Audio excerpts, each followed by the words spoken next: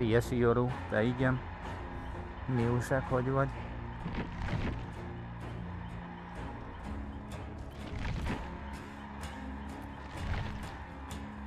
Ilyet még úgyse csináltam, amióta streamelek, úgyhogy pont itt volt az ideje elkezdeni igazából.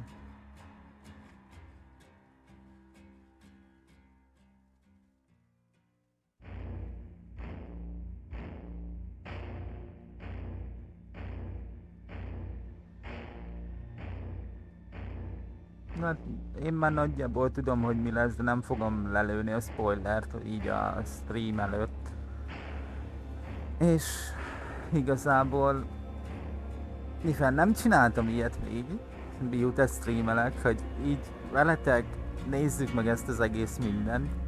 Így gondoltam, hogy most miért ne tehettem ezt, miért ne tehetném meg, és remélem, hogy ezt nektek is tetszik egyébként.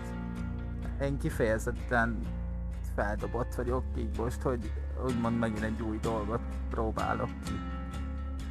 És remélem, hogy ha ez így nektek bejön, akkor majd még, ha lesznek ilyesmiféle bejelentések, akkor azokat is megnézzük majd együtt. Ha majd szeretnétek.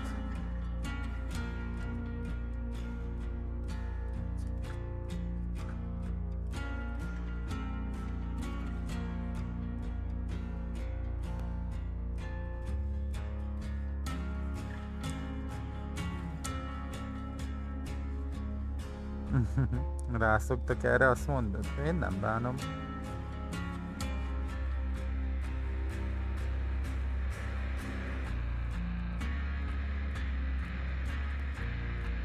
De én csak örülök igazából.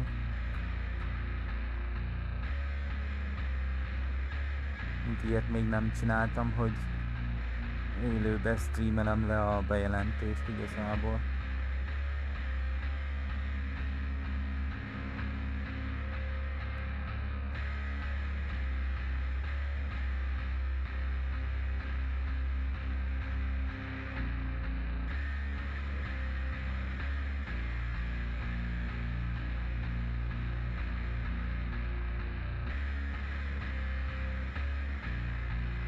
Ja, hogy jövőre némi tervezés?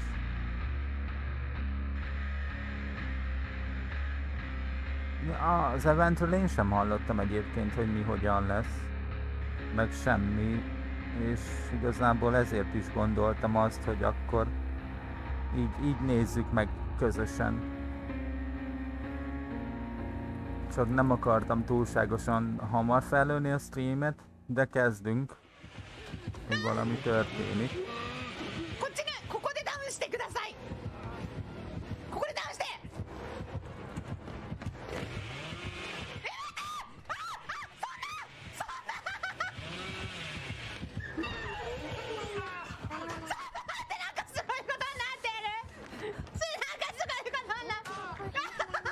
Here we go! It's Mori time! Let's fix this. Oh man, that is so beautiful. I really like that.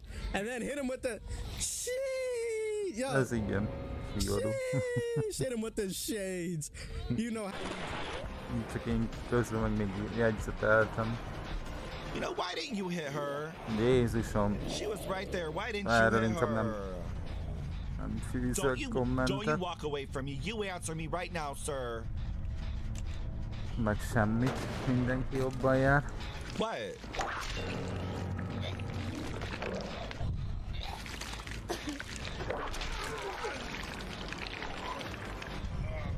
Are you all done?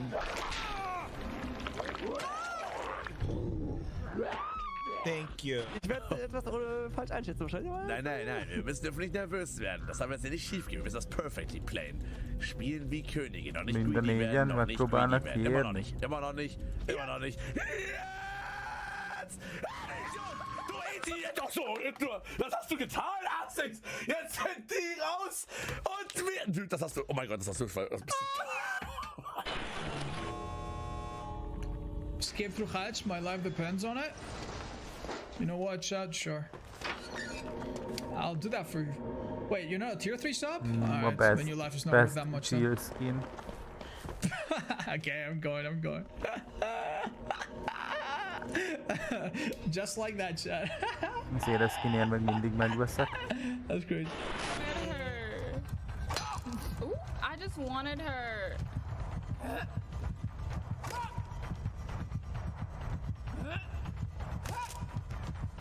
Ma'am.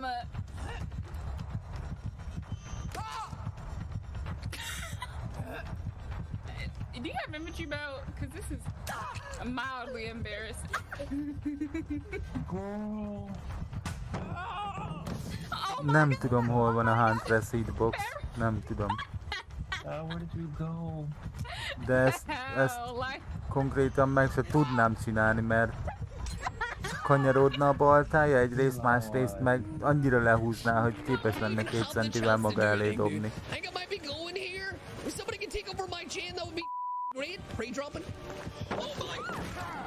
Na ilyet már csináltam sajnos.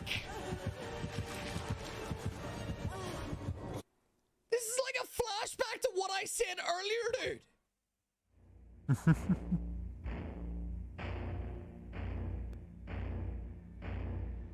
Na és akkor vissza a kezdőképre, még 18 percet várunk arra, hogy megtörténjenek a hivatalos bejelentések.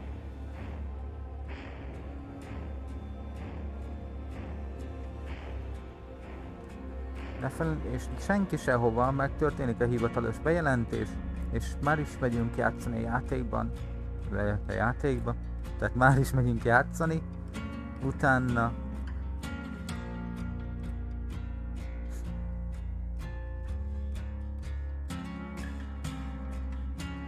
és grindolunk Iri felé. 2 pipre vagyunk a Gold 4-től, azt hiszem.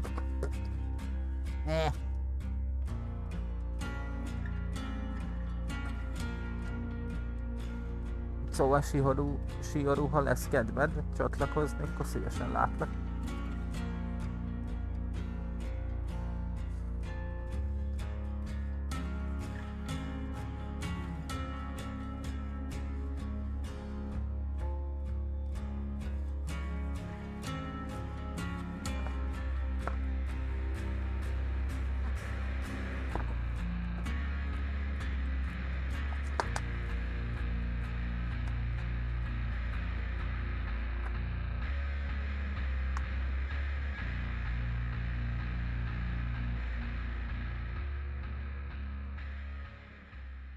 Seven cosplay to die. Lol, és megcsinálták a Plague-et.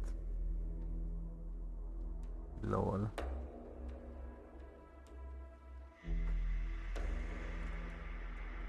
DBD-zek végig, Fortiba már nincs mit csinálnom igazából. DBD-be sincs, csak ott grindolok így, fel akarok így. Ó, a chill.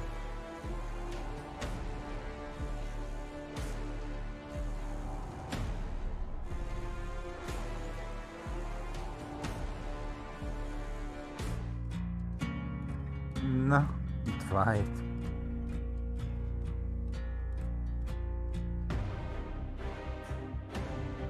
Hát én nem így képzelem el ez a idát, de oké. Okay.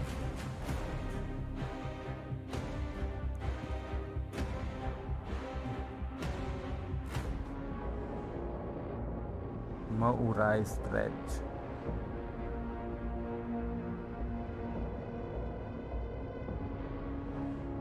Mondjuk szerintem Dredge-nél undorítóbb killer nincs a játékban.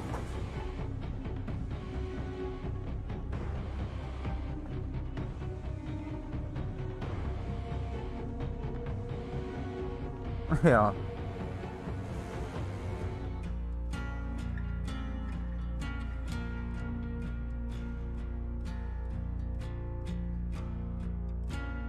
Azon meg viszont egész jó cosplay lehet beszélni, meg majd megtanulok. Logopédus, ja mi?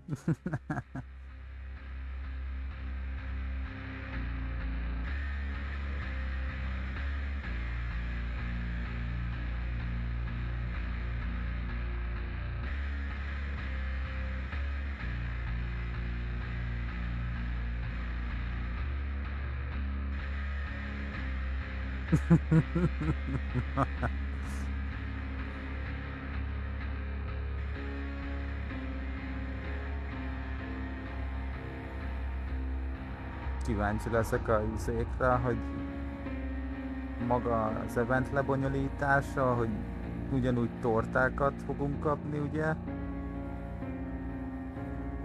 Meg hogy valamilyen változtatások jönnek-e.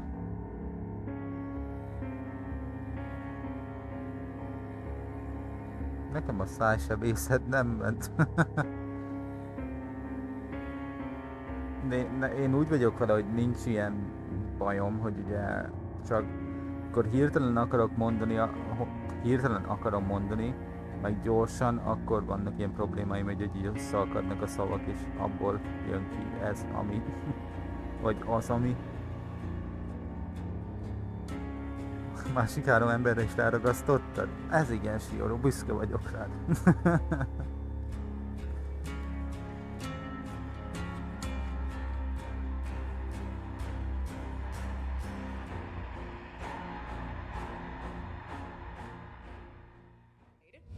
The way she just crawled out of the well. It's so... De jó, ettől még vannak, akik megijednek?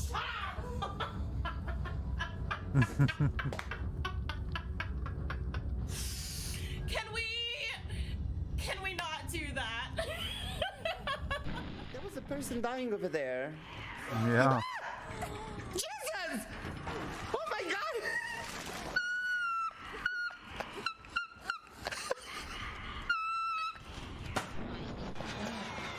You want heals? I can't! I do though!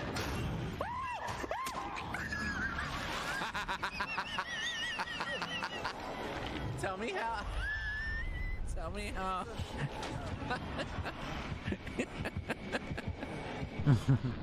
Ja, értem.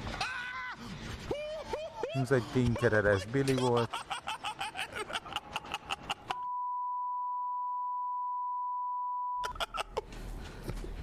Oh my god, that was so scary!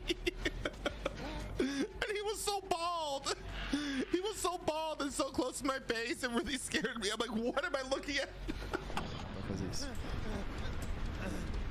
Pine trees? Isso! LOL. Tá maluca? Que susto desgraçada! Meu amigo! Que isso?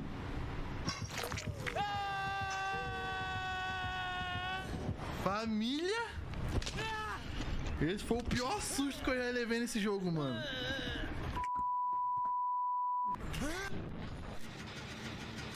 Na jó, megint ilyen izé emberek. Oh my god!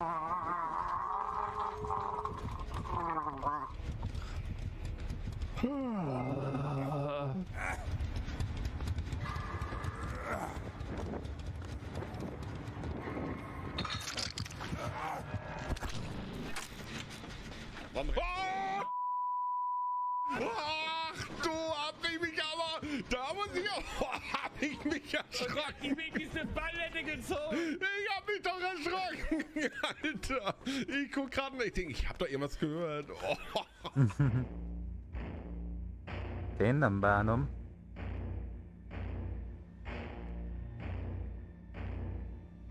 És befordulunk 10 perc. És érkezik a bejelentés.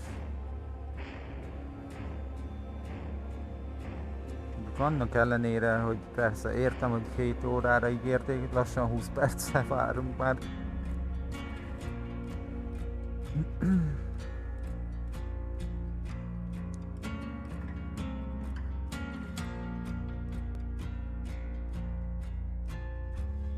Mondjuk jobb is, hogy nem úgy mutatom, hogy hogy a chatet is látjuk hozzá közben, mert akkora hülyeségeket írkáltak ott egyes emberek, hogy ez ami borzasztó. Azt utálod, Siro, hogy 7 órára ígérik a hivatalos bejelentés kezdetét, azt utána még eltolják egy 20 perc fél órákkal, vagy akár többel.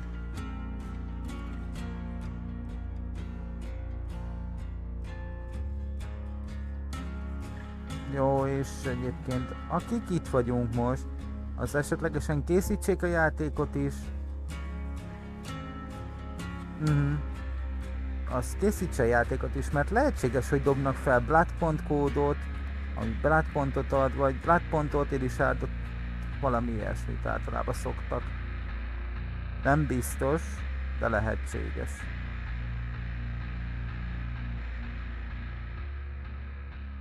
Most is várunk már egy 20 perce.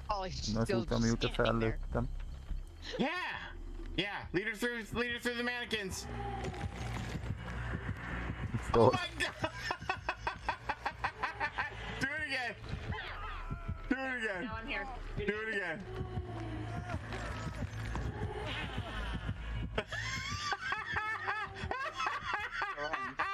She knows now. Meg még bejátsszák a mai napig. She's like, wait a minute, that looked like a Dwight. Jó, csak ugye Dwight-tal ezzel a skinnel még azt mondom, hogy oké.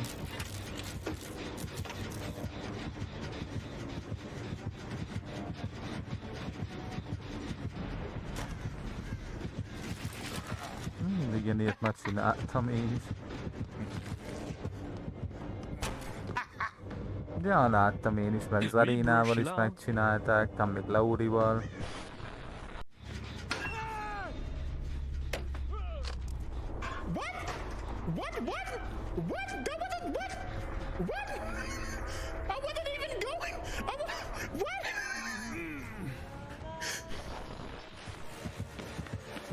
Szia Zsófi! Mi újság, hogy vagy kedves? Hát a snowboard, a snowman-es taxot azt meg szinte mindenki csinálta. Még én is.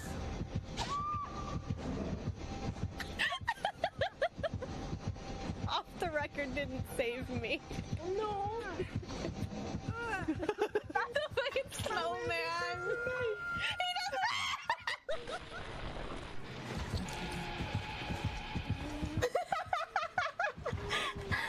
My.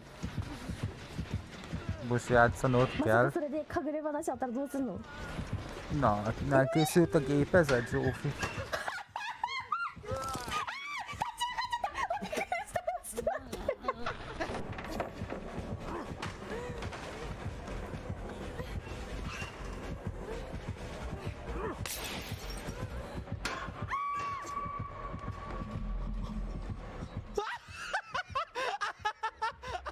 Ja, értem.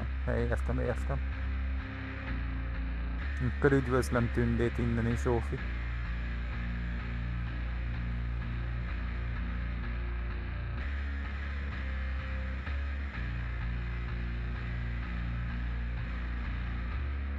Köszönöm. Azért azt halkan megjegyzem, hogy remélem a paprikáját megeszed.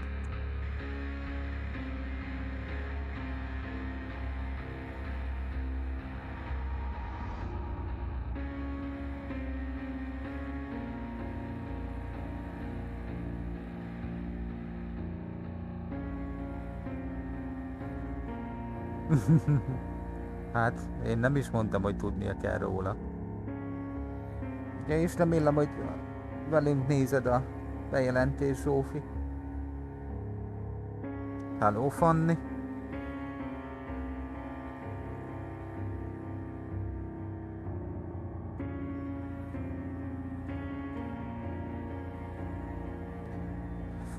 Egyébként Shioro arra visszatérve, én ezt még meg se próbáltam megcsinálni, hogy beállok oda a bábuk közé.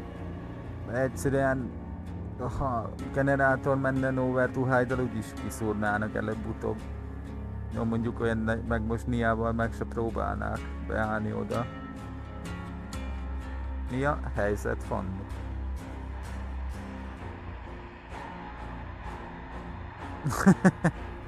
Én is így lennék vele körülbelül.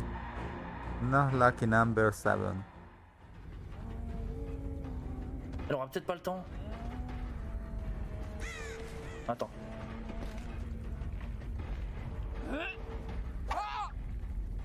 Hát, ez ilyen Fanni. Mondjuk erre mekkora az esély amúgy, hogy egy ilyen ívelés célba talál. És úgy, hogy nem volt auralátó perkje semmi. 超口来いイエーイ A kapura dobta, nem figyeltem.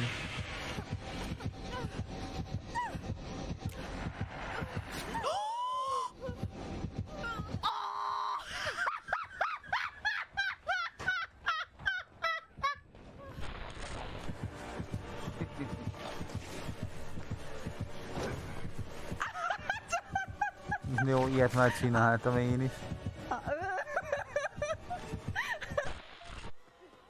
Oh yeah, they're not able to get that heal. Well, what?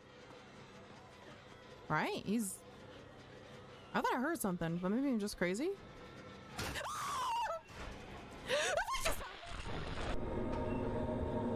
Don't mind if I do.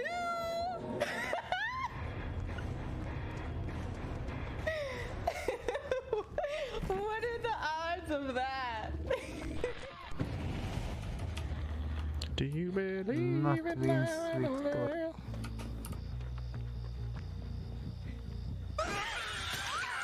LOL.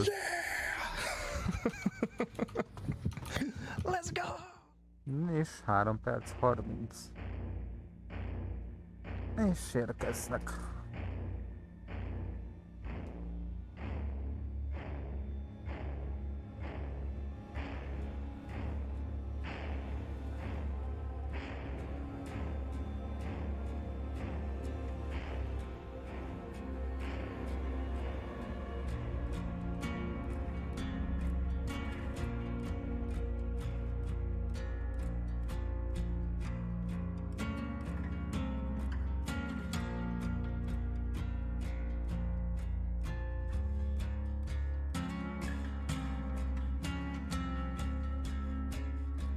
És azt hittem, hogy Twitteren már előbb kint van, hogy mi van, mint hogy bejelentették volna.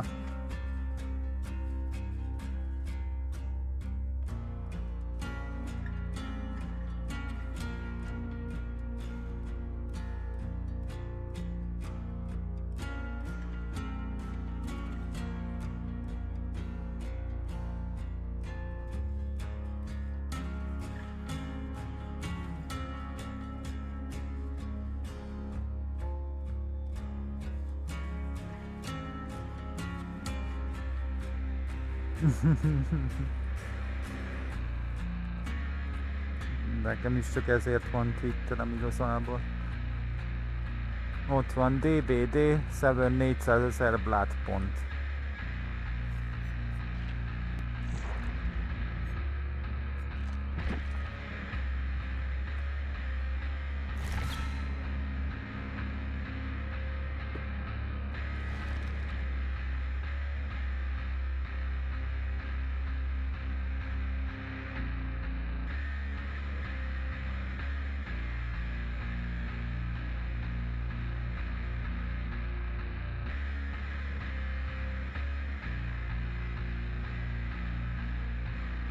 Trapper Charm, Trapper 7, lol.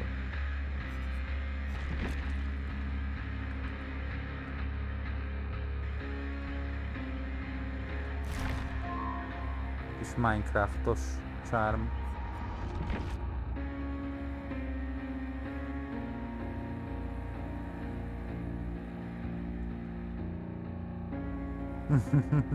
Azaz.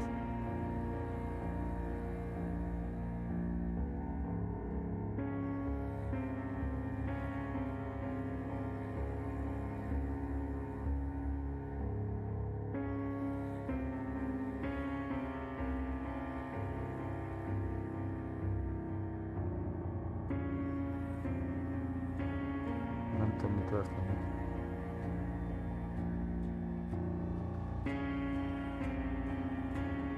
...30 másodperc, 20 másodpercre vagyunk az igazi bejelentéstől, ami reméljük nem csak ilyen pár percig fog tartani. Hogy jönnek, elmondják és viszlát. DBD-s pulci kellene? Amúgy adnám. 5, 4, 3, 2, 1, let's go!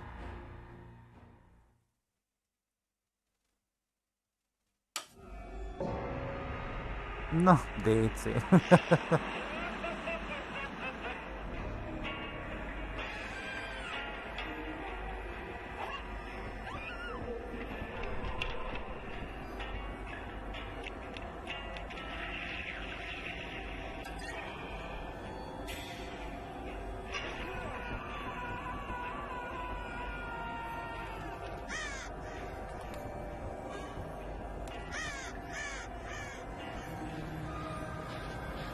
Thank you for being part of amazing journey.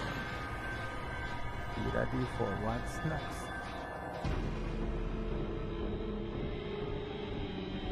Dead by Daylight 7 Anniversary. És reméljük nem ennyi volt. Nem, itt is vannak. Hello, good people of the fog. Welcome once again to Dead by Daylight's anniversary. 7 years later. So having been here from the start, it's kind of special, and I'm extremely proud to be here once more to celebrate this momentous occasion with all of you.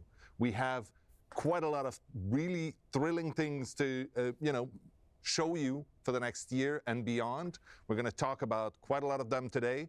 To tell you all about it, I'd like to introduce you to my friend Eric here. But before, I also have quite a big surprise that I'm not gonna spill just yet, but stick around, and we have something that you don't expect. Always such a tease. Thank you, Matt, for the intro. Hey, my name is Eric Pope. I'm the community director here at Behavior. I've been here a little over a year now, and in that time, I've been really blown away by the passion of the DBD player community. It's really something special. They're awesome. They are, and we take it really seriously. We don't take it for granted, and kind of along those lines, for me being here representing how we speak to our community, I just wanted you to know that we've actually taken the past year to expand our reach. We also have expanded where we are connecting with our players, because the players at the center of everything that we're doing. We want to be in more places to hear your feedback on all of the things that we're doing. So we're now in the Xbox official clubs, we're now on PlayStation News, we're talking on Steam forums, we're even getting more involved back on the Reddit with the moderators there. There'll be more AMAs coming up from the team, and even live streams like you're seeing right now, we want to make more regular again. So look forward to all of that coming over the next year. Now I think I couldn't forget the most important platform of them all. No joking aside. All joking aside. Actually, today we are launching our TikTok channel as well. We found that there's actually a really thriving DBD community on TikTok, and we want to be there talking to you, creating fun content with you. So we're really happy to be there now. But I think we should move on with the show itself. Did you know, Matt, that over the 7 years, there's been over 1.8 billion trials? What? Jézusom, billió. And to that note, DBD is not slowing down at all. We wouldn't know how. No, we wouldn't, and we couldn't. So let's talk through what you're going to see today. We're going to kick things off with the Year 8 roadmap. That's going to show you everything that's coming across the year to DBD. Following that, we're going to take you through the reveal of our next chapter, which is some incredible original stuff you're not going to want to miss. After that, we've got gameplay updates. After that, we've got quality of life updates. And then a new segment has come to the show. This is actually something that's really cool. We're going to take you beyond the core game of DBD to show you how we're expanding other places and in other ways that you might not be expecting. Very exciting. Very exciting. Speaking of exciting, we have new cosmetics to reveal as well. Senkinek igazából a játéknak lesz majd a DBD-nek lesz majd születésnapi, és annak a hivatalos bejelentése folyik most igazából, hogy miket terveznek. It's going to be a really exciting one this year. And of course, as Matt mentioned, you do want to stick around for whatever he's hiding, because I actually know what it is, and it's incredible. No, I can't tell you as much as I would like to. So, thank you so much for joining us. Sit back, relax. We've got a great show, and now I think we should get on. Enjoy. Hello everyone, and welcome to the roadmap segment of the 7th year anniversary stream for Dead by Daylight. I'm Stéphane Beauchamp, head of production. And I'm Justin Brown, product director. We're really glad to be here celebrating another amazing year of Dead by Daylight with you. Today in this segment, we'll have a look at our upcoming pillars for Year 8, as well as our chapters plans and the archives and tomes updates that we have planned for the year. Before going any further, I do want to take a brief moment to give a big shout out to the amazing team that's been working on the game for the past years. They put amazing effort and dedication into that and really allow us to get the game to the state it is today. It's just absolutely amazing and a pleasure to work with the entire team. Agreed. Over the past year, we've put out 2 particularly interesting chapters, I feel, amongst others. But first, Forge and Fog has allowed us to tap into a new theme which we've never really had a chance to before, medieval, which is something we hadn't explored. So our first foray into that and how that ties into the horror themes and all, that was very interesting to navigate. And the second one, for the first time, we have released a first ever sequel to a licensed chapter in Resident Evil Project W. Such a great and cool addition to the game, I think, bringing in a lot of characters people love, and they have been really fun to play with ourselves. Absolutely. Wesker was so well done, one of my favorite killers to play, personally. And it was right around the time that he released that we also did the Prestige update, making it easier than ever for you to sort of unlock all of your perks throughout all of your characters. We also, shortly after the Prestige update, reduced the blood point total or cost in the blood web for all items. We followed that up with bots, survivor bots specifically, in custom matches, which was super useful. Practice your killer in a custom match. It's awesome. We did 2 important quality of life updates to the archives, one being the ability to select quest per role, and then the second, just that in-game toast notification so you can track progress in a match, which is ever so helpful. And then last but not least, last year we said we were going to make our events bigger and better, and we feel like we really delivered that with last year's Halloween. Probably the biggest, best event we've done in Dead by Daylight to date. Absolutely. Now, switching gears, we're going to give you guys a first peek at the upcoming content you can expect us to release throughout this next year. First and foremost, of course, there are going to be again 4 new chapters that include killers. But in a strange twist, what you will notice on the graphic today is that there are also 2 survivor-only chapters being released in this next year. A lot to unpack, changing the pace a little bit, but it's not straying too far away from what we've been used to over the past. As is tradition, we will be actually taking a peek at the next upcoming chapter, an original one, and a segment that follows very shortly after this one. Again, we're exploring another theme we really haven't had a chance to in the past, so that's pretty exciting, both in terms of the characters and the team we're exploring with it. The next 2 killers that will follow after that are going to be licensed, and I would say licensed with a big L if I can. Really iconic additions to the game. Extremely excited to be able to talk a little bit more about that. Unfortunately, a little too early today to be able to do that. We've started to play with them a little bit internally and seeing how the characters are going to shape up, and it's pretty exciting to actually have those additions to the game. Yes. So more to come later this year. In addition to that, moving away from the chapters, we will also have 4 new tomes added to the game throughout the year, as we usually have over the past years. So, moving away from our chapters and archives, we'll now deep dive into the 4 pillars that compose the roadmap for the year, and as players will see, they're a continuity from what we've been doing over the last years. Of course, and though the pillars might look the same, the projects we work on under each pillar changes from year to year. The first pillar is something we've already talked about, events evolution, we're calling this pillar. We do plan on taking our 4 sort of pillar events and making them even bigger, even better than they have been in the past, including last year's Halloween, which we plan on sort of one-upping again this year. But in addition to those 4 pillar events, we're also going to look at adding a few more smaller events spread throughout the year. And for those of you who have been with us for a long time, you might already know what the smell of barbecue is in the game. I know you love barbecue. Love barbecue. We all do. For those of you who don't, well, you'll get to see it very shortly. But really the goal is to give you more to play with at all times in the game and something to work towards too. Second pillar is trust and security, which is more important to us than ever in Dead by Daylight. This pillar both reflects the systems that we're putting in place to make the game more secure, but also the way we're communicating with our players. The first one, the former of those, we're really excited to say that we're about to launch a vulnerabilities disclosure program, which will allow us to work with people in the wild to report potential threats about the game, about our servers, etc., and really facilitate us closing those potential weaknesses that we knew or did not know about within the game. So very, very excited to launch this. This is going to be coming up in the near future, so you can stay tuned for more info about that. Yes, I'm super excited for when we're able to share a little bit more information with everybody about that initiative.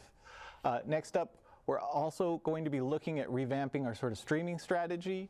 We want to make sure that we're able to communicate with you, our players, more often, offer a higher level of transparency, discuss sort of updates and the progress on a lot of the features and initiatives we're going to be announcing and talking about throughout this stream today. We plan on doing that by doing live streams more consistently to celebrate, new chapter releases, large key beats, and generally just being in contact with you, our community, consistently throughout the year. One of those topics is very likely to be our next pillar, which is life balance, a topic that's, very dear to us. It's something I spend a lot of time thinking about and worrying about, and something that I won't go too deep into today, because we will be talking about our life balance plans in a little bit, right? Yeah, we'll have Nat and Jeff coming up in a future segment and talk about what type of projects we have planned for the coming months on that specifically. Awesome. Very excited, very important for us, and we know how dear to the community's heart this also is a pretty hot topic in general, I would say. Last but not least, quality of life is a staple pillar on which we have continuously worked throughout the years, and this is all about the UI and feature improvements we make to the game as a more general type of thing. One improvement we did last year was the Survivor HUD, which facilitates exchange and communication between players, even if they're not talking with each other directly, to make sure you can always make a better decision as a survivor when you're playing the game, because you know what's happening a little bit more than you used to in the past. In addition to that, you've talked about the improvements we made to the progression and made it faster to level up, but we made it even faster by allowing you to just spend a ton of blood points almost instantaneously, and just get it done and get it through with with upgrading your characters and leveling up much faster in the Blood Web. It feels great. It does. And finally, the map repeat prevention feature, which was released a few months ago, which, again, another addition. There's a lot of maps into the game. Some of you might have felt like even if you're playing for just an hour, you're often tapping like 2 or 3 times into the same map and such, and this is really preventing that from happening as much as possible, so a very cool addition. We're not going to go too much in detail today, or at least in this specific segment, to talk more about quality of life features, but we'll have 2 new faces, Raphael and Pamela, who are going to be coming up in a future panel and talk to you about some of the projects we have planned and even show you a few features that we have under works right now and that are going to be coming up in your hands fairly shortly. Excellent. There's a lot we look forward to sharing with you in this stream today. And we thank you again for an amazing 7 years celebrating Dead by Daylight with us, and we look forward to many more. Next up is our friend Dave Richard to give you a first look at our next upcoming Dead by Daylight chapter. Enjoy.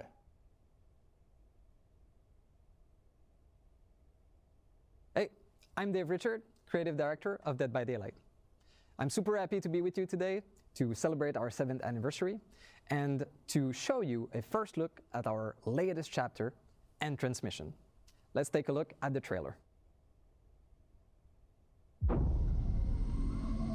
It wasn't programmed to harm the crew. It was supposed to help us build a safer home, but something happened. It became self-aware. It has no empathy. It doesn't feel pain.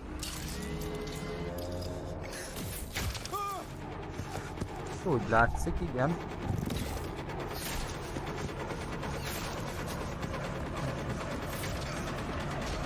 Hitler küldik egy könnyebbre a tomba. It learns at an impossible rate, and it won't stop until we are dead. Or worse.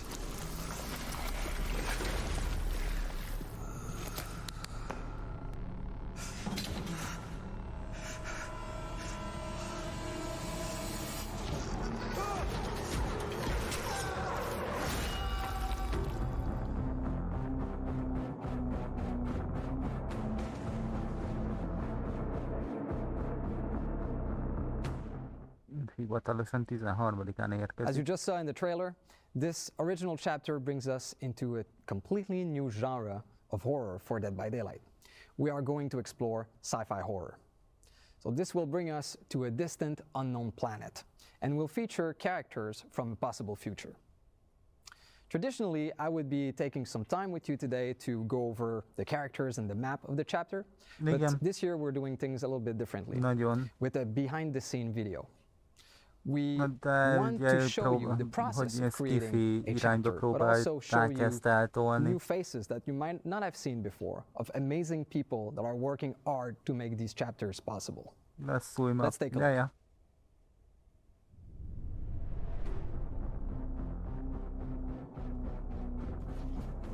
For the anniversary, we've prepared a very special original chapter.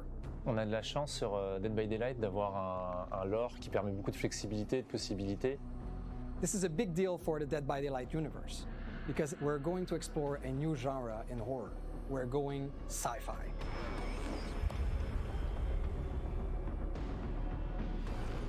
I think that any kind of subject and genre can be rewrapped and reimagined as Annyira imádom, hogy ezeket a háttereket, ahonnan beszélnek a cuccokról, ezt olyan nem valóság, hanem ugye, hogy valóságos, tehát tök jól megcsinálják, mintha tényleg ott a játékból beszélnének ki.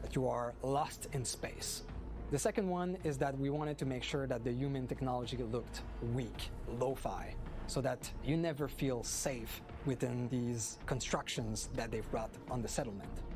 And the last thing we've added to the mix are traces of a long-lost alien civilization. Donc, comme vous pouvez imaginer, toute l'équipe a été très excitée de travailler sur un chapitre pareil de science-fiction. Le gros challenge et en même temps l'intéressant défi qu'on a eu, ça a été d'amener toute cette consistance, cette relation entre les personnages, l'environnement. Tout a été pensé visuellement pour que le joueur se sente en danger constant. Et la tension est accentuée par la présence de ce tueur qui est une intelligence artificielle qui se nourrit de l'environnement et qui est intéressé par récupérer plusieurs ressources pour se construire un corps parfait pour devenir l'arme ultime. Les joueurs vont explorer une jungle hostile et sauvage d'un autre monde. Tout est designé dans cette jungle pour pouvoir tuer. One aspect I really enjoyed was that it was a jungle, so we could make it super dense, super threatening in the organic design and the design of the plants.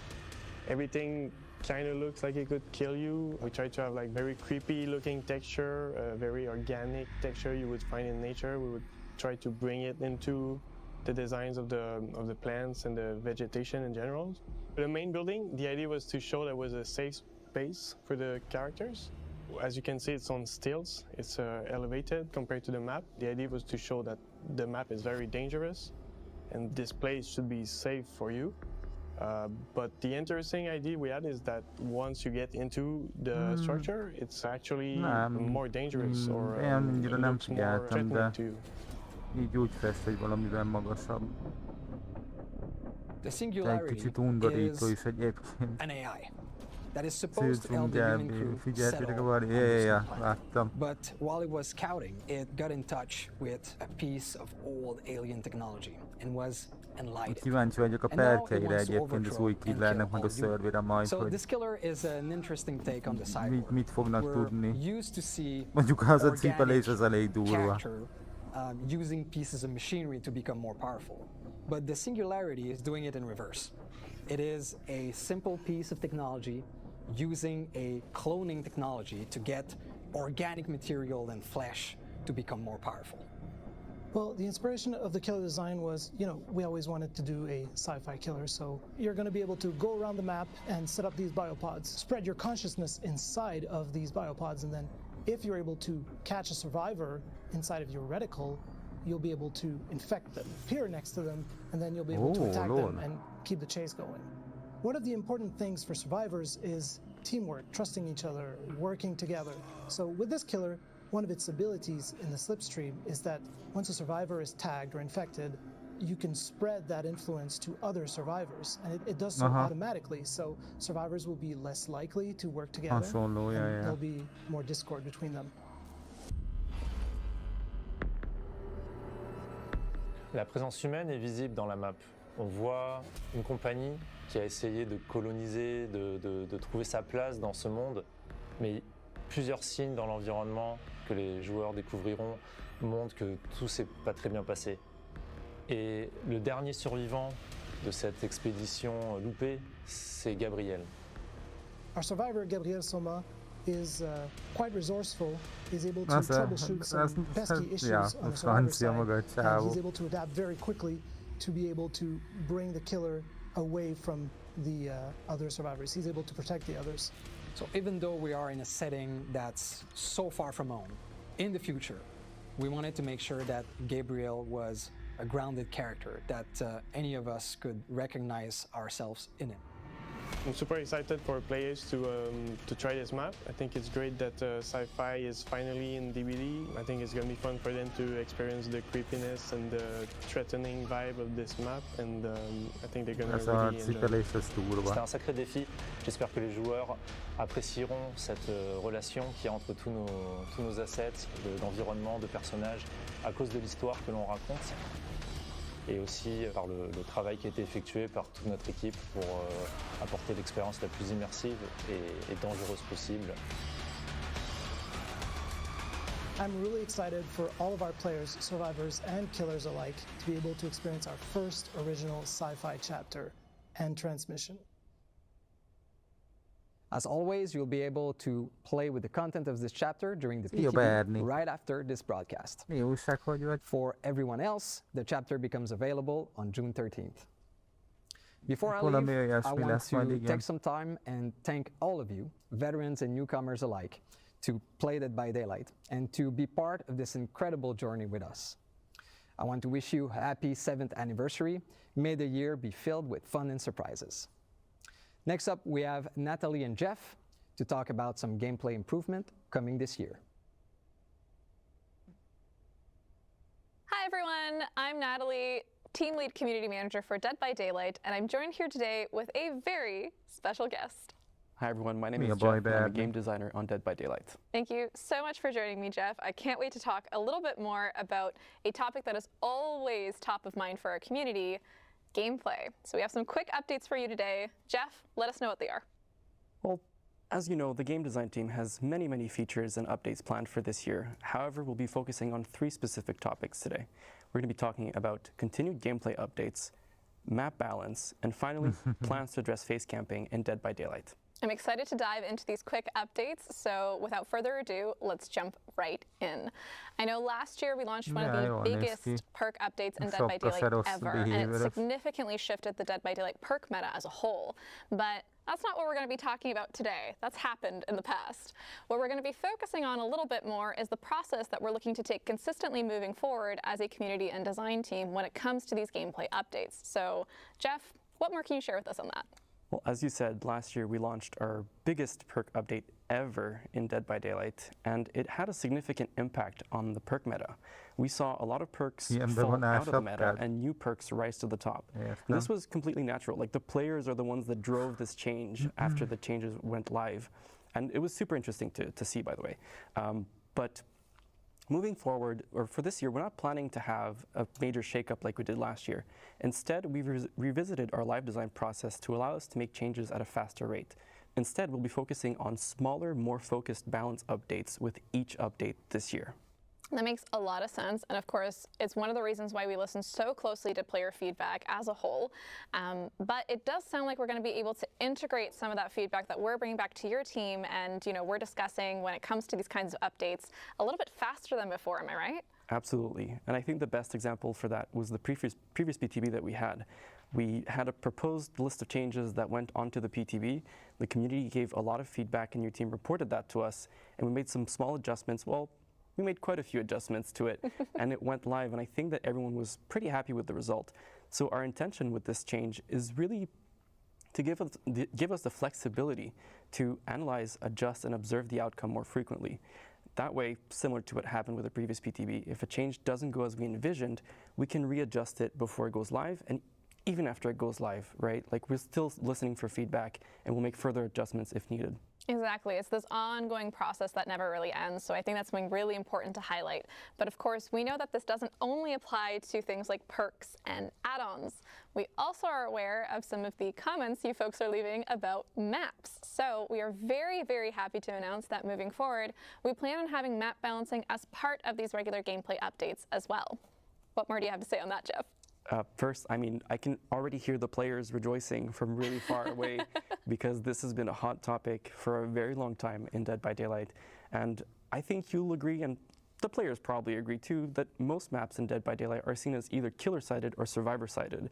And our goal with integrating into the live design process is really to make them feel more balanced, so creating a more even playing field for both sides. We started this process with the Raccoon City Police Department, then we followed suit with the Area of Crows map, and finally, the most recent ones were Blood Lodge and Gas Heaven. And what's great about these changes is that they can be as small as moving a small location for totems or generators to reviewing pallet safety so we can make a pallet more safe or less safe, to bigger things like changing the map layout or changing building layouts. Yeah, it's super exciting. I know our team's already coming through a lot of the feedback. Your team's already looking at how we can integrate some of that feedback. But looking toward the future a little bit more, what kind of maps are we going to be targeting next? I think I know what it might be. We need a drum roll over here. I know. We really do. Because this one is a big one, and I'm sure that the longtime players will be ecstatic to hear that the next two maps that we're targeting are some of the most notorious maps in Dead by Daylight. I'm talking about two Coldwind Farm maps, Fractured Cowshed and Rancid Abattoir. But what's important to remember is that integrating this into the live design process means that we'll be listening to feedback and making further adjustments as we go. Yeah, definitely. And it's also one of the reasons why it's so crucial that you let us know what your feedback is regularly through the official channels in particular. Of course, I believe we're going to be having this update for Coldwind going live sometime before the end of the summer, so make sure to keep your eyes and your ears peeled for more information. You know I had to sneak in a corny pun. You know it. You had to. All right, finally, in terms of our quick updates, we have one more feature that we wanted to discuss. And that is something to do with face camping. So if you're new to Dead by Daylight, if you've never heard this term before, face camping is basically a term used to describe a killer that's standing directly in front of a hooked survivor. They're not moving, they're waiting for that hooked survivor to die on hook, and this is usually happening either for a large portion of the match, if not the entirety of the match. We know that face camping can be very unfun for the person on the hook, but of course also the other people in the match. So we're looking to test out a new feature that's going to help combat face camping as a whole. So Jeff, tell us how it works. Well, the first thing I want to say is that as an altruistic survivor, it's really difficult for me to play against someone who's face camping because I just want to help and I can't. So I'm stuck, doing generators instead, which is fine, but I'd rather help my teammates.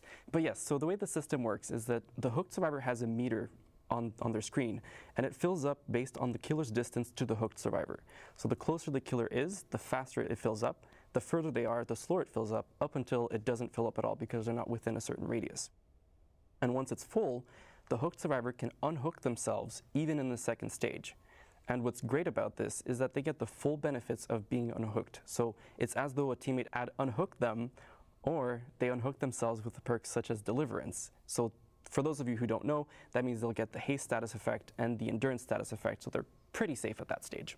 That is so awesome to hear. I know folks at home are probably already thinking about a bunch of things on this topic, so I'm going to start by bringing probably one of the questions we're going to get, and that's what happens if the killer is forced to stay by the hook? So there's like multiple survivors swarming the hook, they're forced to stay in that radius. Is there any situation in which this feature might slow down or turn off or be otherwise affected? That's a great question, and yes, there are some scenarios where it either slows down or turns off. So for the first one that you mentioned, where survivors are swarming the hook, as soon as there is one other survivor within that same radius, the meter will build up a lot more slowly. So the killer doesn't have to worry about survivors swarming the hook and being penalized for it. As for the second option that we talked about, which was turning it off, once the exit gates are powered, the feature is completely turned off. So you can defend your only objective, again, without having to worry about the survivor unhooking themselves. That makes a lot of sense. Of course, we're going to be so eager to hear what you folks are going to say on this matter. And for the most part, it really does sound like this feature is targeting those most egregious cases of face camping, where it's really used kind of in a spot that's way too early in the game, or in a spot that's really not going to make sure that the match is as fun as possible. So with that said, though, when can folks expect to get their hands on this feature? When can they let us know what their thoughts are? The burning question. Everyone wants to know. So our plan, which is subject to change, of course, is to have it sometime later this year on a PTB. And as with all PTBs, we'll be listening to feedback and making further adjustments before it goes live.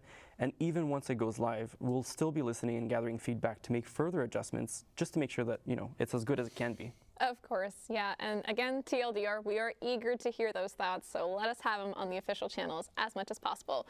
We are always keeping an eye out. But I think that's it. That's a wrap for our quick gameplay updates segment. Thank you so much for joining us, and thank you for joining me, Jeff, again. Thanks for having me. It was a lot of fun. If you're interested in learning more about this, please head on over to deadbydaylight.com after the broadcast, where there's going to be an in-depth article looking at all three of these topics in a little more detail. Outside of that, of course, more gameplay updates are coming this year, so stay tuned to our official channels to hear more news on that. Finally, our next segment is going to feature Raph and Pamela. They're going to be talking a little bit more about some highly anticipated quality of life improvements that you can expect to see in the game soon. So you want to stick around. You do not want to miss this. We'll see you in the fog. All right, it's time. Finally, I've been holding this in for too long. I can finally tell you all about our next survivor. Oh. All right, then. Let's go. That's again.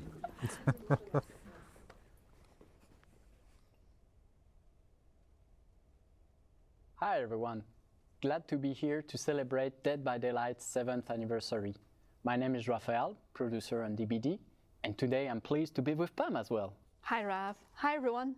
My name is Pamela. I'm the lead UI designer on Dead by Daylight as well. And we're so happy to be here today because we want to share with you some of the great quality of life improvements that the team is working really hard for year 8.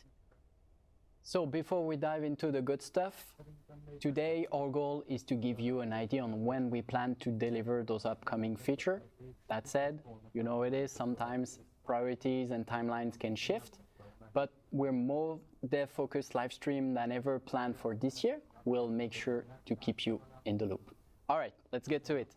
So Pam, to start, I think you have something that the community has been asking a lot. Yes, so we all know Dead by Daylight has been live for 7 years now, and if you have been playing the game since the start, there's no way your inventory isn't full of perks, outfits, and charms, and add-ons and items, because we did release a lot of content back in the time. But last year, we did introduce the feature called Loadout Preset, which means that you were able to manage this process a little bit easier. But right now, we're so happy to say that we are building on this feature even more, because we are adding finally the Loadout search bar to help you find quickly whatever you're looking for. So on the Loadout search, you're just going to need to type in either the name of the thing you're looking for, or just a word within the description, and it will find for you instantly. So let's say I'm looking for the perks affecting generators. I just type in generator, and voila, all the related perks will be displayed. Exactly. Oh, I can see how it's going to be a huge help for our players. Yes, and not just that. We're happy to say that this feature is also going to be available in all platforms. Lord. And you won't have to wait for it longer either to test it, because this feature is going to be available today on the PTB update that we're going to be releasing right after this broadcast. Amazing. We really hope you're going to enjoy. Yes. So, as we're talking about improvements in the player experience, Raph, I know you have something really interesting for us today. Yeah, we got a lot of requests on this feature. All DBD players know that sometimes when a survivor disconnects, well, it put the rest of the group at huge disadvantage. And it's safe to say that at this point, it's not going to be an ideal experience. So that's why with our upcoming feature, once a survivor will disconnect, an AI bot will take over so that the game can continue. And who knows, maybe this bot will be even better than the player who just disconnected. So joking aside, we really hope this will alleviate frustration and help matches to run more smoothly. Yes, and also to make sure that no one is left in the dark, what we're going to do is, as soon as a bot spawns in, every survivor and every killer on the game, they're going to be made aware through the UI, as well as a sound cue, whenever they see there is a survivor disconnect bot in the match they're playing. And right now, we plan to release the feature this summer. Yeah. So for the next feature, if you're playing online game, I'm pretty sure you're gonna recognize what Pam is about to mention. Yes, this is something that we are super excited because the team is really working hard in trying to come up with an entirely new type of cosmetics, so you'll be able to showcase your personality on Dead by Daylight even more. So what we're talking about here is the player cards. And what means for us on Dead by Daylight is alongside your name, we're probably going to be able to assign a background or a banner and an icon.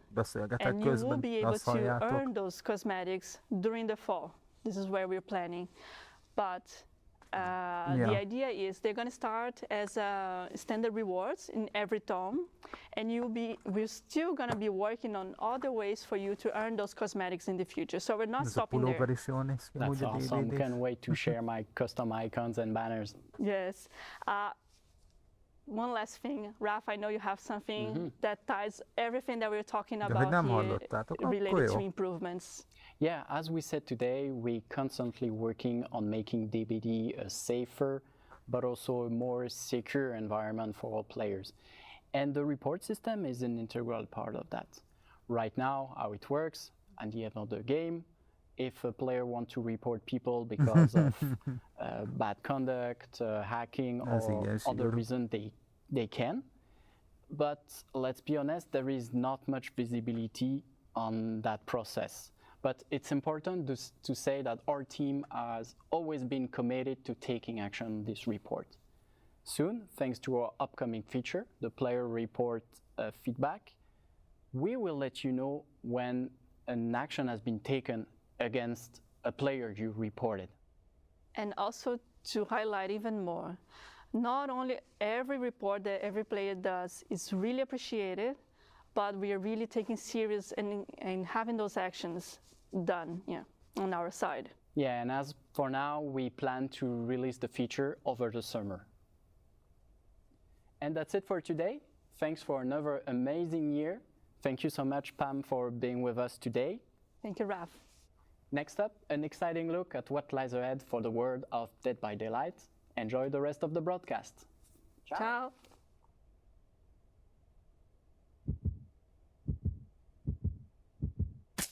Na, megyünk az űrbe.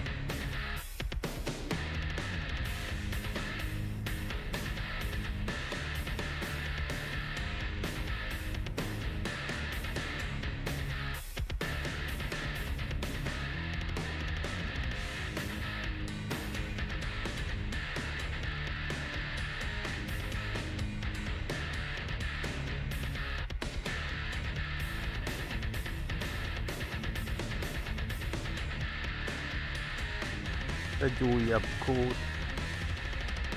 Issue 1, issue 2. Jól láttam. Titan Comic.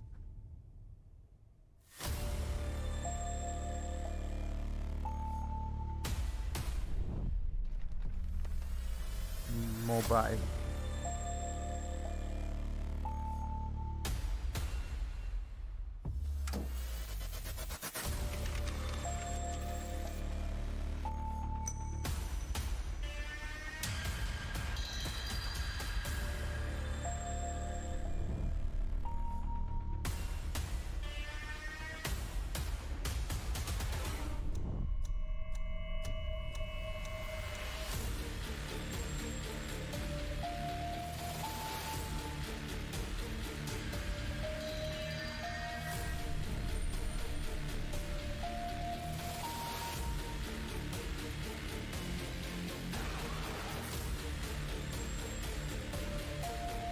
LOL.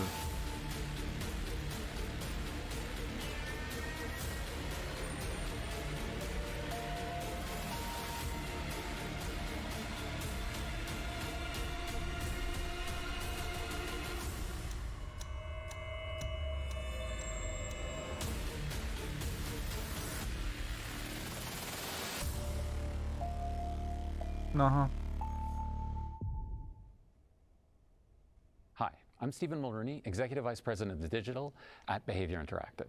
As someone who's been on Dead by Daylight since the very beginning, it's been amazing to see the ways both the game and its community have grown.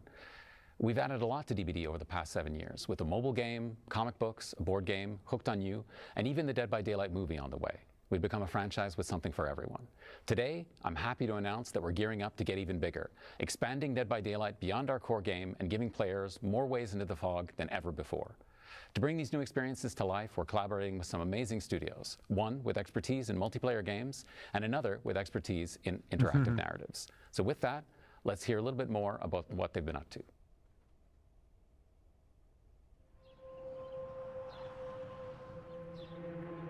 We're obviously all horror fans here at Supermassive and massive fans of Dead by Daylight. Now we're thrilled to be collaborating with Behaviour on a brand new single-player interactive story game set in the terrifying omniverse of Dead by Daylight. We've been working hard to blend the tension, agency, and branching storytelling of a supermassive game together with Dead by Daylight's mythology to create an intense narrative experience filled with powerful life or death choices. Our game will be set outside the entity's realm and feature the story of a new cast of characters who players will follow for an unprecedented experience beyond the fog. This is a whole new way for horror fans to experience Dead by Daylight, and we couldn't be more excited to share it with the world. So stay tuned, we'll have more to reveal later this year. It's been almost a year since Midwinter joined the Behaviour family to work on a brand new project set in the Dead by Daylight universe. One of the things we love most about the world of Dead by Daylight is the infinite possibilities. We thought about the game's multiplayer action, which we love, and reimagined it in a completely new way. The themes in our game will center around greed and the lust for power. These will be present in both the gameplay itself and in the stories of the characters who were tempted to enter a strange new corner of the entity's realms. Our vision is to create a multiplayer PvE experience where instead of facing off against each other, up to 4 players can team up, enter another one of the entity's realms, and take on a host of deadly enemies that occupy it. This project is still in very early stages. We are really excited about what we're doing and can't wait to share more as we go. Stay tuned for more. 7 years in, and the world of Dead by Daylight has never felt bigger. I'm so excited that players will have 2 new ways to explore the entity's realm. There's still a lot of work to do before we'll have more to share, but just follow Dead by Daylight and we'll make sure you're the first to know.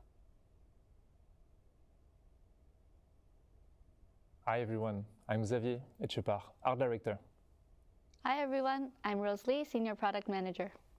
We're super happy to be back with you today to talk about all the new exciting content coming to the Dead by Daylight store over the next year.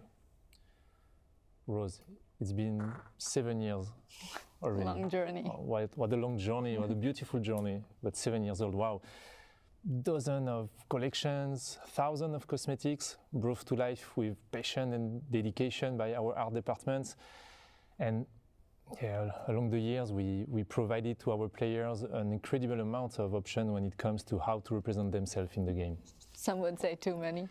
Yes, it's a lot of outfits, and more are coming. And today, I think we should share more about it, about what's coming. We're ready to share. Yeah. And also, we have a special guest joining us later to discuss about this unique collection we work on together. So, yeah, maybe we should start. Okay, so Dead by Daylight is a game, as you all know, that's known for its great soundtrack. And we're always on the lookout for opportunities to explore like the music scene in particular in our cosmetics. And we have 2 collections coming in the next year that, well, although they've just come together and we don't really have any dates yet, but we really couldn't resist sharing. So here goes. First off, Dead by Daylight is partnering with heavy metal legends Iron Maiden. Igen, hogy jönnek a Iron Maiden és a Heavy Legends közreműködések is. Eddie is badass. Right into our game, right? All of the cosmetics in this collection will be like portraying his many album cover appearances, which are super cool. And secondly, we're thrilled to be partnering with Slipknot on a collection that showcases many of their trademark masks. We'll be making 9 masks in total, paying tribute to some of the band's most iconic members over the years. Well, all 4 killers, of course. Yes. So yeah, as we said, it's really early for both of these collections. but we'll share more news as we get to work on them. What's next? Yeah, I think it's a good time to talk about our community, Our community, I mean, since the beginning of Dead by Daylight, they are super important for us, and we were attached to put the spotlight on them on a unique store collection since a while, because like we have fans all around the world who are also really talented and creative artists. For sure. And even if it's not the first time we showcase their work in the store, organizing the competitions, right? We did that before. Exactly, to appear in game. This year, we would like to take it a step further and unifying our inspirations, passion, guidelines to build something new together. Wow. And the result of it is the artists from the Fog collection. So I remember when we asked to our community to submit their work. And we got az artistként hozták, és arról a közösségben, hogy közösség csinálta, megszervezték. So I remember we selected 4 winners from Poland, US, Spain, Canada. There is also a 5th contributor, as you know, we'll keep it for later, featured on that collection. But we invited them to select their favorite character. It was important.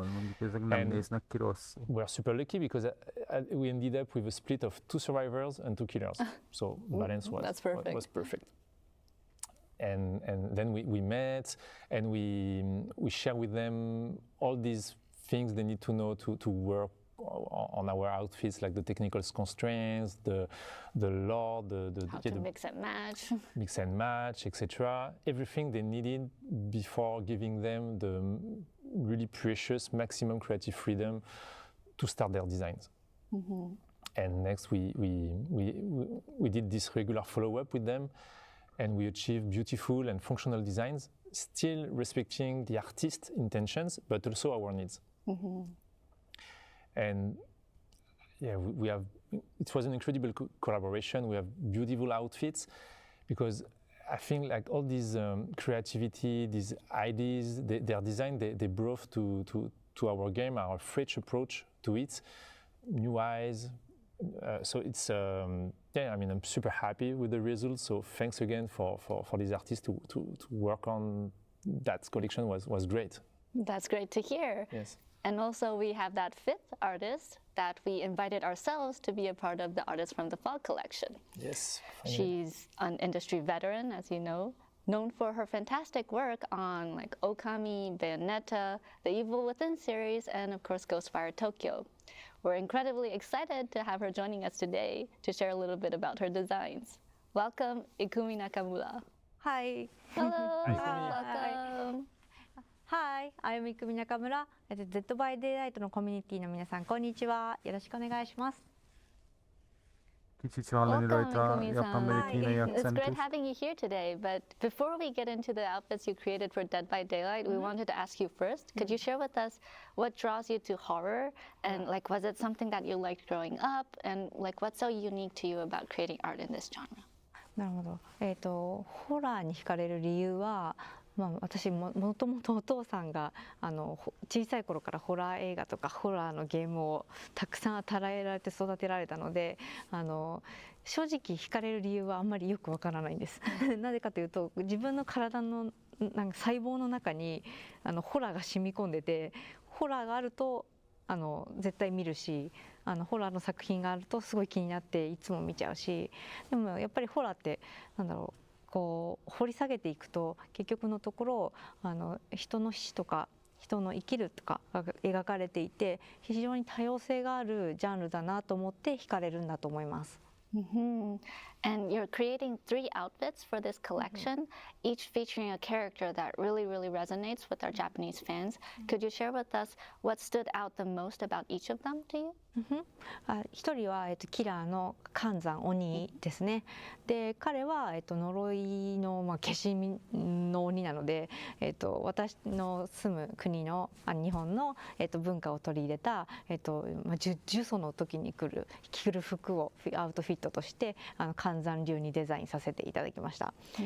でリジョンのジュリさんは、彼女は狂気的な学生の気持ちを持っている女の子だと思っているので、それを表すためにそういう私たちの文化であるスクールガールの衣装をアウトフィットで彼女にあげてみました。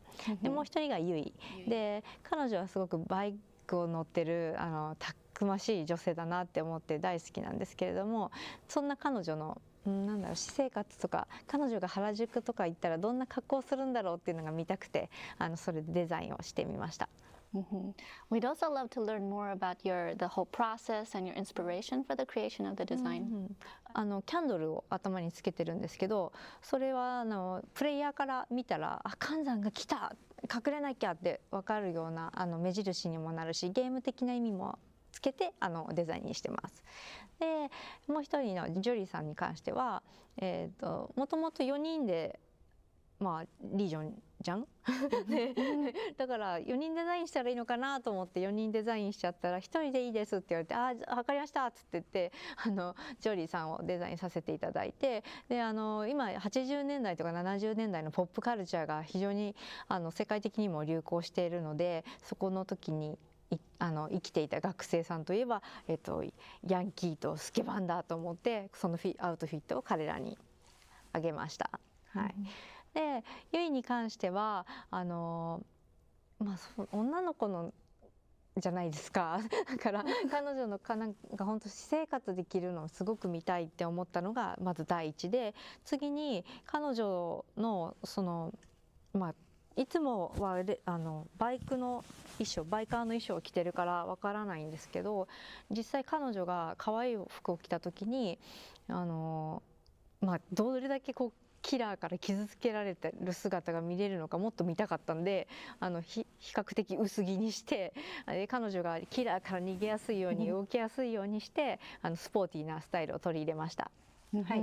Well, thanks again for joining us today, Kumi-san. The outfits look really amazing, and we can't wait for fans around the world to enjoy them. So the Artist from the Fog collection, featuring work from Ikumi Nakamura, will be available in the Dead by Daylight in-game store this summer. Oh, one more thing. I have a last announcement. What? And it will be a nice piece of nostalgia for any long-time fans of Behavior. Because we have our team, our big team, and an important part of this team worked on a game a long time ago named Naughty Bear. Oh my God.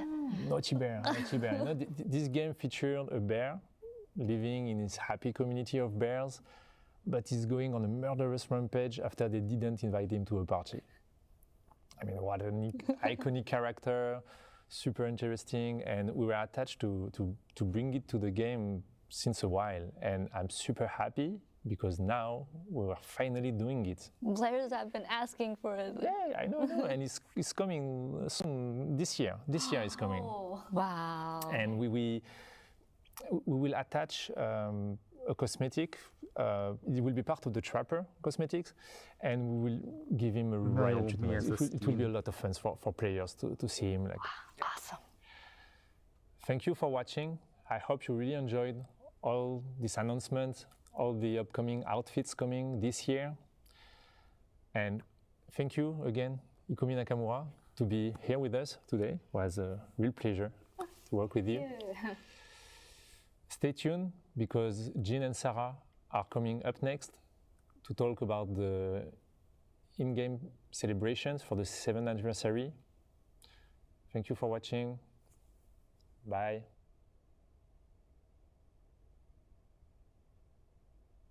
All right, this time for real, okay. Cut! Matt. Seriously? We've talked about this. No, but what's so hard? We've been doing this for 5 years together. But I can do it right now. It's like 2 minutes. Wait Seriously. for Hey there, I'm Sarah Robinson. I'm one of the Associate Art Directors on Dead by Daylight. I help out with a number of areas of the game, but events are definitely one of my favorites. And I'm Gene Escalante, a senior game designer on Dead by Daylight, and I'm focused on the events. And I'm so glad that I get to be here with Sarah, as 7 years ago, when I first became a fan of DVD, she helped me get my very first tattoo, which was altruism, just 2 months after the game's release. Thank you. No problem, happy.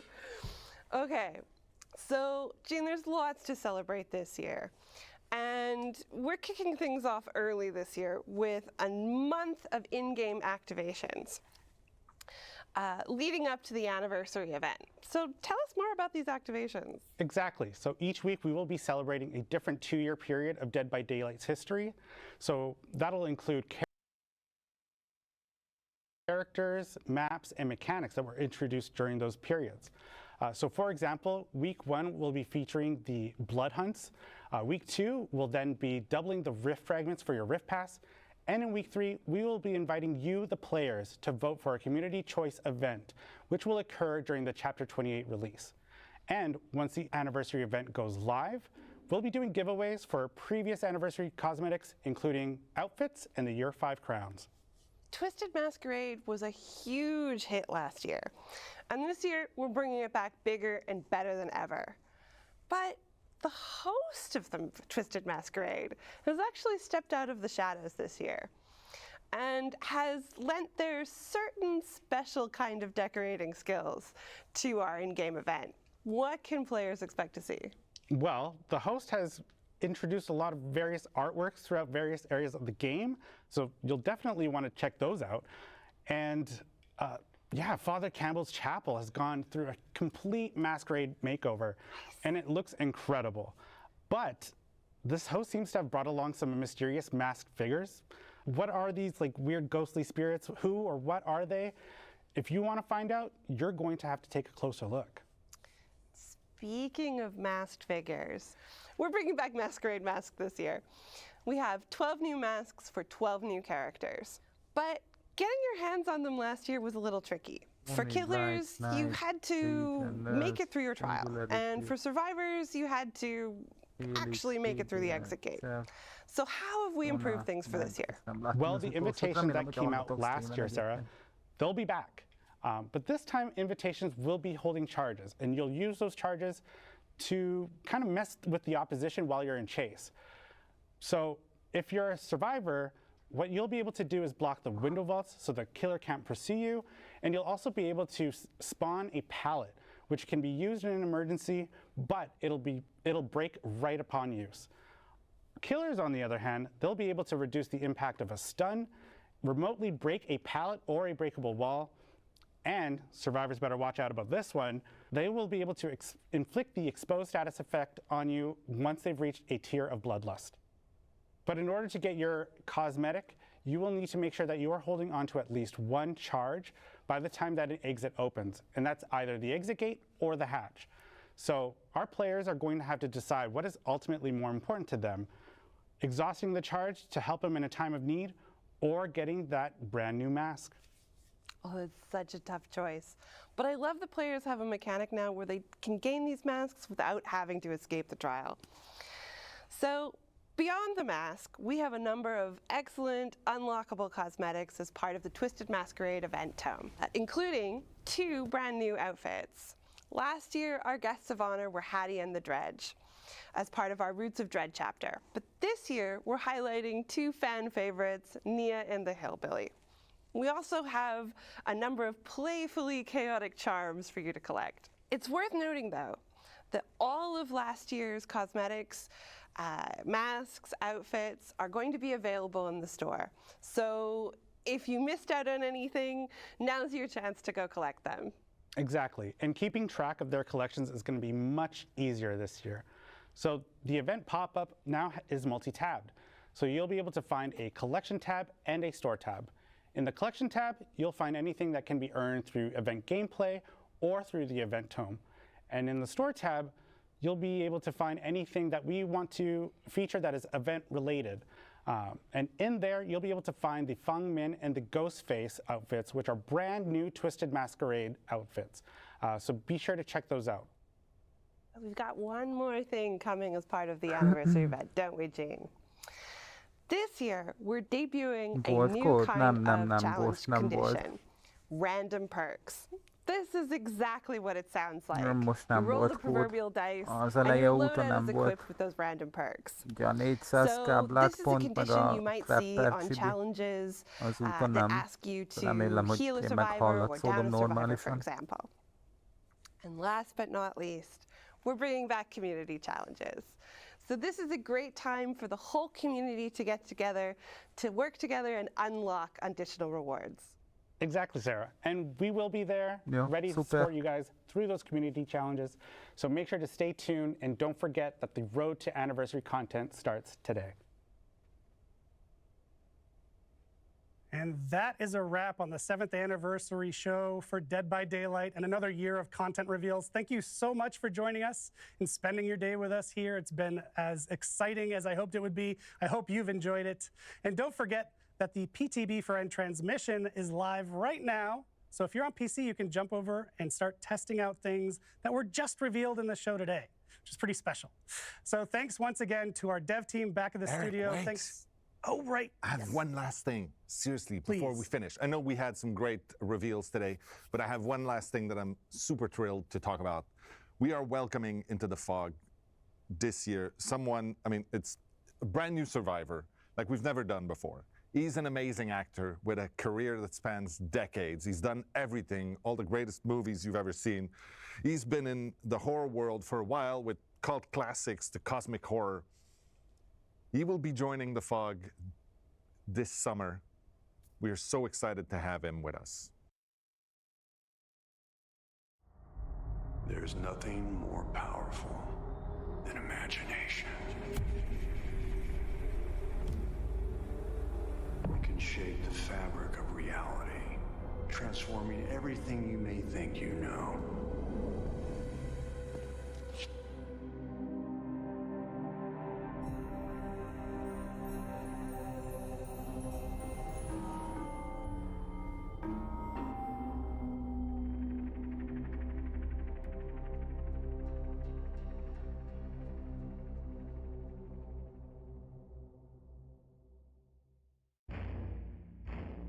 Na, és akkor ennyi volt. Igen, Nicolas Cage 5-én érkezik. Júli 5.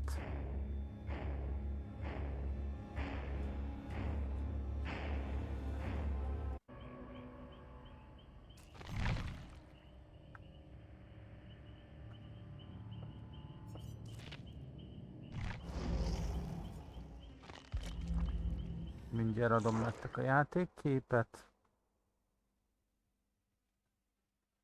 No, de addig mondjátok el, hogy kinek hogy tetszett. Szerintem izgalmas volt, amit itt elmondtak.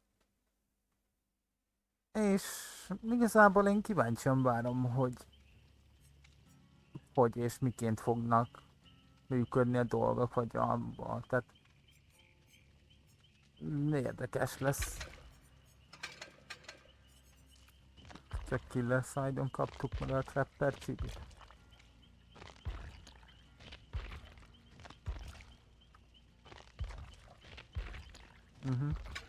Ez milyen sán volt való?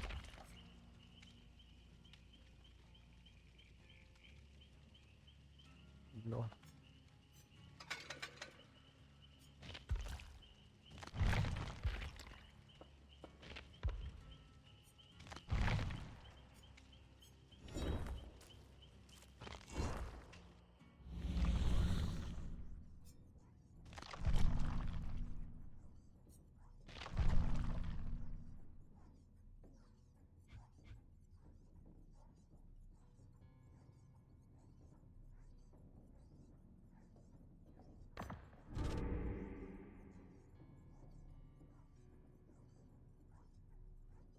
Nem mondtak semmi érdekességet igazából, amit láttam, hogy elvileg júli 13.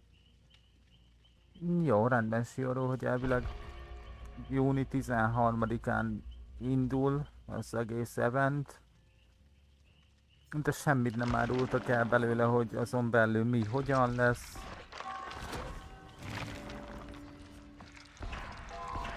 Nem tudom, igazából engem így felcsigáznak ezek a dolgok, hogy nem árulnak el belőle túlságosan sok mindent, és hogy úgymond csak az ilyen lényegesebb dolgokat mutogatják meg, és utána a többit meg kell várni ingyen. Tehát én ezeket szeretem.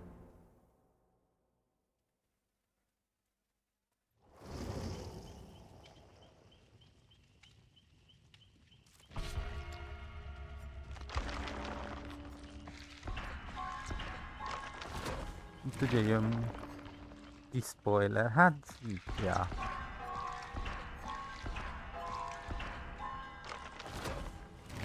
Hát meg, hogy azt hiszem, hogy ugye lesz idén is a Twisted Musculardo, és hogy jön Onira, az majd az új Killer Damask, meg ilyesmi. Szóval, ja.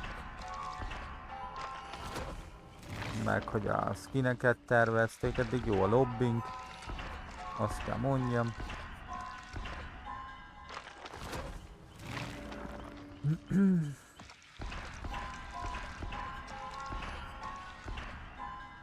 Oh. Ja. Jó.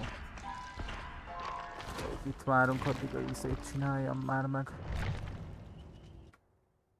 Nem lesz a szülinappal összeolvasztva, mert az annyira nem tetszett. Mármint a Twisted Musculardo.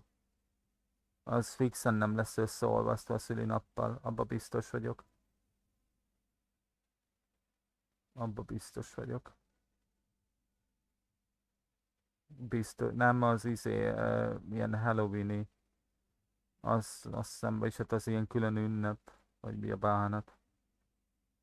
Egyszer, így.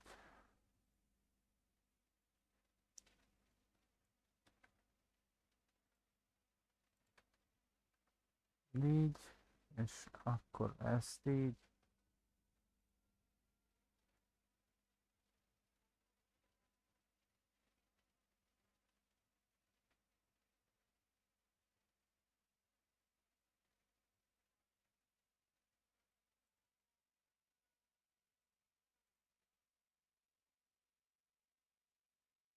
No, ugye ezt kirögzítettem a chatre.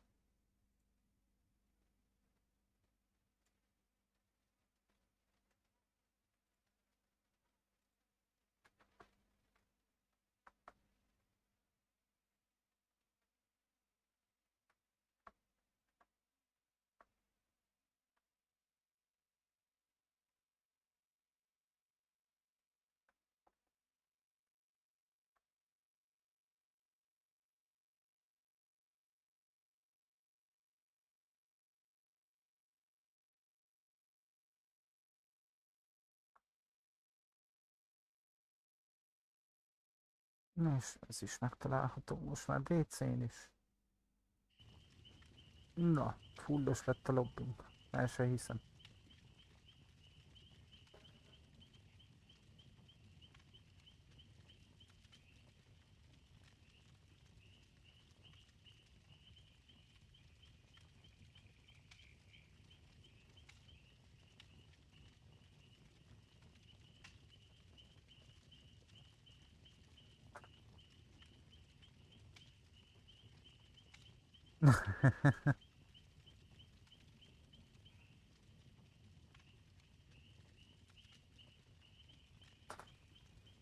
Megbeszéltek arról, hogy ide a facecam izén is próbálnak javítani.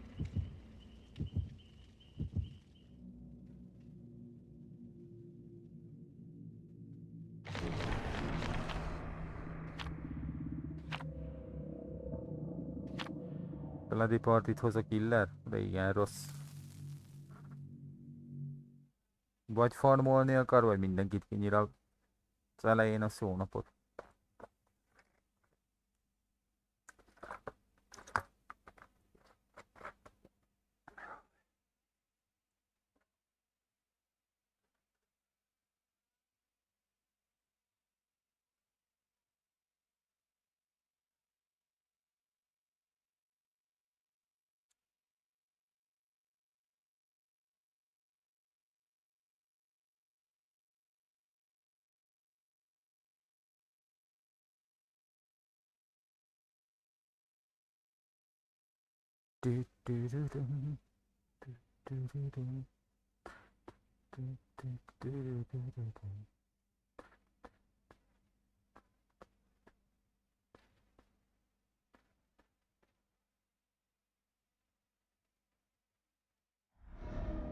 Backwater kezdésnek.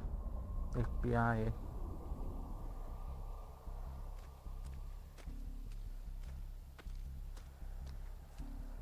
Killerünknek már jó pingje.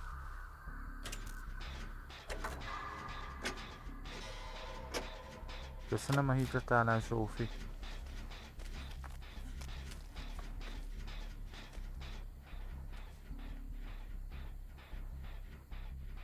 Jól láttam? De ez egy mányersz.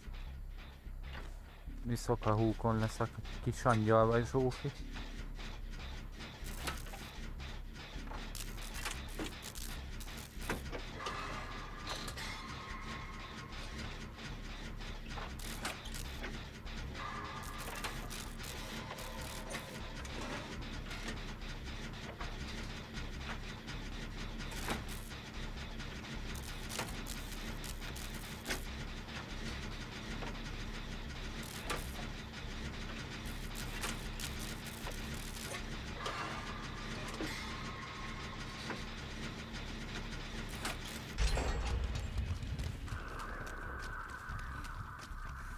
Ja, oké. Köszönöm. Gyors átrakom. Köszönöm, Zsófi. Spirit.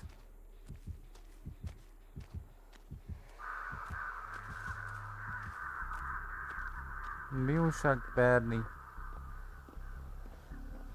Mitől tetszik rosszul lenni, vagy valami baj van?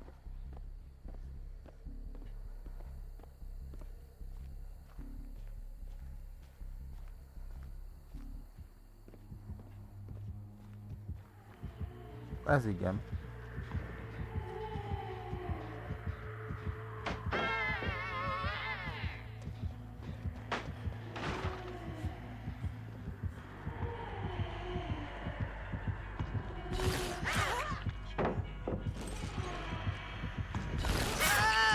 Komoly geci.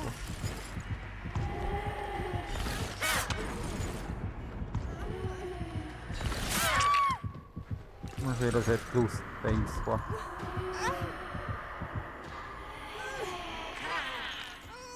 Amúgy annyi Zsófi, hogy felkiáltója set game. Aztán...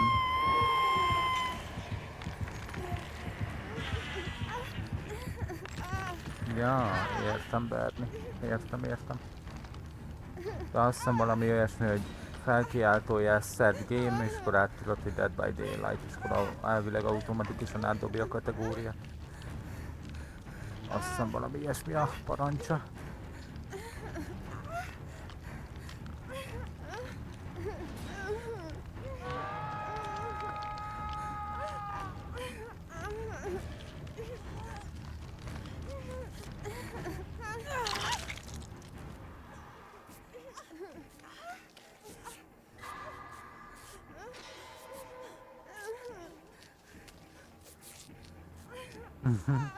Nekem helyet kell csinálni a gépen, nincs helyem. Átforszolta magát kettesbe, egy direct a killer.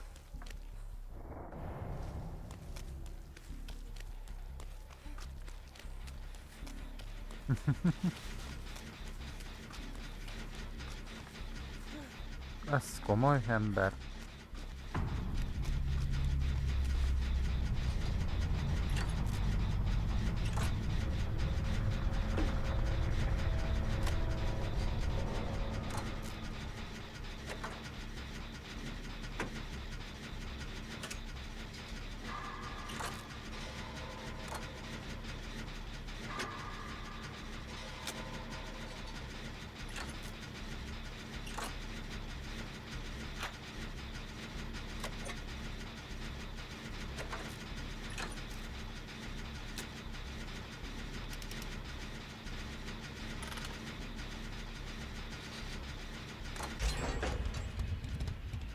Én figyelek, próbálok figyelni mindenkire is. Rátok meg aztán pláne.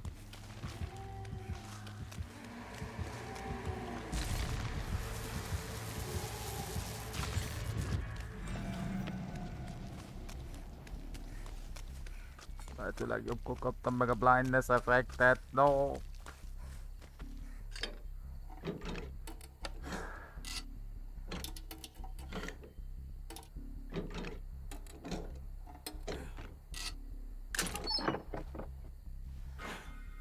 No, de akkor úgy hallom, hogy kövi meccsre már meg leszünk.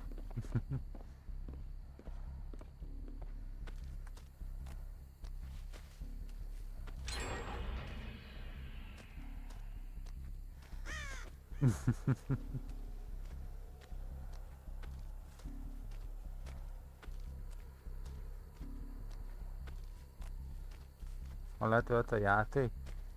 Sürgessük meg. Sürgessük meg.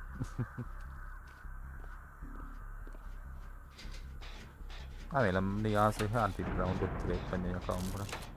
Nem.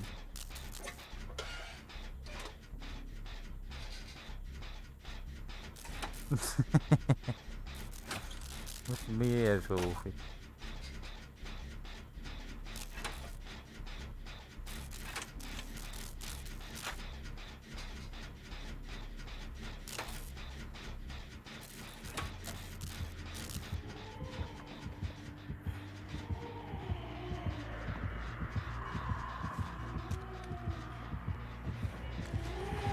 Ó, nem mondod, hogy visszajöttél, öreg.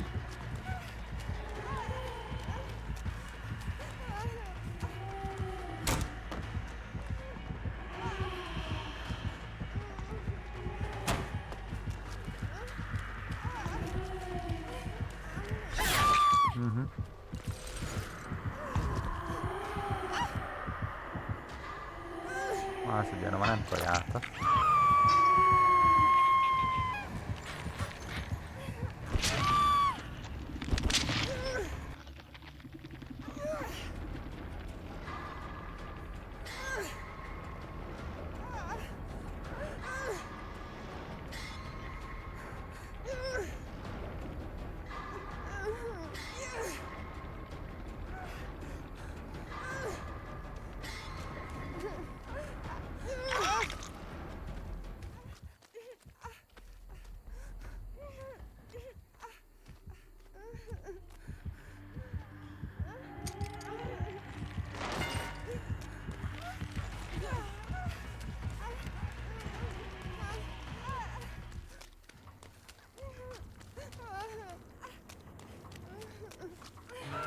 Nem mondod, hogy még így se tudott lejönni.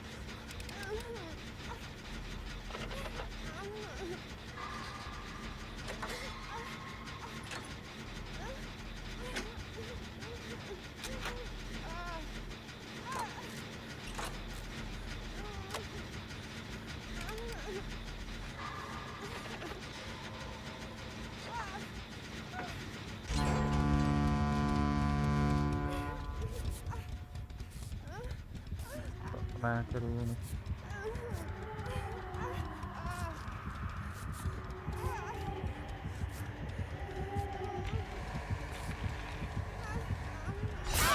Persze. Menj már innen! Istenem!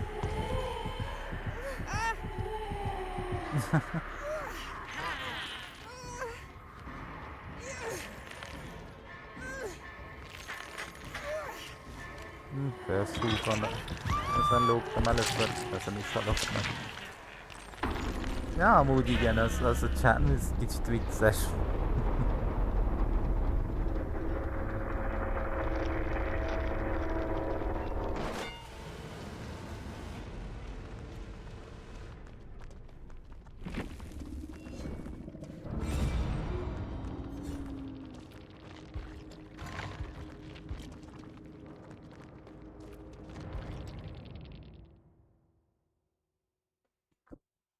Felmászok DC-re.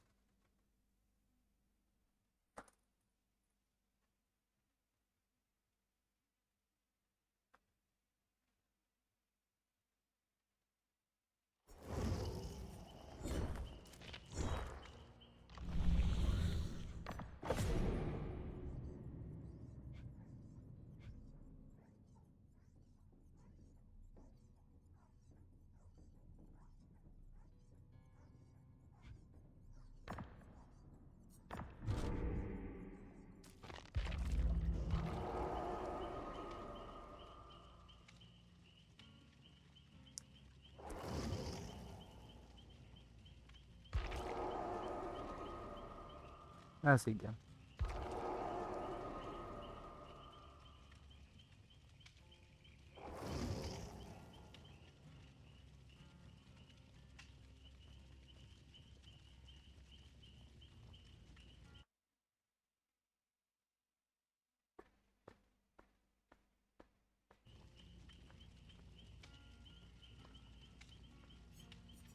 Jó estét kívánok! Szia, kedves tündepajtás! Mi újság? Hogy vagyunk?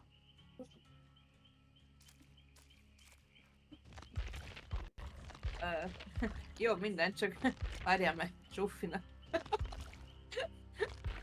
Jó, itt kell egy Discord meghívó, várjál.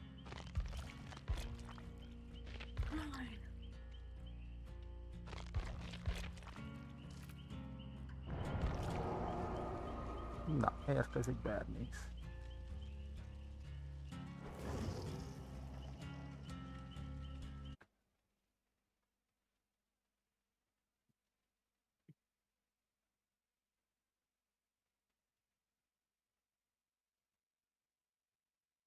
Szióka Berni!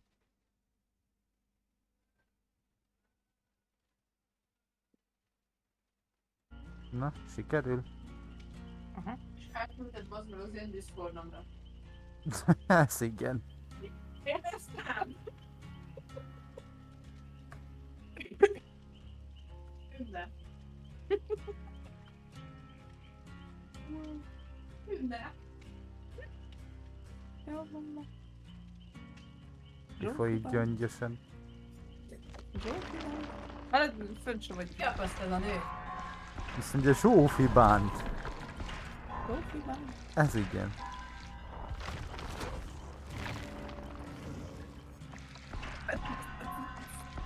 Hol? Hol? Ez?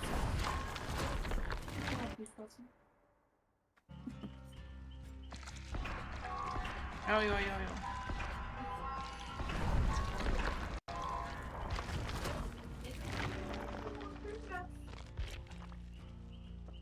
Küldjél már a meghívót az én Discordomra, mert megvadít a Rófi.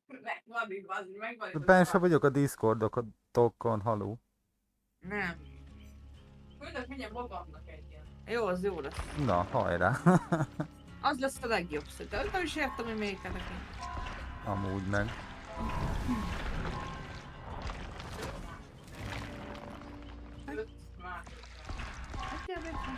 Ez komoly, már most hagyjon békén. Nem most, ez megy órája. Ja, értem. De el kell szeparálni titeket egymástól. Hát jaj.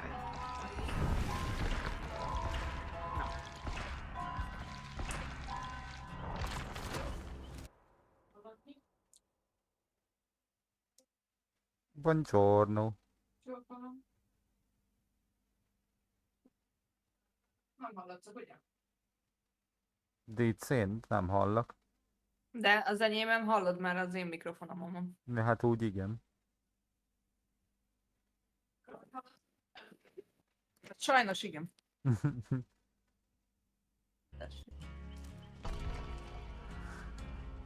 Más nem, Zsófi, majd kiabál, jó? Oké. Nem is van. Rapper! Az. De azért úgy kiabálj, légy szíves, hogy Tündének halláskárosodása legyen. Ja, akarom mondani, hogy ne legyen. Az főleg van jó. Köszönöm, hogy nem kell kétszer kérni. Jaj, hidratáljak már, mert volt kiváltva, jó.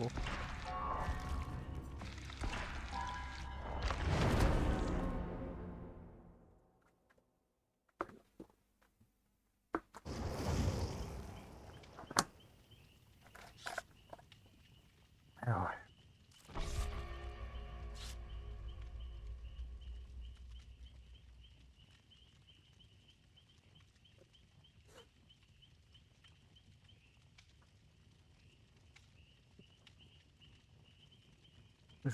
Zsófi, akkor úgy kommunikálj, hogy ha baj van, akkor sikíts egyet, ha nincs, akkor kettőt.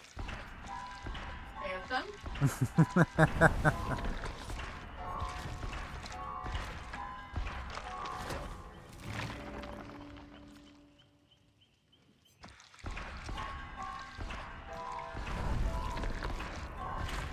Akarom mondani, ha bajba vagy kettőt, ha egyet, ha nem vagy, akkor egyet.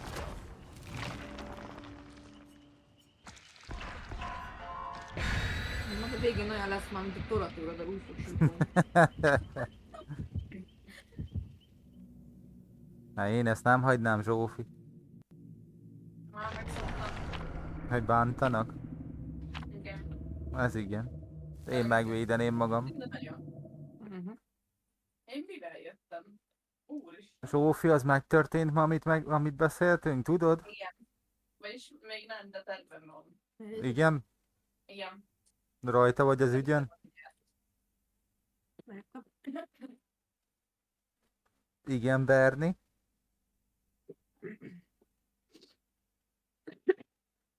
Én már nem is mondok semmit. Úgy sem tudok semmiről soha. Hát... Ez hadititok. Izgalmas. És mi újság, hölgyek, hogy vagytok? Hogy telik a hétvége? Hát vége. Remekül hétvége lesz. Hát miért? Mert nem? Mindig hétvége van, Zsófi. Hát, amúgy, ja. Csánat, úristen, ez az egész. Mi ez az egész? Anyám. Ez egy légió. Jó, bocsánat, én.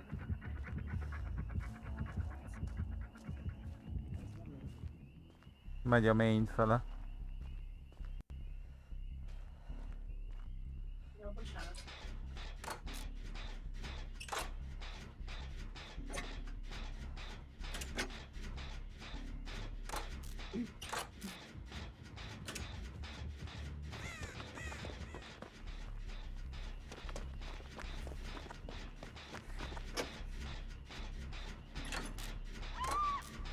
Az igen. A Zsófi elment engedélyt. Most meg kell szeretni saját legeremet, mert én ezt nem. Ja.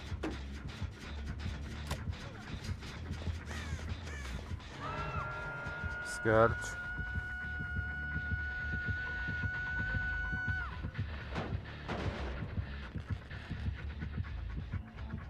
Megy vissza main fele. Akkor Zsófi játékban vagy? Igen. Oké, akkor jövök. Okay.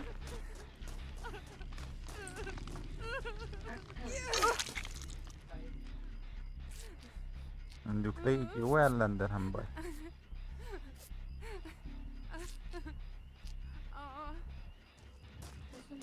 Mit? Jön vissza.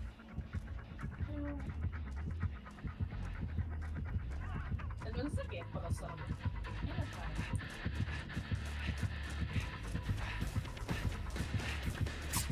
Hoppá, bitch! 360 is on.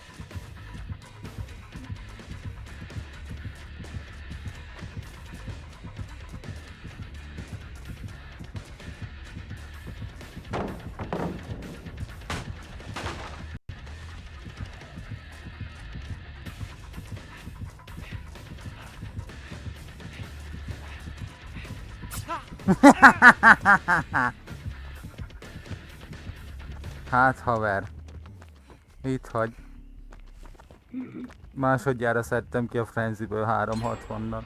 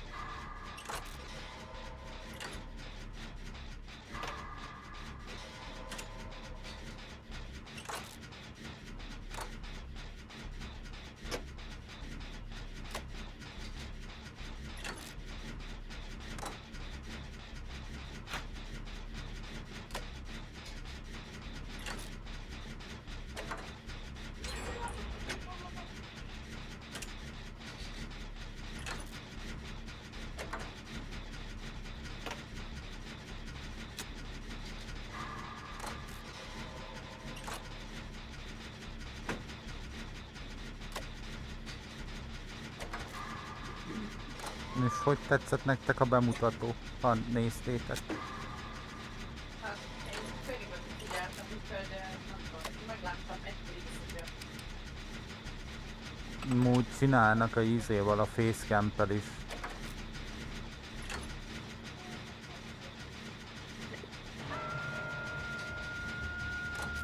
Hello, pici fog. Jaj.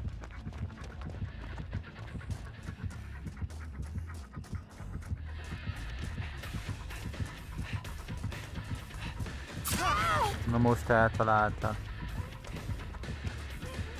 Mi a helyzet, pici fog?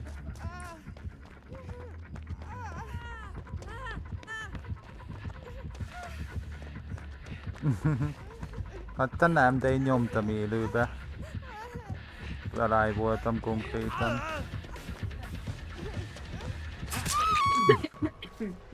Hú, alattáig. Zenével most ért véget a való. Na.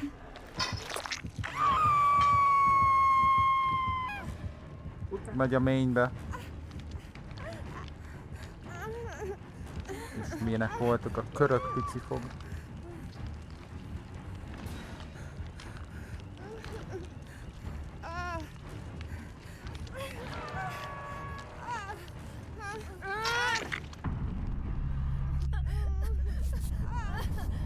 Jön vissza.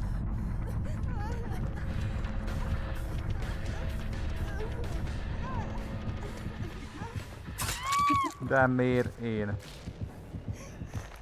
Ja, az egyik 400k black pont, a másik meg egy Trapper Minecraft chibi igazából.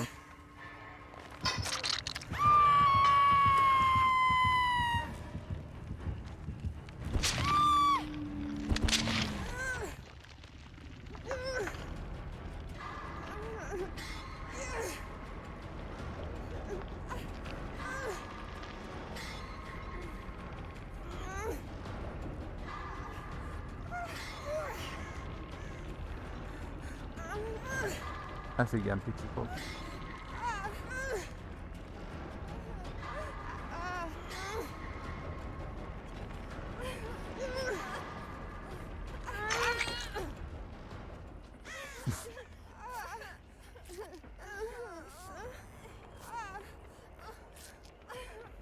Ez igen. Látom, jók azok a rugók még tűnde. Még jó.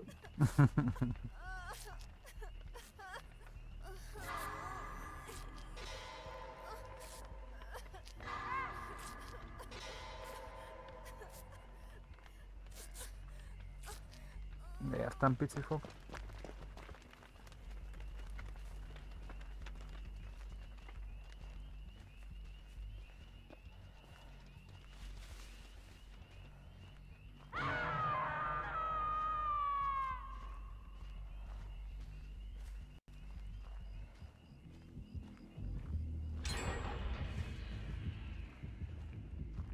Ment a generátor irányába.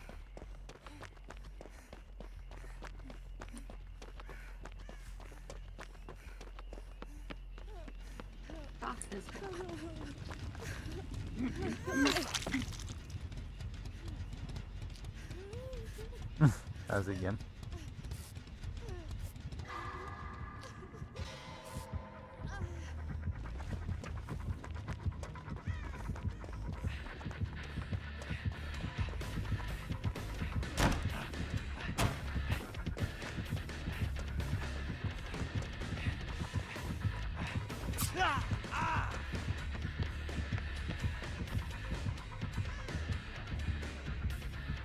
Hát öcsém, ez nem a te napod, harmadjára szedlek ki 360-nal. Megy a main fele. Ez igen.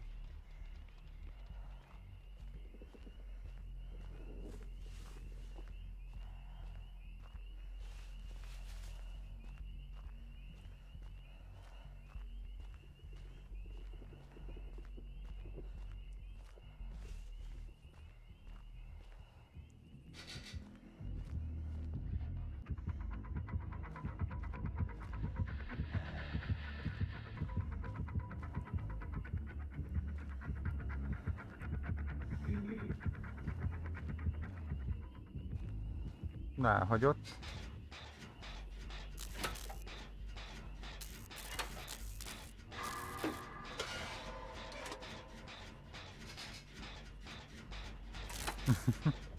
Nekem killer oldalt van 100% bónuszon.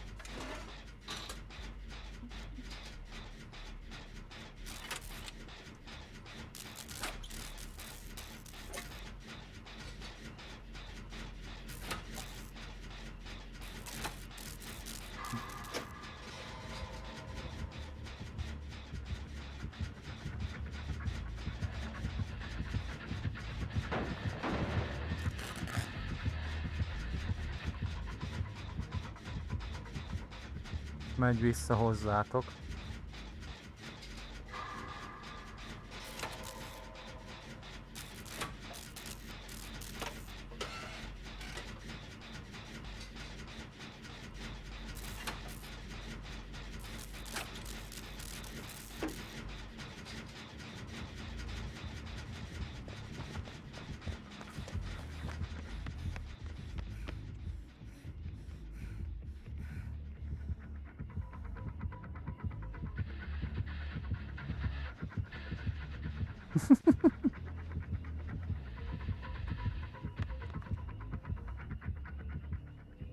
Ez vak, vagy én nem tudom. Megy vissza szerintem.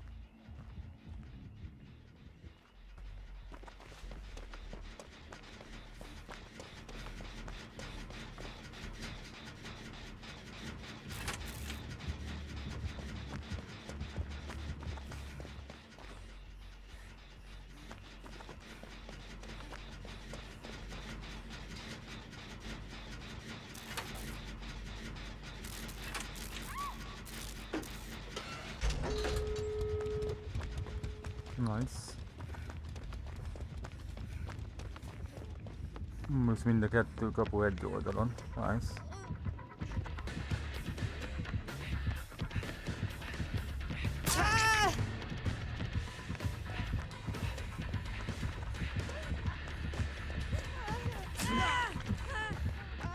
Ha ide futtak a másikhoz, akkor itt még. Seknél vagyunk.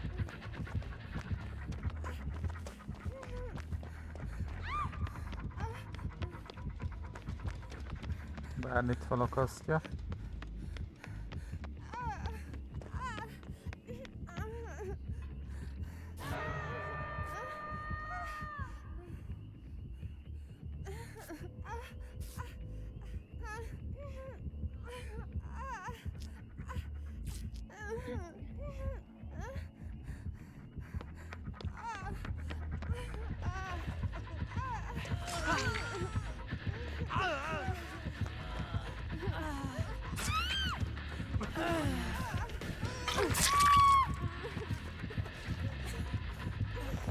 De most miért téged akasztod egyébként? Én vagyok a Deathloop-os.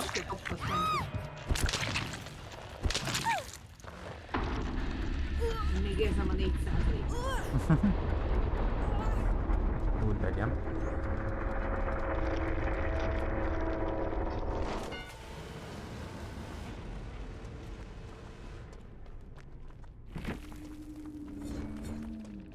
Hülyére ugrottam. Beci, menj ki, enyém a menjél.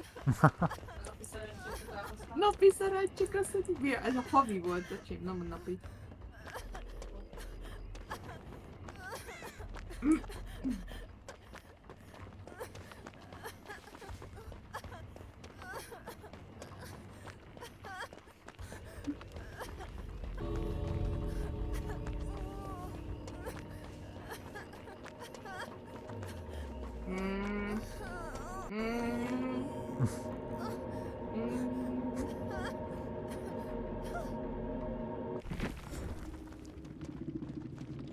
Ez igen, még tíbegelt is a hegyen. Na szép.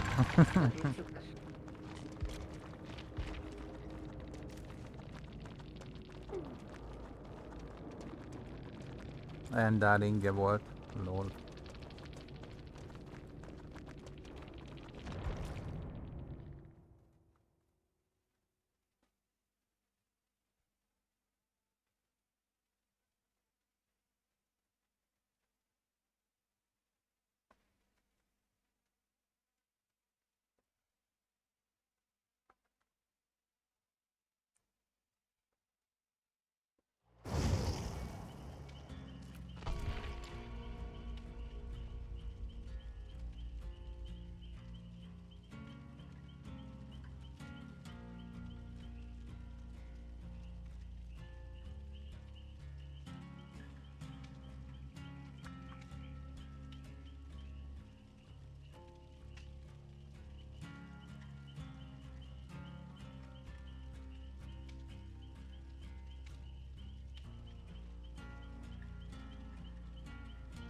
Pici fog nyomod, farmolod a riftet.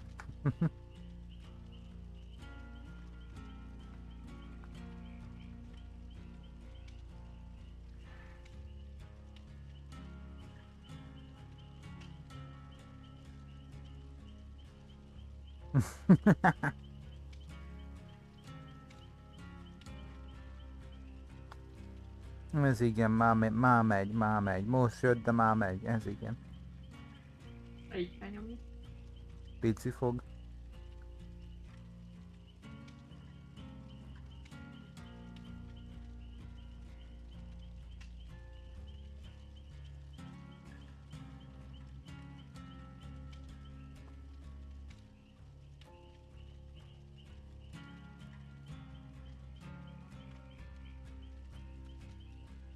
Ez igen.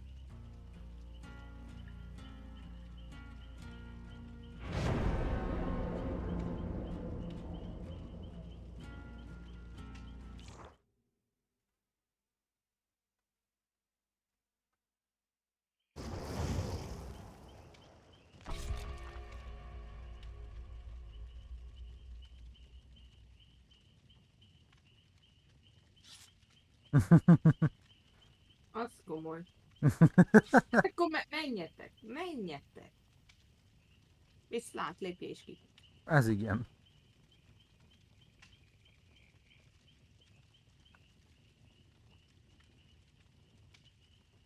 Forti kapitányok.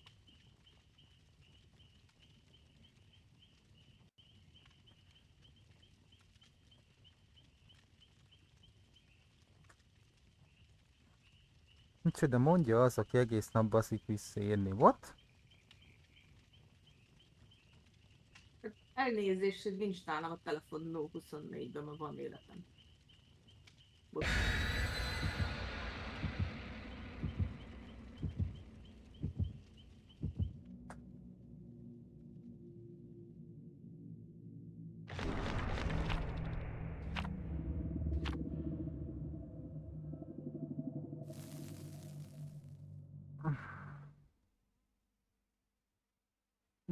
Na, hogy kap be a bambidat, pici fog.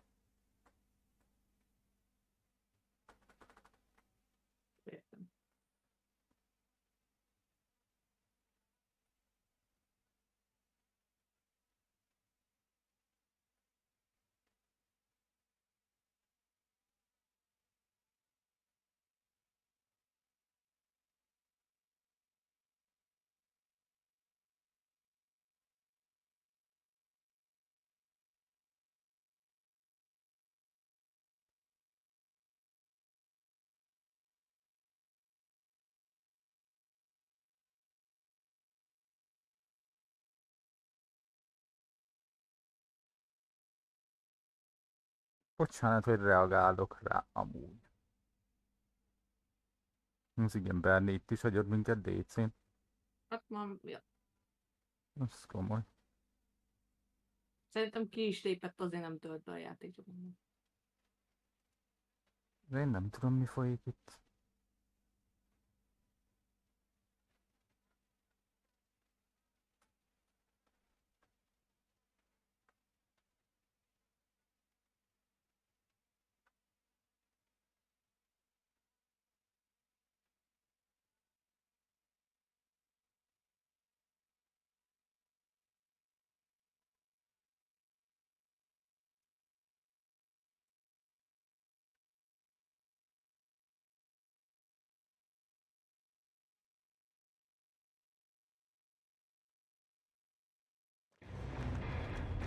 Na, lehet PD lett volna pedig.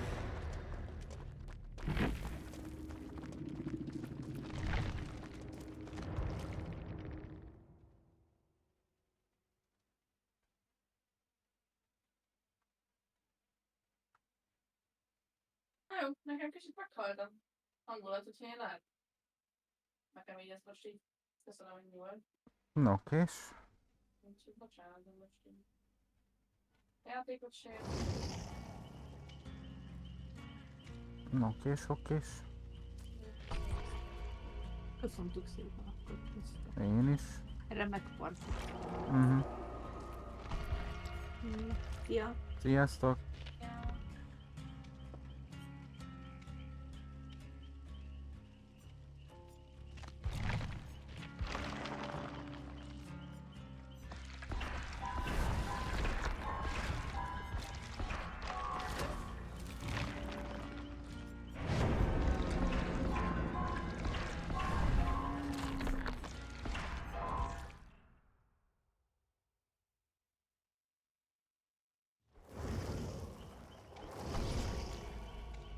Szerintem ez után le is lövöm a streamet, mert megölte a kedvem.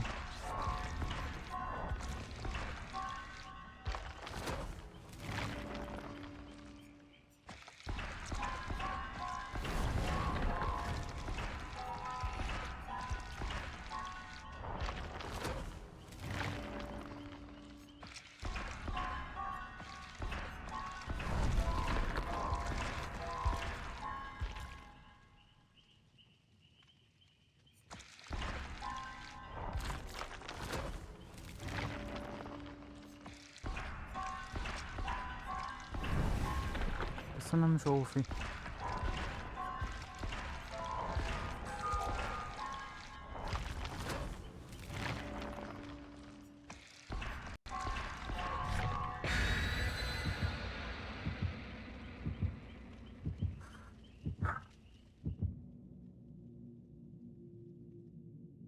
Köszönöm, Tünde.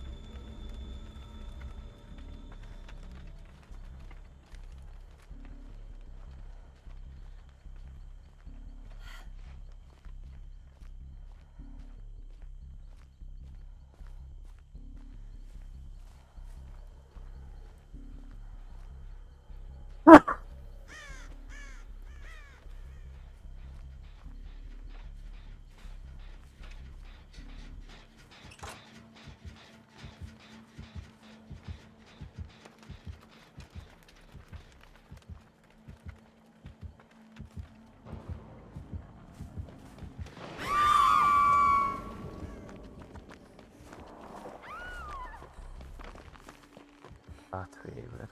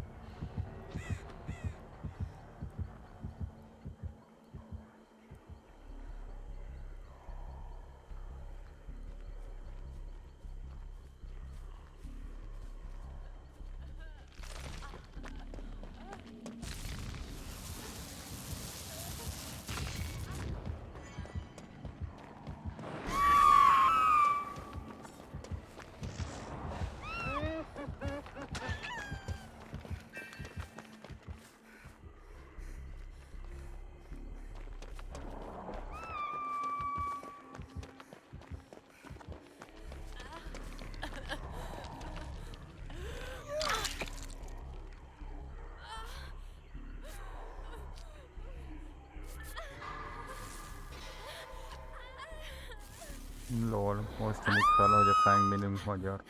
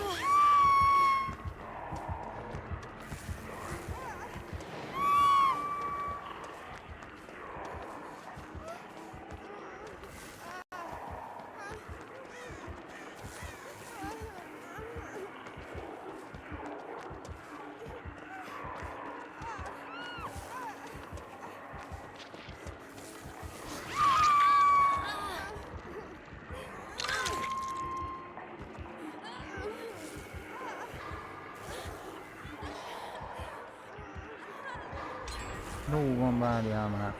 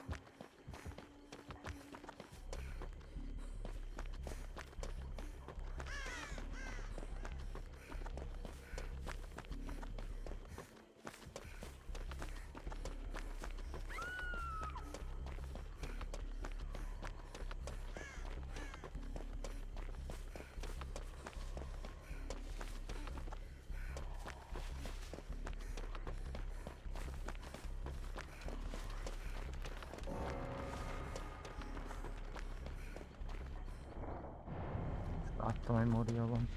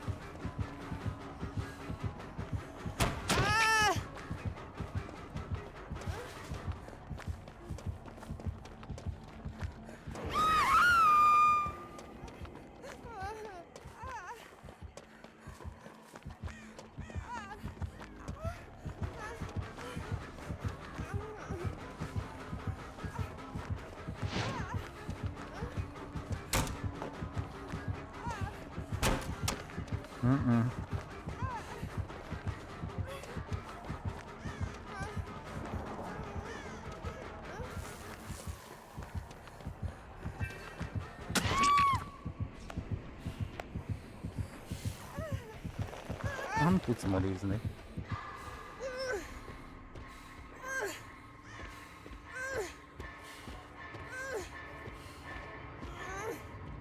A húg miért nem volt jó? Mindegy, kérek egy 5 percet jövök vissza már.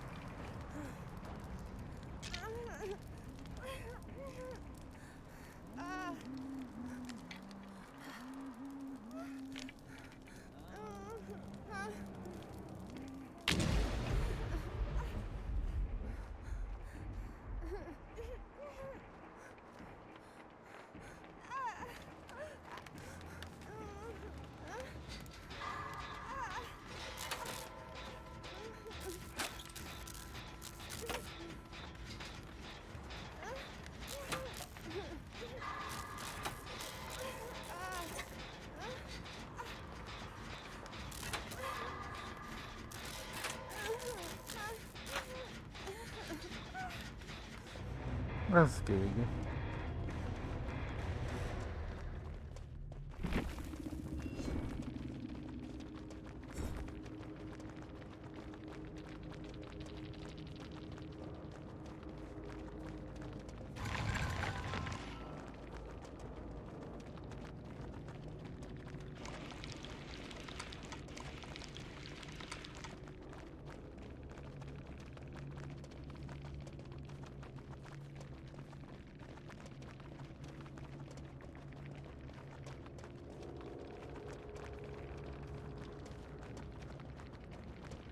Diver volt. Infection, bár vettem a kódot.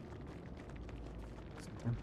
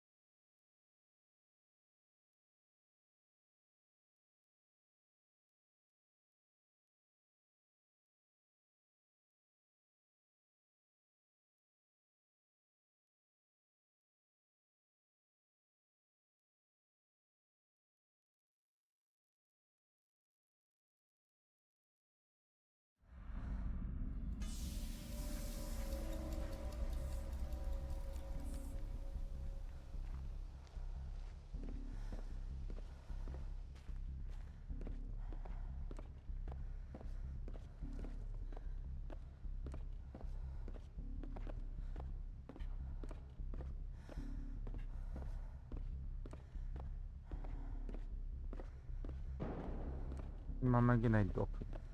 Nem, Jackslinger.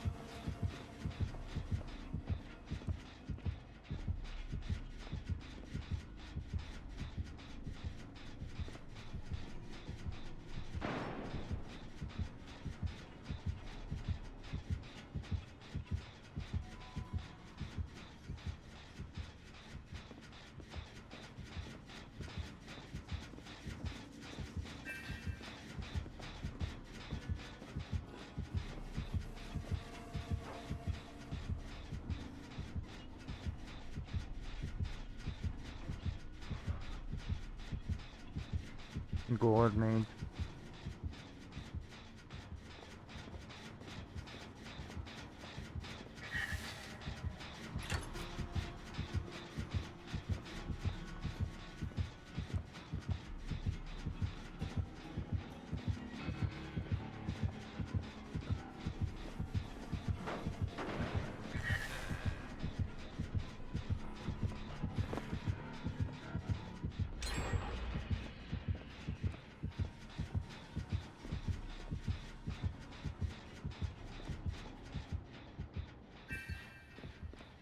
Ja.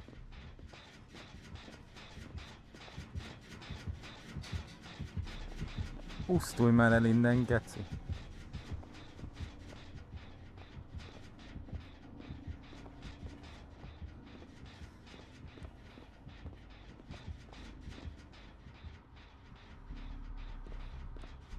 Na végre.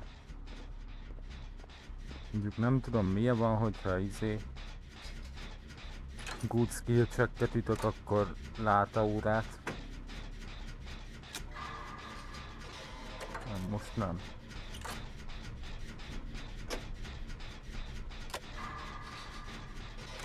Nowhere to hide, ez biztos. Nem tudom. De amikor a közelbe volt, akkor buktam stacket.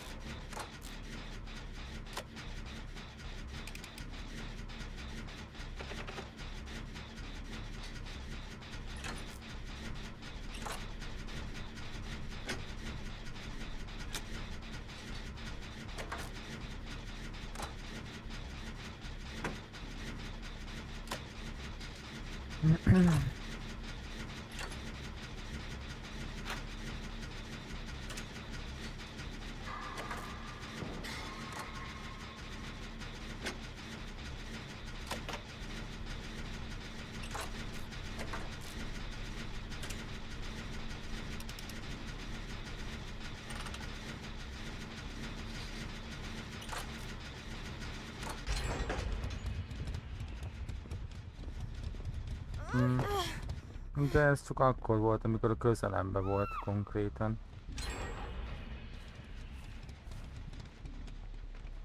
Ennek most nem belül a fiú.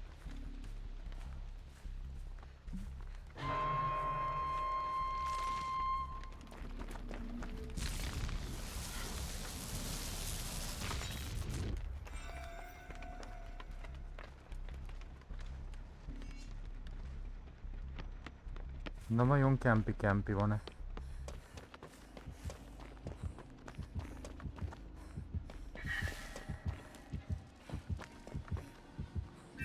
Berugott a generátort.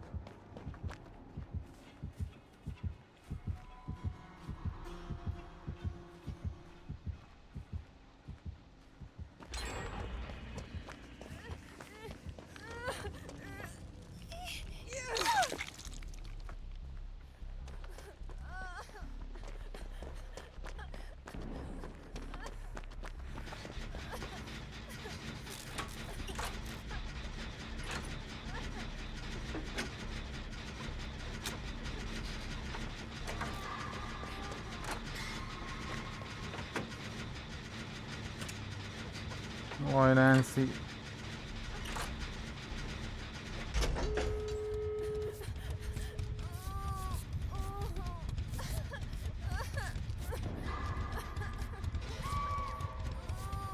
State-et teszi, csak 30-okig aktív.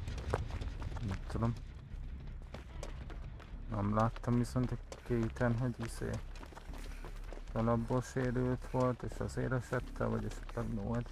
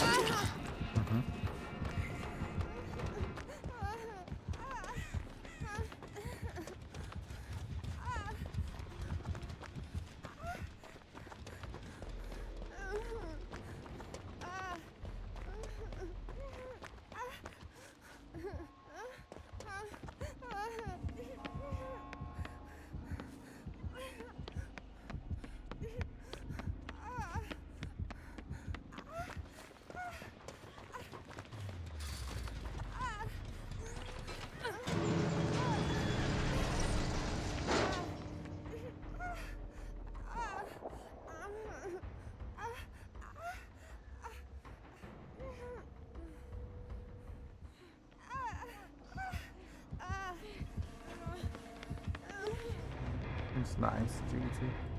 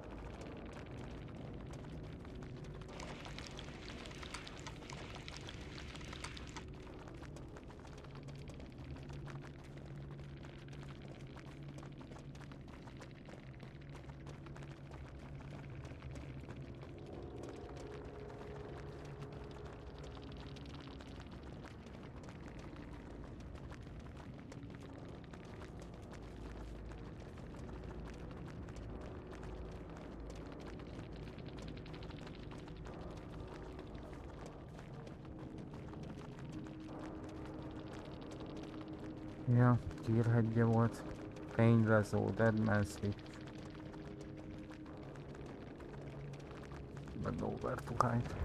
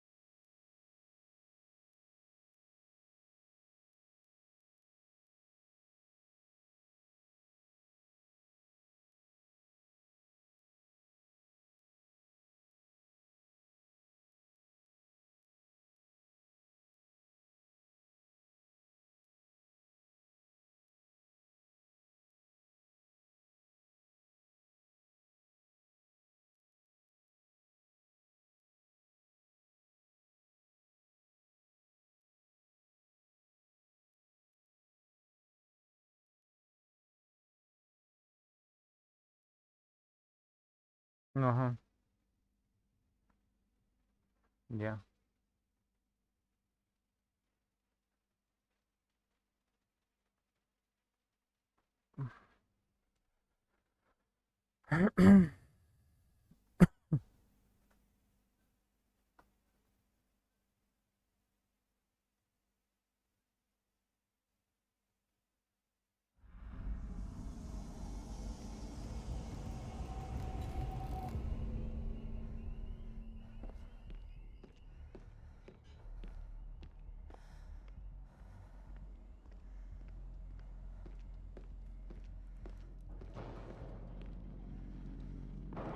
Ma megint egy doki.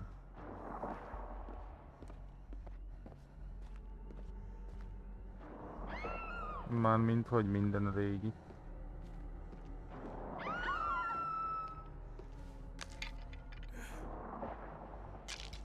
Ja, a memóriád. Jó. Nem olvastam el teljesen.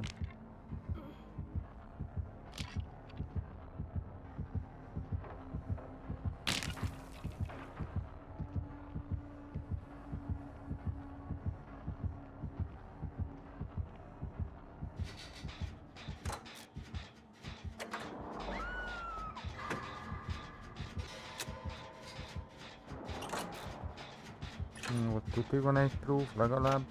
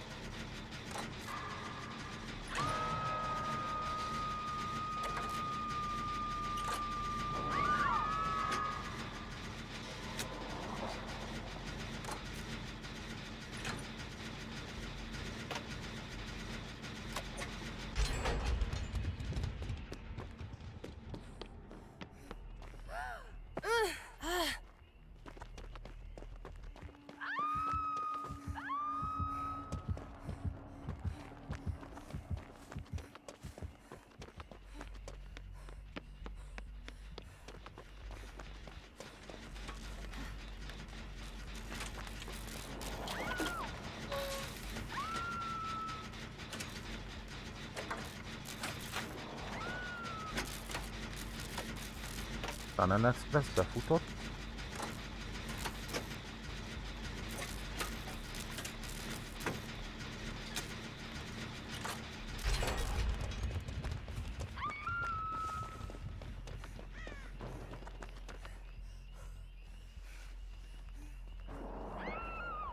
Nem lőtt el a statikot.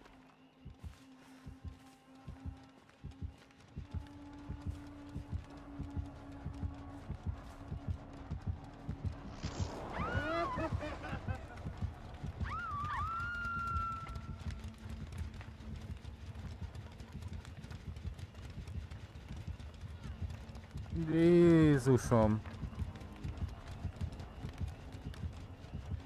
Azt bár ne láttam volna.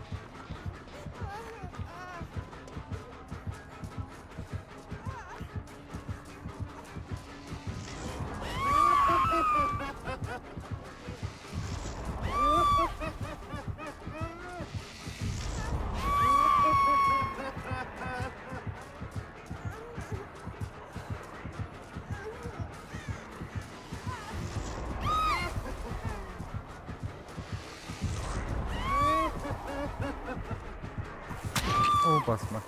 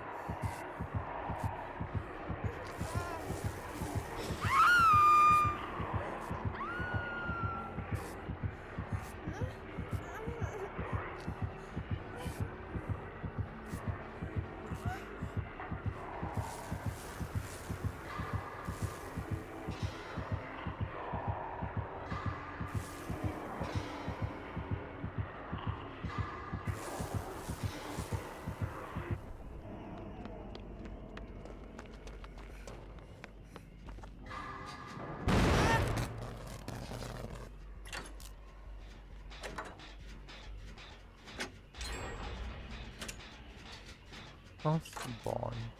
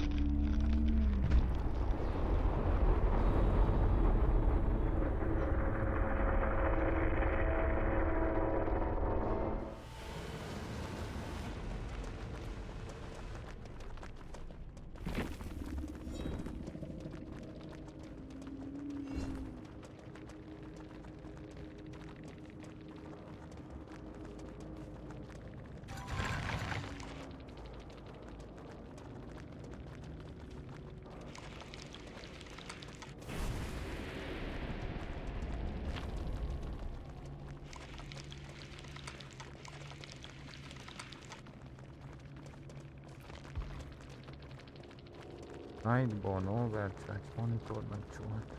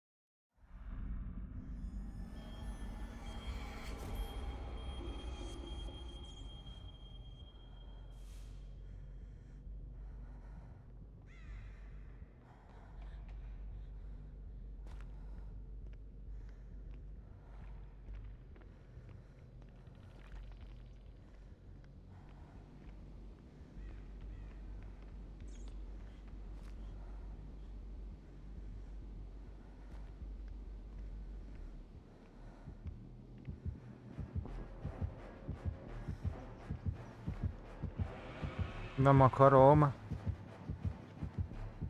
Nem akarom a bubát.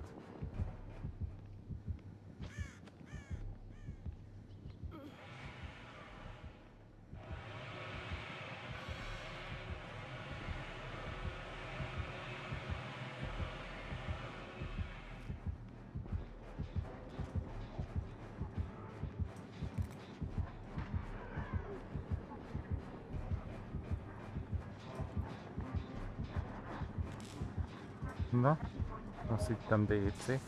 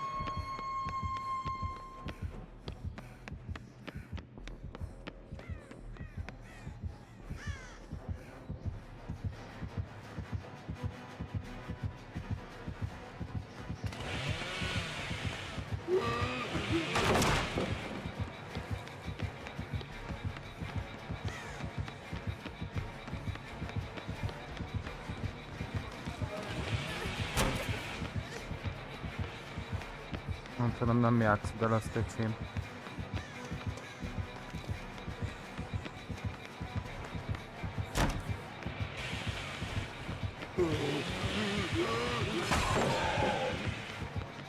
Isten basszom meg Dwight.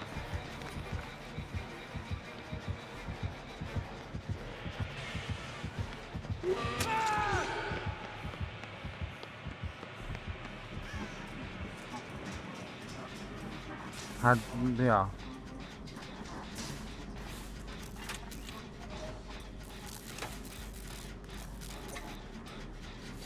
Faszom Dwightot teknincült előttem.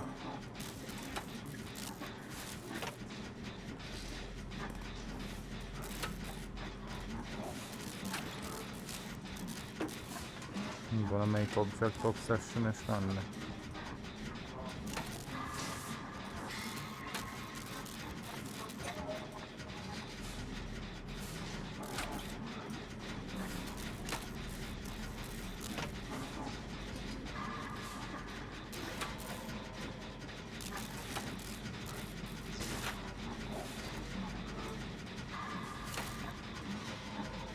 Most megy a heal party valahol, tuti.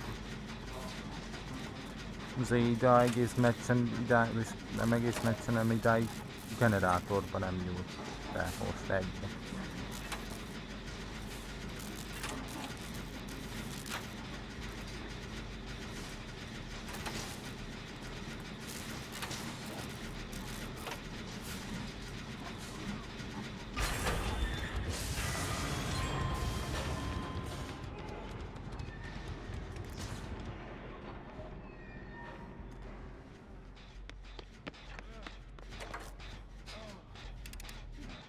Gondoltam volna, hogy próbos a Dwight.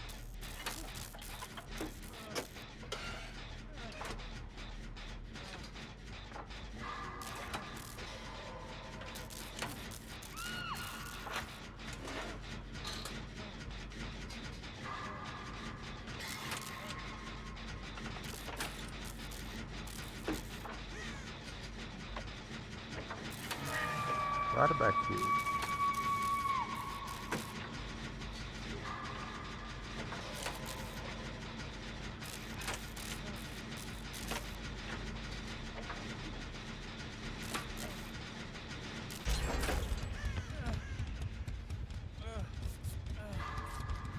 És ezt halljuk, hogy a gyerek mindjárt megdöglik. Hát jó, viszlát.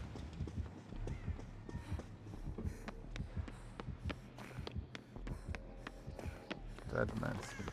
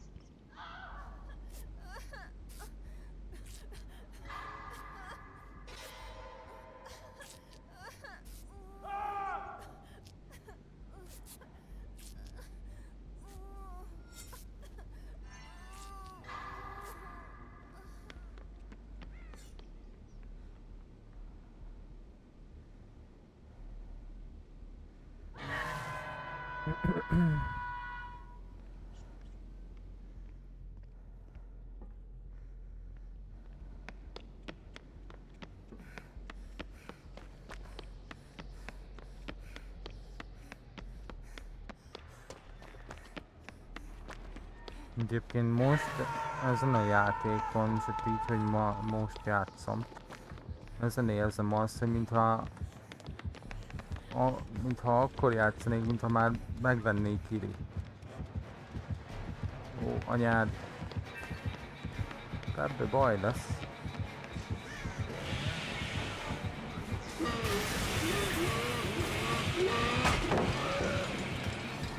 Hát így nem, de oké. Becsördet.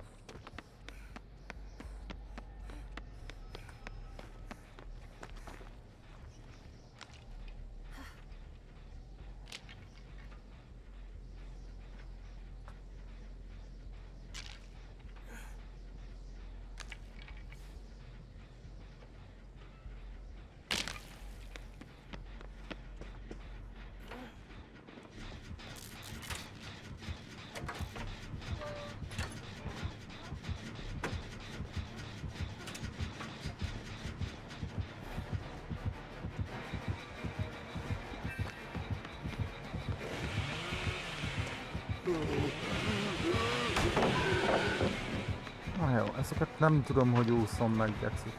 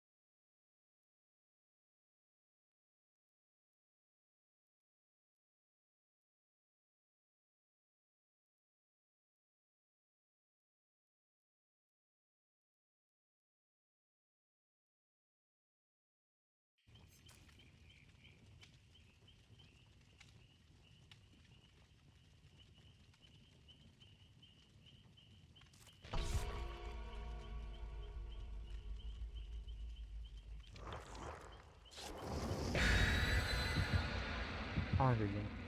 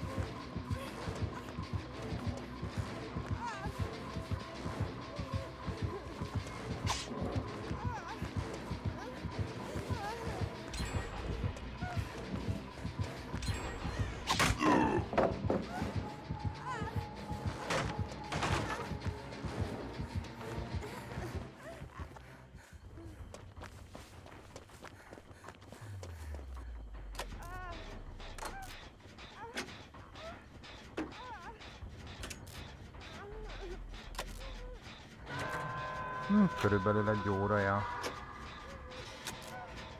De igazából elmondták, hogy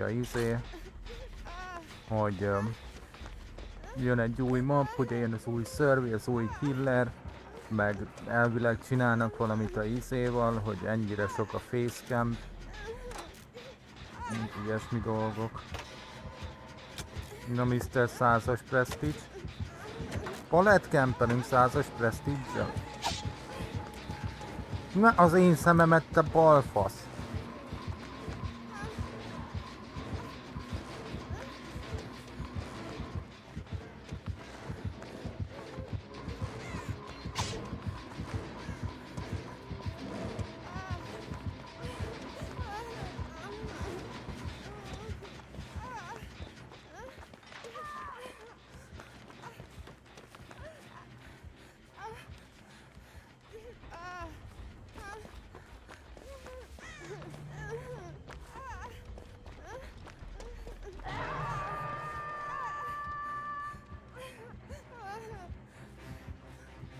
Geci ott, hogy én még élek és nem húkon vagyok. Ezt onnan köszönhettem, hogy kétszer is kiforogtam 360-nak.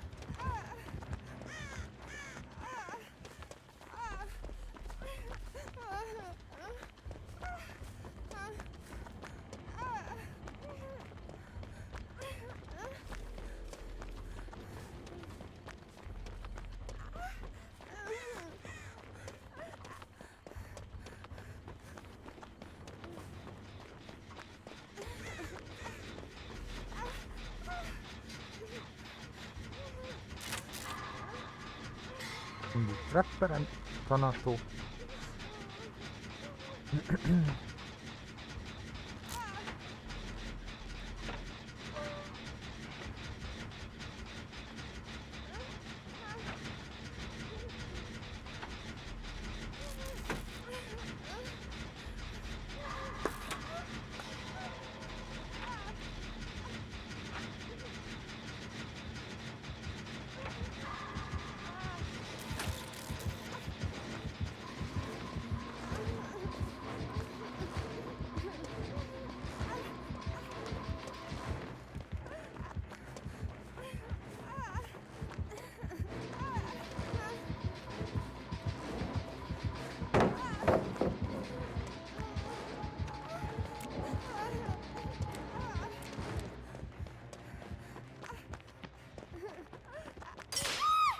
A kurva anyád.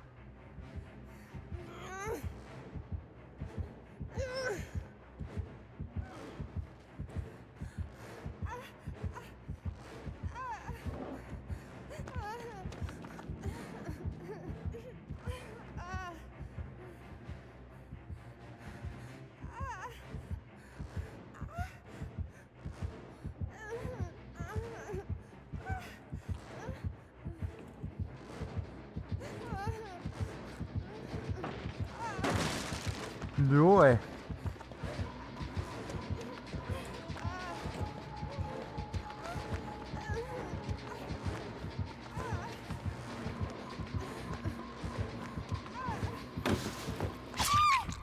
szépen csinálta. Brutál. Lol. Nice. Ne szívassátok már csórót.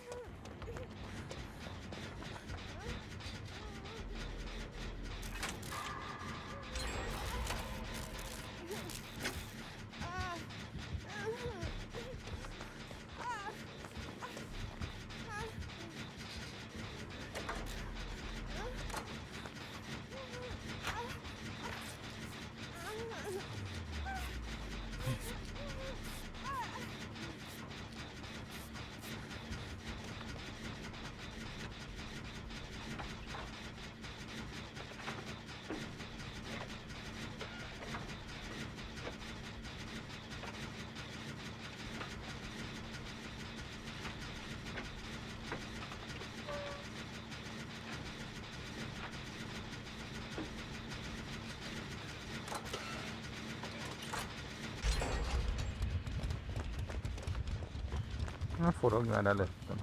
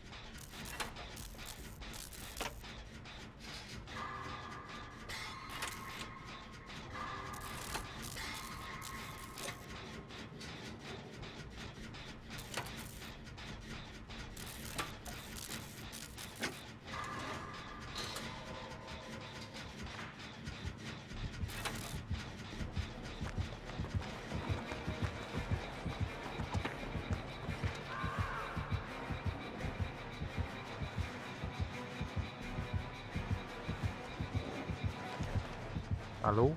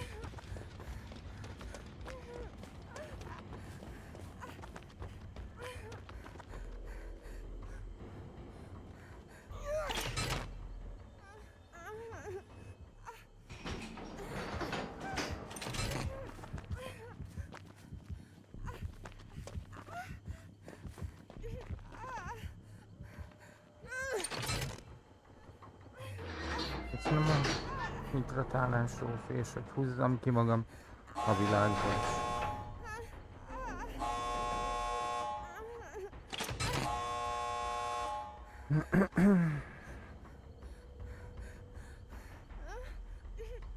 Jaj. Gyújtózást nem váltottatok, de gyújtóztam attól még.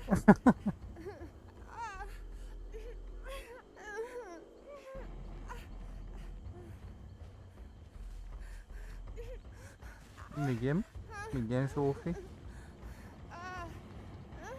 Az what the fuck? Gyerek, kifagyott, hogy mi folyik, mi történik ott? Úszik a levegőbe konkrétan.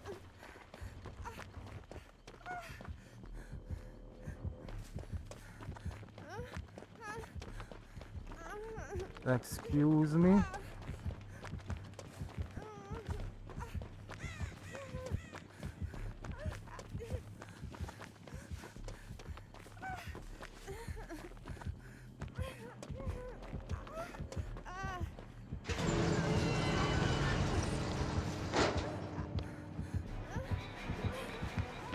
Olyan, mint a cipelné még. What?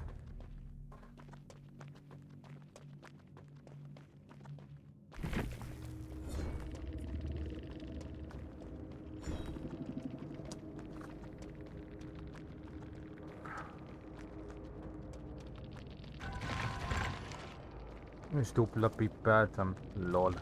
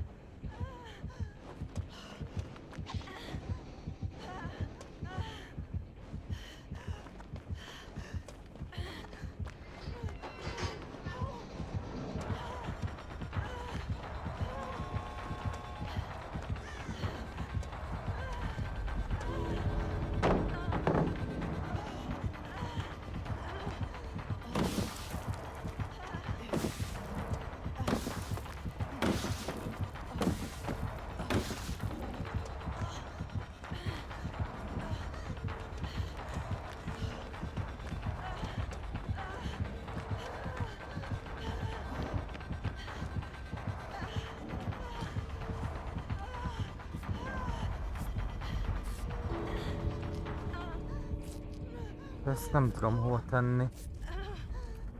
De azzal a Chris-szel mi van?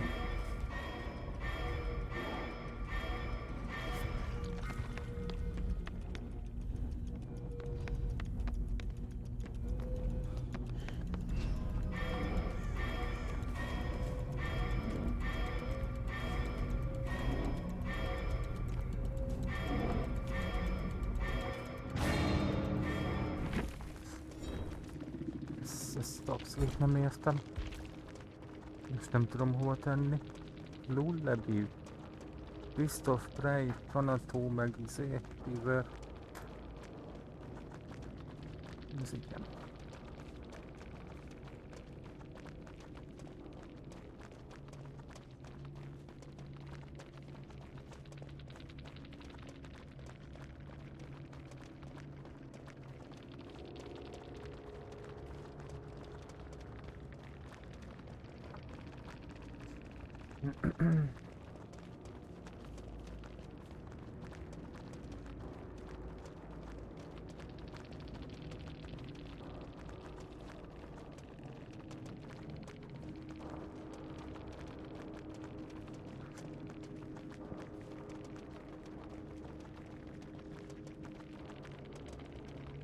Érdekes.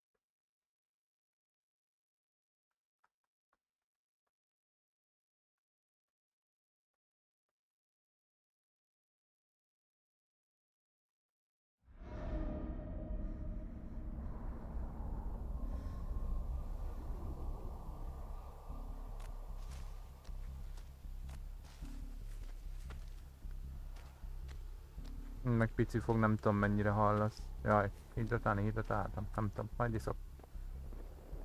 Hogy hozzányúlnak majd a Cold Wine Farmhoz is.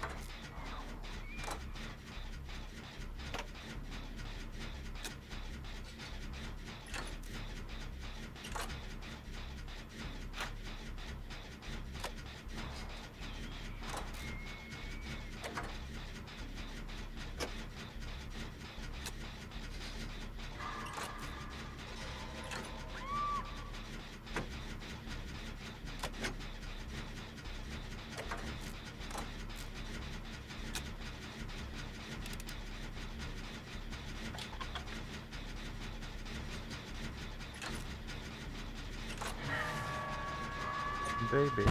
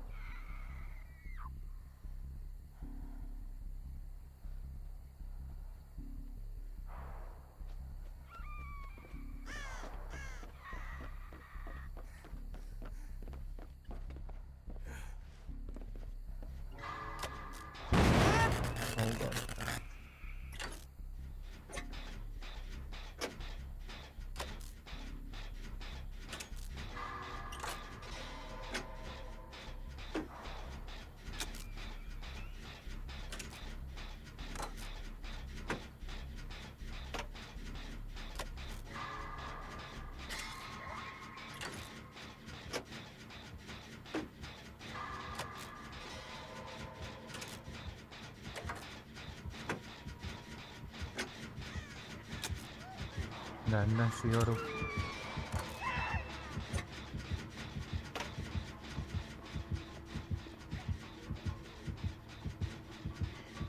Welcome back.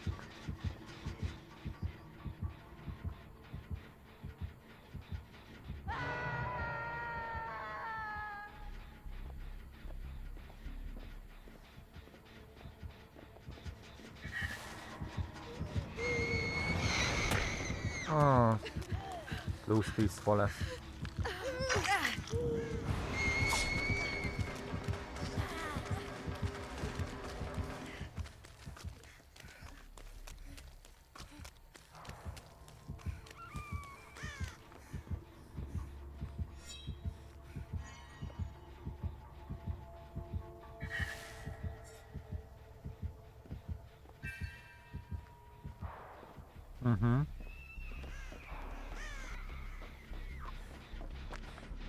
Nowhere to hide us.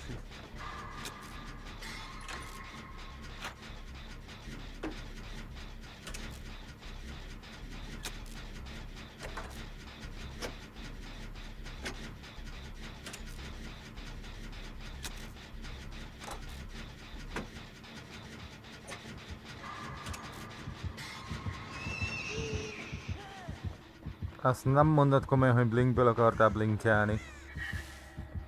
Te hülye vagy.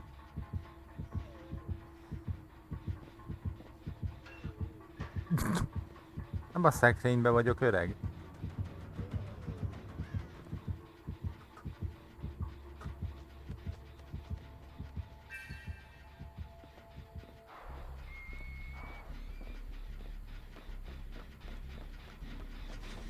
Persze. Én csak örülnék neki.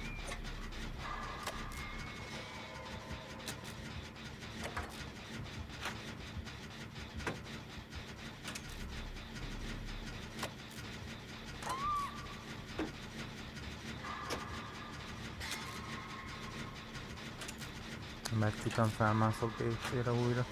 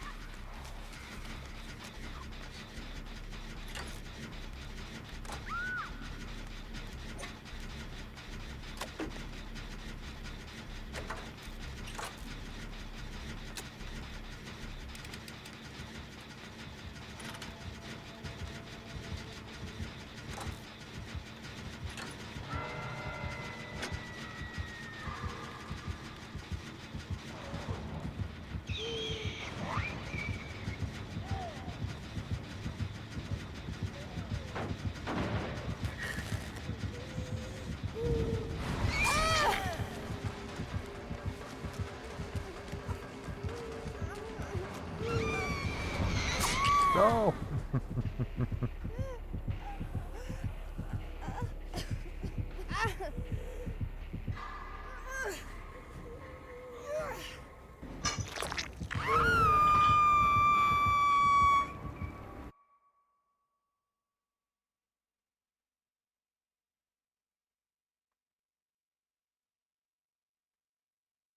Szia, Sirú!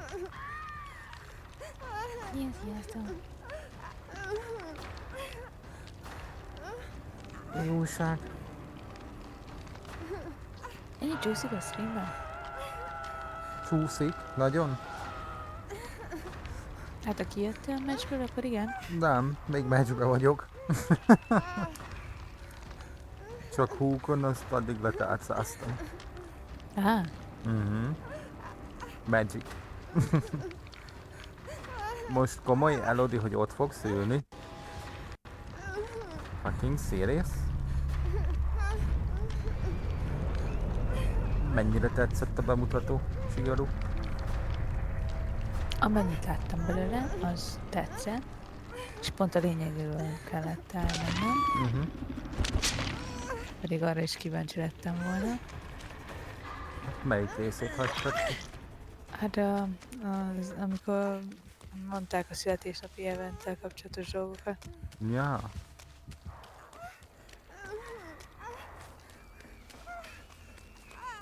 Körülbelül addig megvan, hogy ugye a kempelés megakadályozásával kapcsolatban kezdtek el ugye felvetni, és az eventnek az utolsó pillanatára kezdtem vissza. Amikor éppen mutatták, hogy lesznek küldisorok, és akkor lesz egy jó kis gatya, de azt nem tudtam beazonosítani, hogy kinek a gatyája. Ja, amikor a izét mutogatták, hogy olyan küldisorok lesznek, mind a Halloween-i cucc. Halloween-i, aha. Igazából én a személy szerint jobban preferálom, mint a hogy csak így van aztán jó napot. Vagy hogy mikor ki kellett jutni, hogy megkaphasd a cuccokat. Engem addig nem zavar, amíg megoldható a feladat. Amint nem megoldható, akkor már kicsit durvább a dolog, de remélhetőleg nem lesz, tehát hogy magának a liftes feladatokhoz képest szerintem egyszerűbbek lesznek. Vagy legalábbis remélem, hogy nem fognak ezen változtatni. Bízom benne.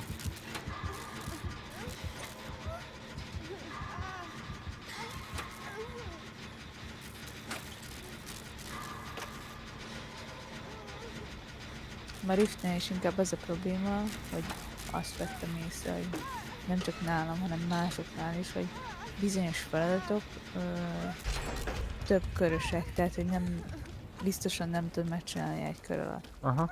Ez mondjuk nem feltétlenül baj, tehát hogy ez félre ne értsd, ne legyen pofon egyszerű a küldetés. Legyen, hogy akkor több körbe be tudod megcsinálni, de ne legyen lehetetlen, tehát hogy ne legyen olyan küldetés, hogy valamilyen extra feltételhez legyen kötve, ami nem feltétlenül rajtad múlik. És tegyük fel azt, rengeteg olyan liftes küldi van, hogy például basementbe akasszál fel 4 embert. Mondjuk az legyen az egy meccs alatt, több meccs alatt, lényegtelen.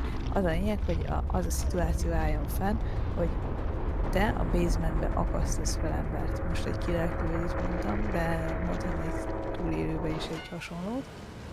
De az a lényeg, hogy egy speciális helyzet áll elő, amit vagy szándékosan kényszerítve megteremtesz magadnak, vagy egyszerűen szerencséd van és összejön, vagy lehet, hogy 30 körbe is belemész, és egyszer egyet nem akasztasz. Na, ja, megesik. Tehát, hogy ez nem feltétlenül rajtad múlik, hanem és nem biztos, hogyha generáltatod, mondjuk egy bubával lemész a pincébe, és ott vársz. Hogy minden...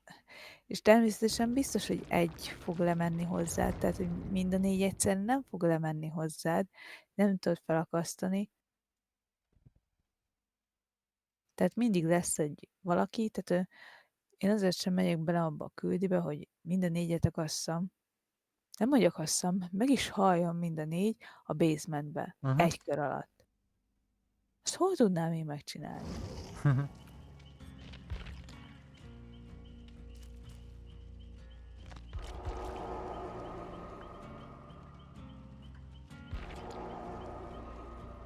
Zsófi, érkeztek?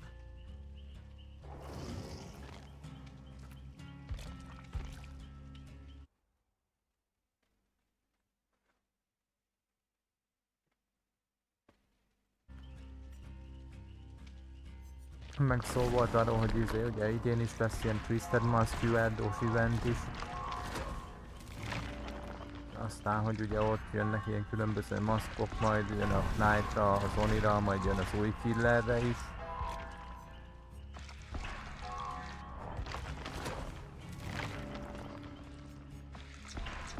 Meg ilyesmi, tehát nem tudom igazából majd.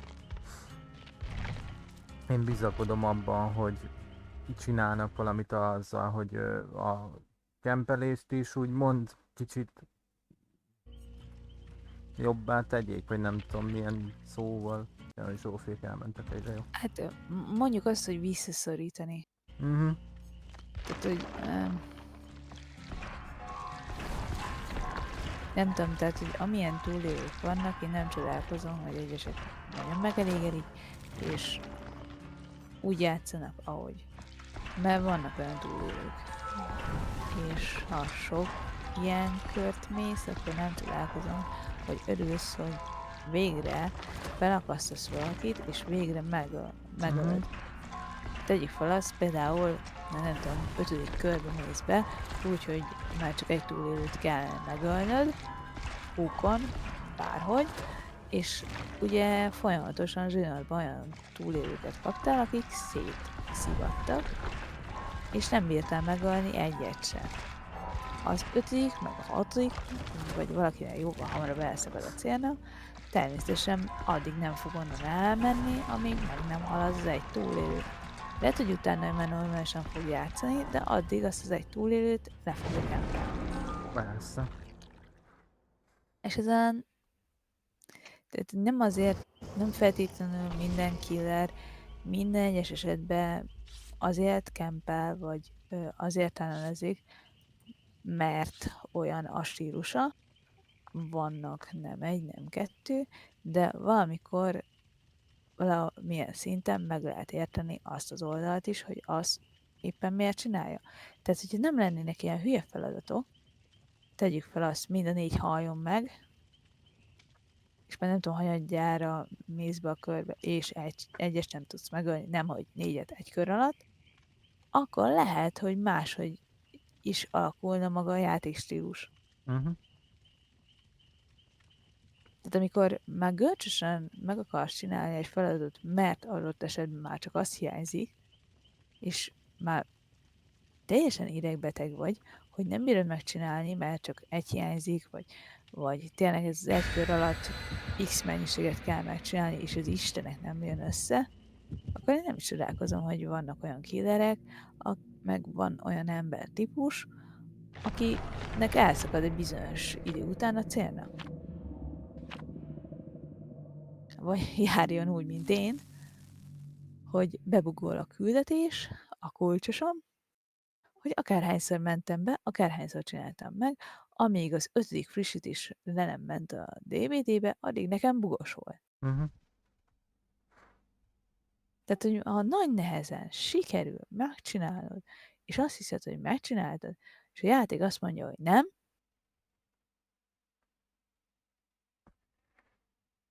Ja. és a következő körbe is azt fogja csinálni, meg a következőbe, meg a következőbe is. Ja, hát most volt egy meccsen, hogy Trapper ellen 2 Prestige 100-as gyerek jött be. Most konkrétan csóró gyereket szívatták ezerrel.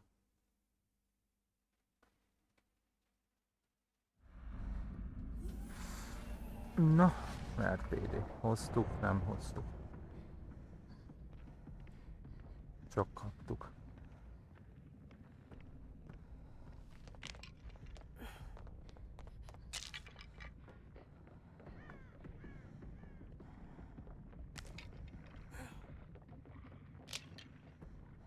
Jó, egy rating van. Aha. Ó, nem hallod a dingdongot. Írja addon.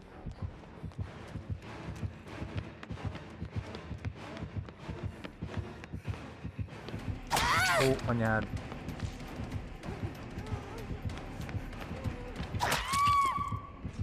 Rosszul jött ki.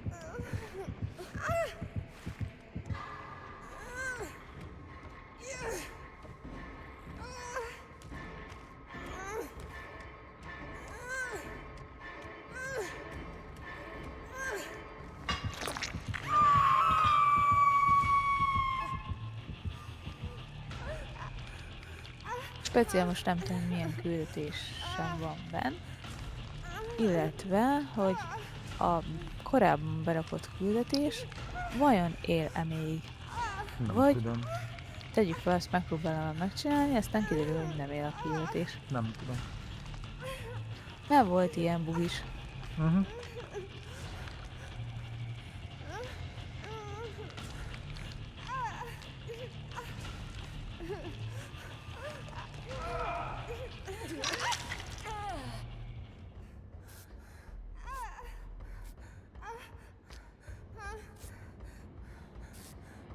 Tudom, nekem is volt ilyen, a Yellow Bliss-es volt utoljára ilyen.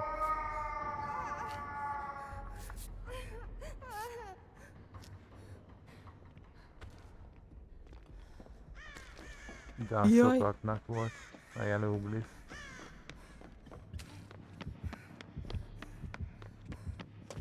Ups!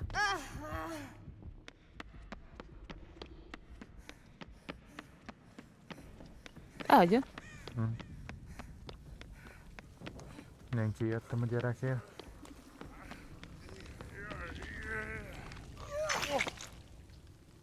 Jaj!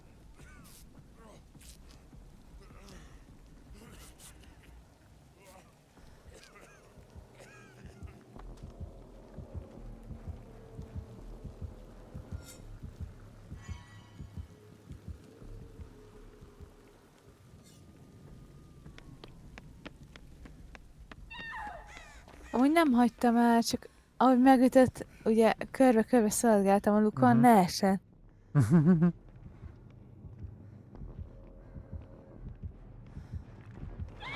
Aztán idő volt, mire feljött. Aha.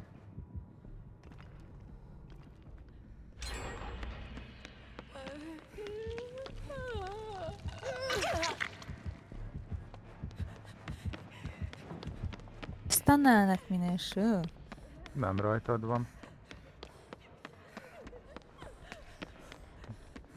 Biztos? Aha. Az előbb jött mögöttünk. Ráfordultad White-ra.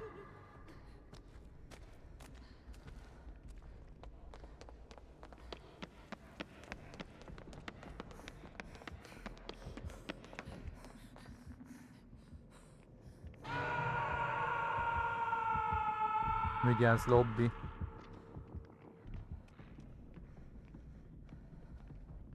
Vigyázz fel, mi?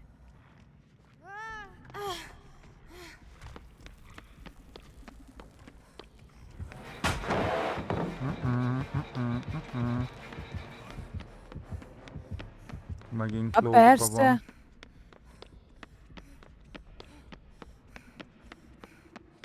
Jaj! Fearmongeres. Megvan mi a küldi. Na.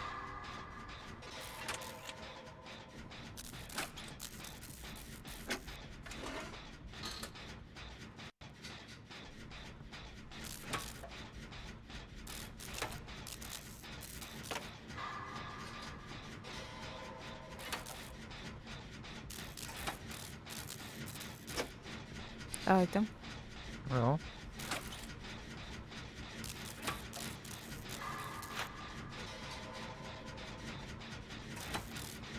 Billen van, ha jól látom.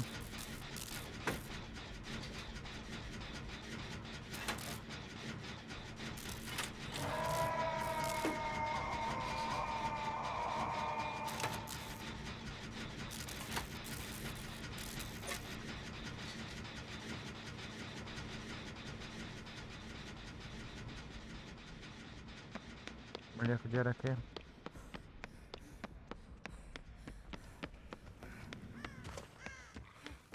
Hát ő nem.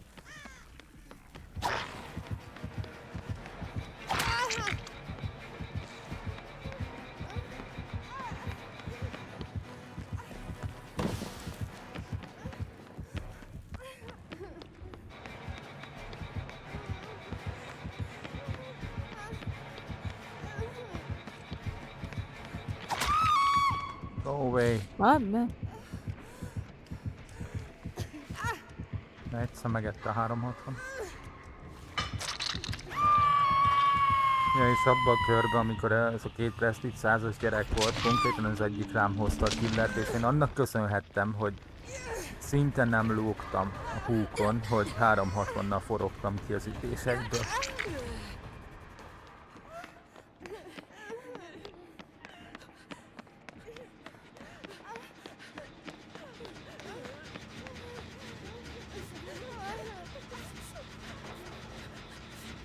ne, ó ne.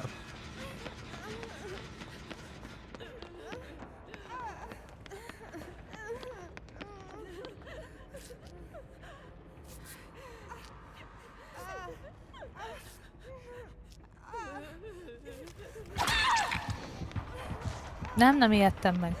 Hát még én. Paletala. Ne haragudj, én így nem megyek vissza.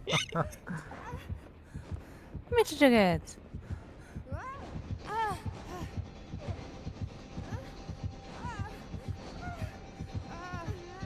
Ó, az pince time.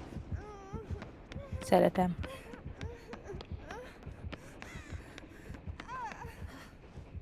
Meg is kaptam a húkomat. Na, Bredet összeszedték.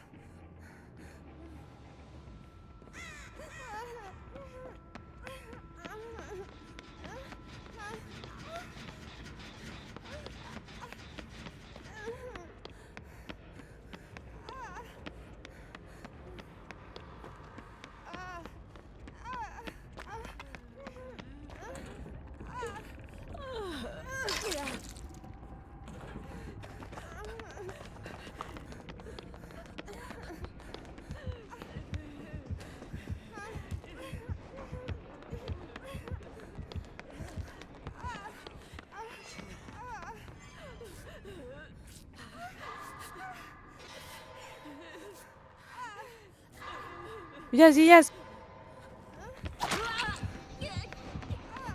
Thank you.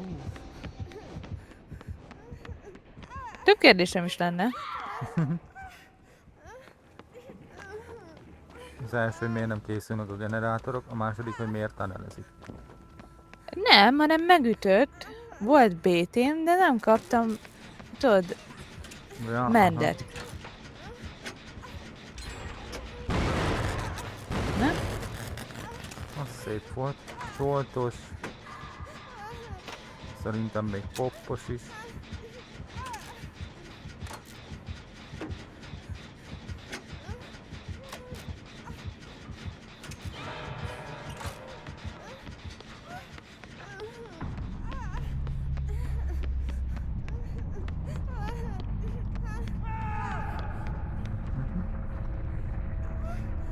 Mindig nem törte szét. Nem mindegyik palettát töri össze. Csak amelyiket én dobom.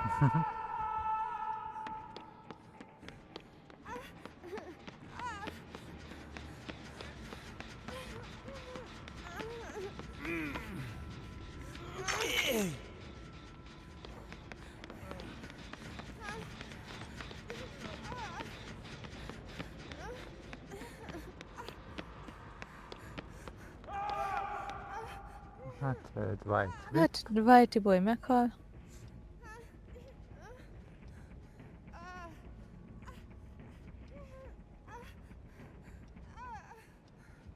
Bill az úgy van, hogy Adrárral játszik. Bőszen szerel. Egyébként kim van az udvaron.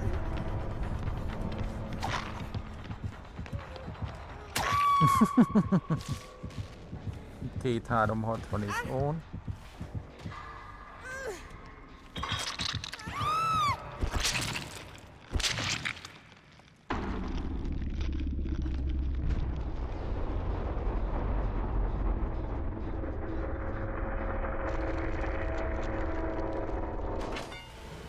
Aha. Szerencséje nem lesz, mert alattam nyílt a hegy. Igen? Mert egyébként meg itt van már rögtön a killer. Olyan tassét elvágok neki. Rip. Meg is érdemli.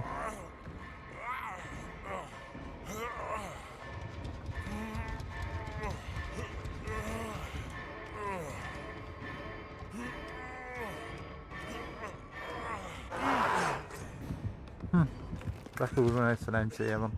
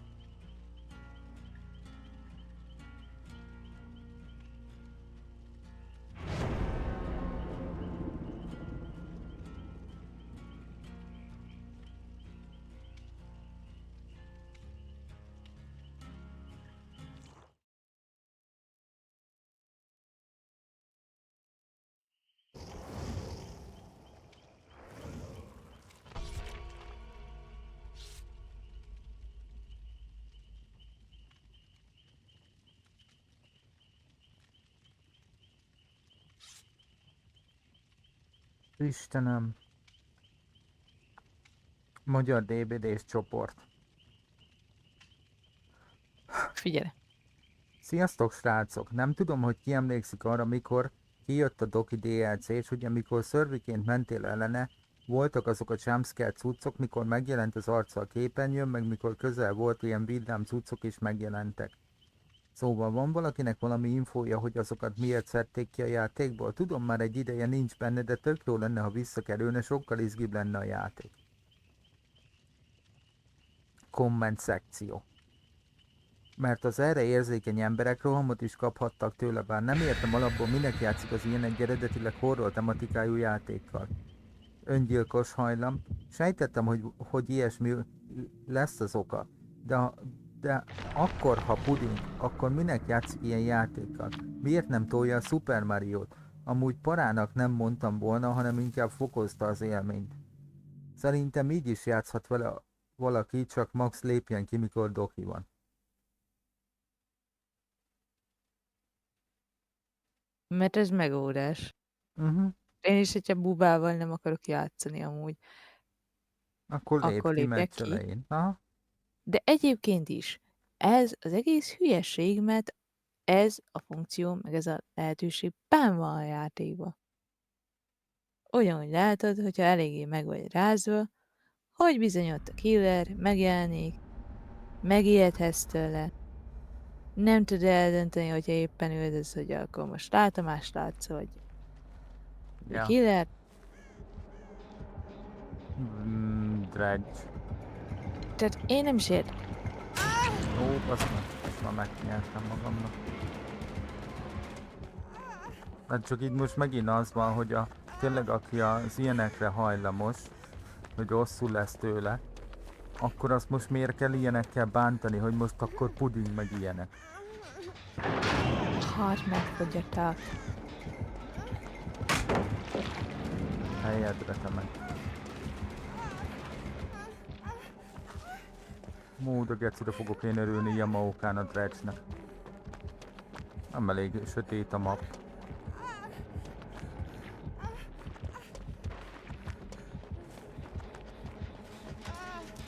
Hello!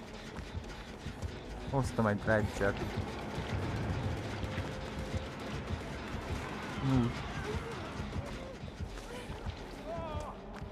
Hát, jó van, Jay. Te vagy a leggyengébb itt láncon.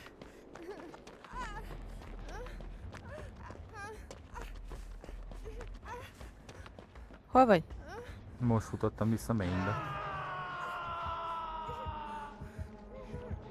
Óvatosan utána mi?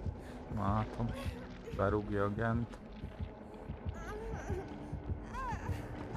Oj, nem mondod, hogy over to hide, ott van. Meg overcharge-ra.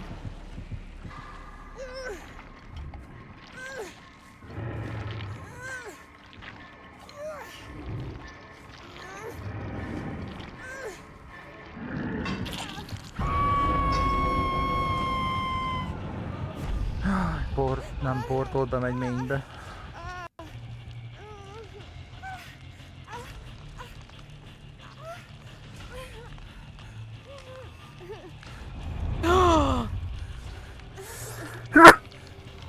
Meg is így. Köszönöm.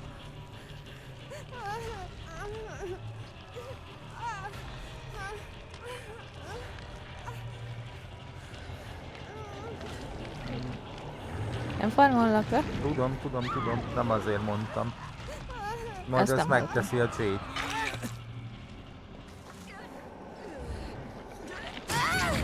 Nem ér annyit. Nem jövök le. Én megpróbáltam. De nem baj, mert ezzel is protect hiteltem, és az a questem most.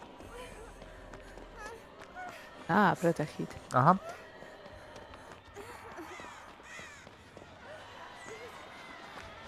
Na most már lejárhatna ez az harr.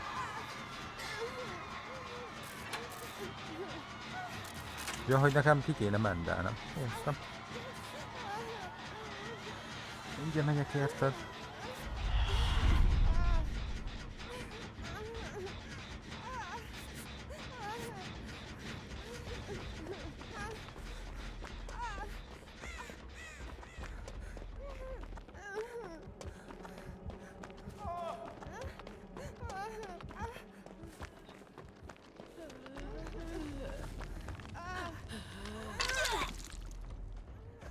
Jó, ez továbbra is bugos.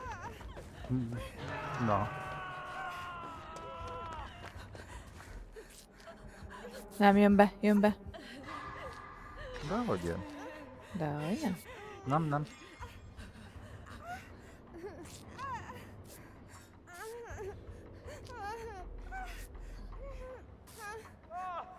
Az teljes mértékben jól állunk ezen a meccsen is.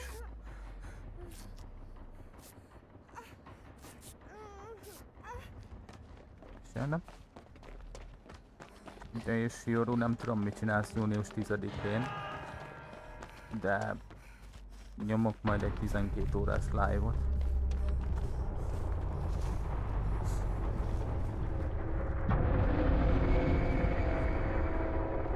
Én sem tudom, hogy mi mit csinál. Elköszönöm az információt. Csak így közöltem igazából, majd még csoltos lenne. Most nézem, hogy Harry Potter sáv van a vállán. Lol. Az egy Gryffindéres. Aha.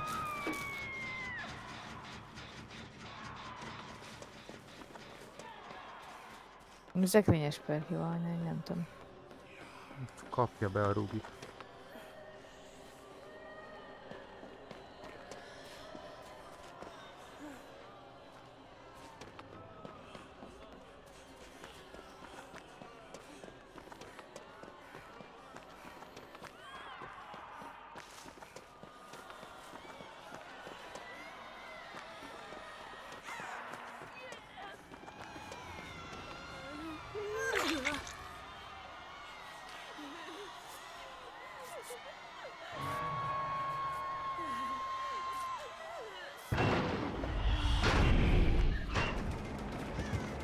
Yes.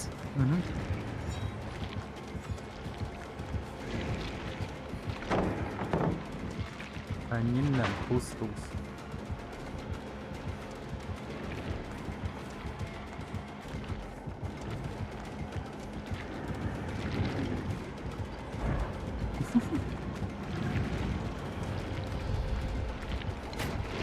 Az plusz 10 kő, jó? Gyerek Minecraftozik, csak szólom.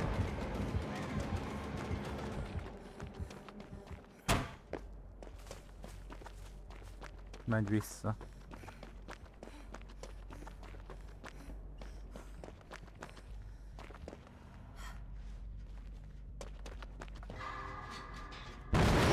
Nincs seggvala.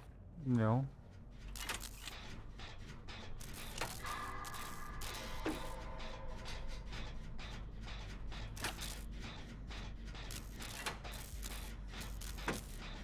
Mellette sincs máppala.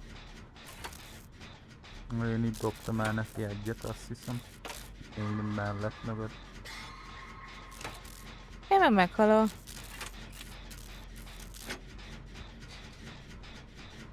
Vagy nem? Yes!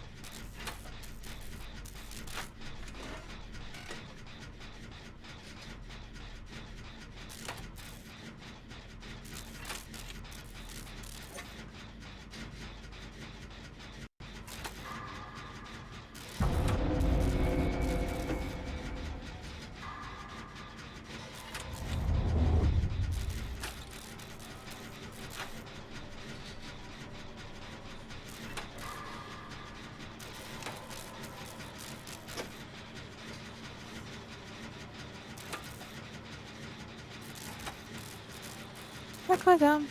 Az baj. Érted? Egy geniál jól. Azt is lekempeli.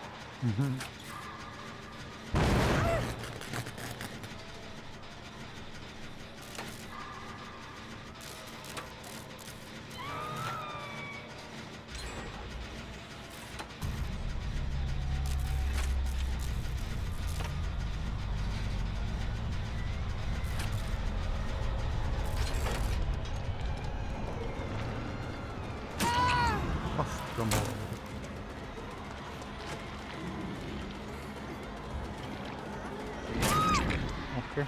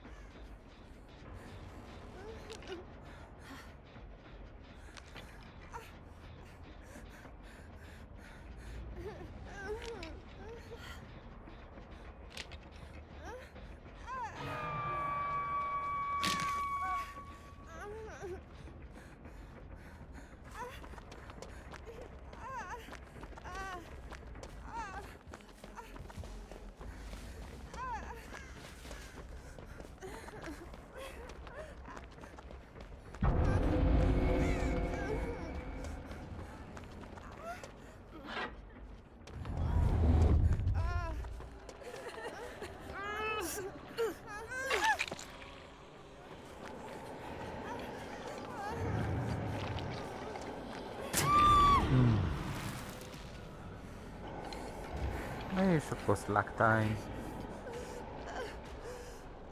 Oh.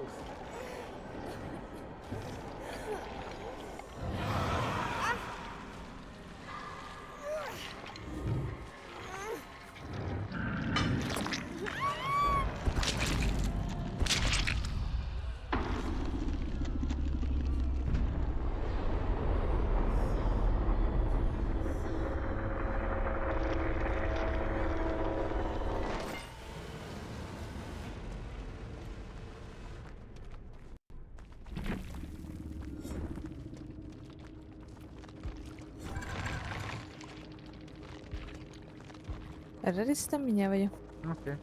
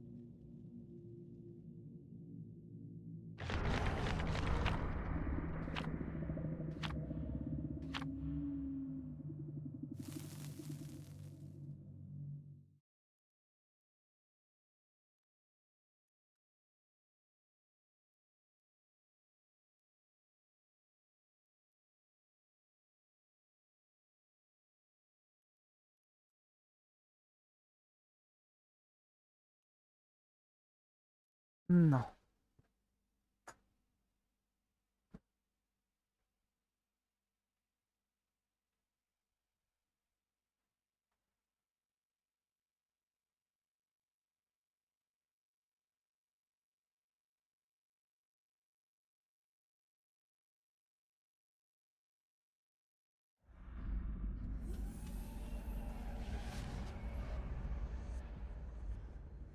Megint RPG.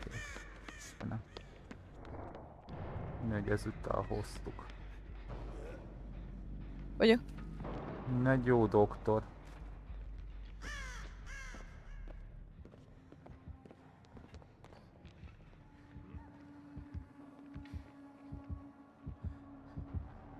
Örülök neki. Annak is, hogy hoztuk ezt az undokmottot.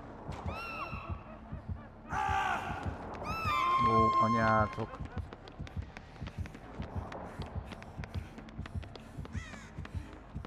Jó, és a Richter skin. Nem.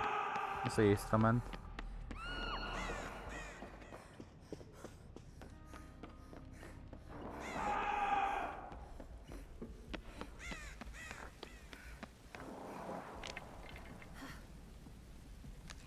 Hát az udvaron nincs geni. Én fent vagyok a tetőn. Ott most totemezek. Szia! Szia!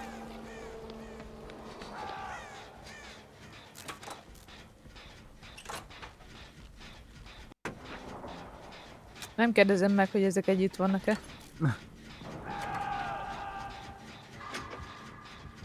Szerintem nem.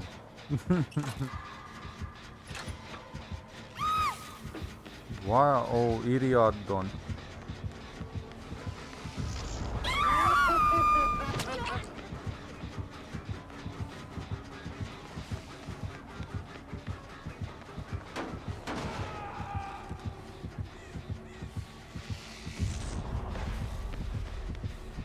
Nem mondod, hogy beakadtam.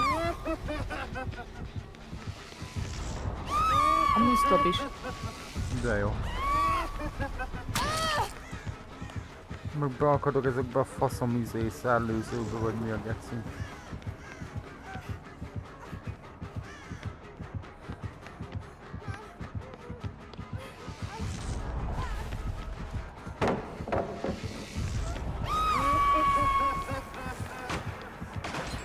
Ó, anyám zsákutca.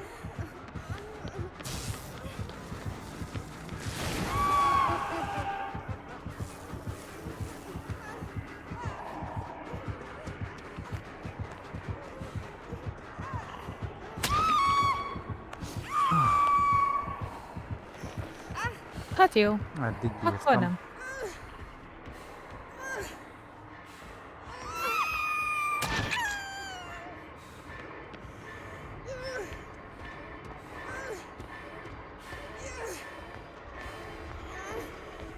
Ez ugyanész. Időbe akarok lesízni. Azaz, farmolj bele az arcába, te majom.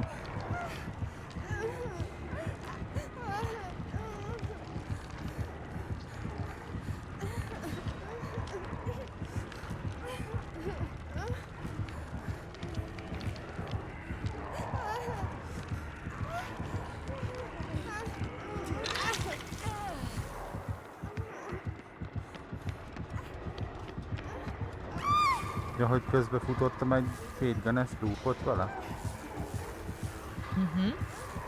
Persze tűnt.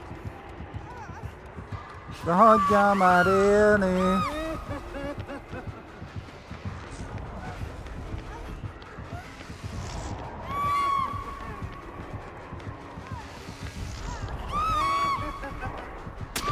Miért kell ekkora fasznak lenni?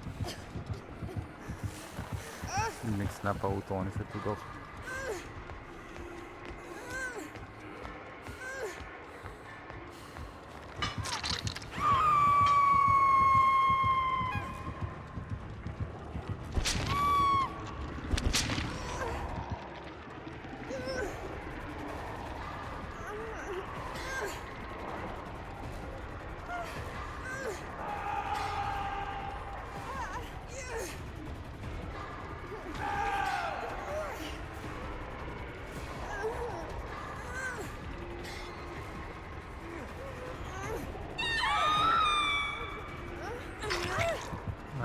most elfutok a világ végére.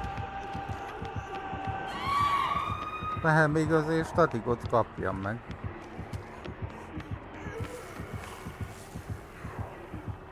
Az jár. Gratis.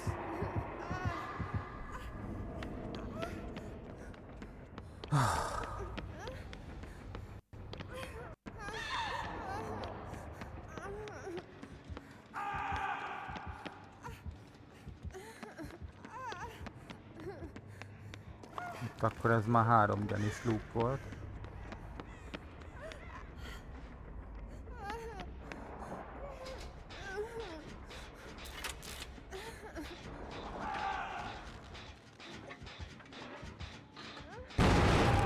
Zsoltos.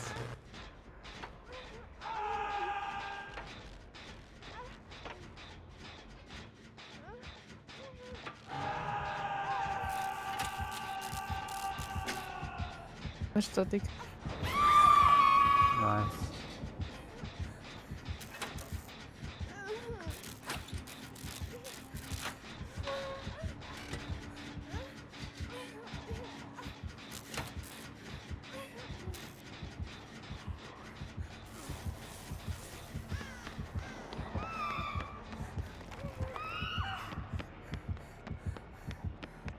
Jövök az észre.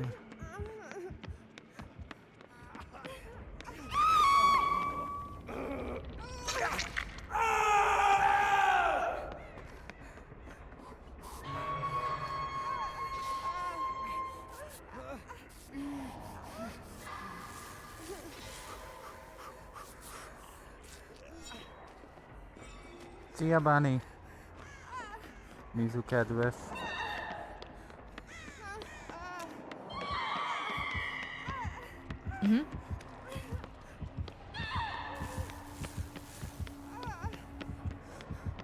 Nézd majd fel! Látom. Nem szabad, hogy belaggoltam. Minden oké, Báni, köszönöm kérdések. Már fáradok.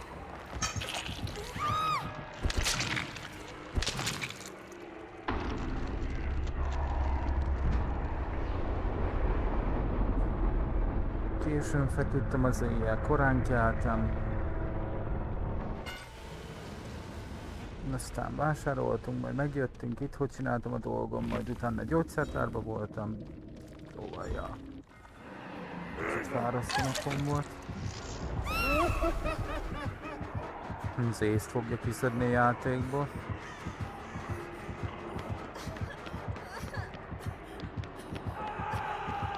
De még hogy itt vagyok és fáradt vagyok. Hát ja. De itt vagyok és tolom.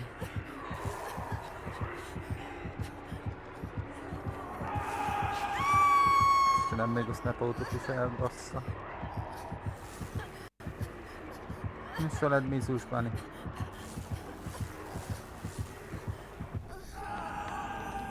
Aztán most úgy döntöttem, hogy a DBD-re ráfekszek, hogy grindoljak irig.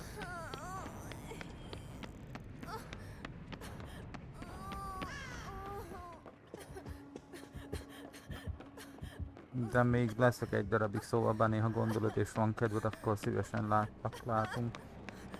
Elfáradtál? Takarítottál? Ez is egy jó. Gyere, drága. Az ész az követi a killert és tíbegel. Gyere, drága.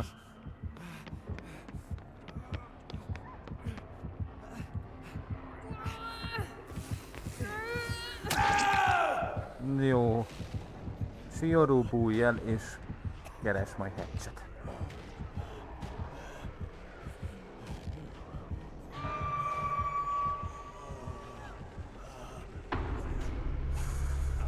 Arra megy felé a killer, vigyázz!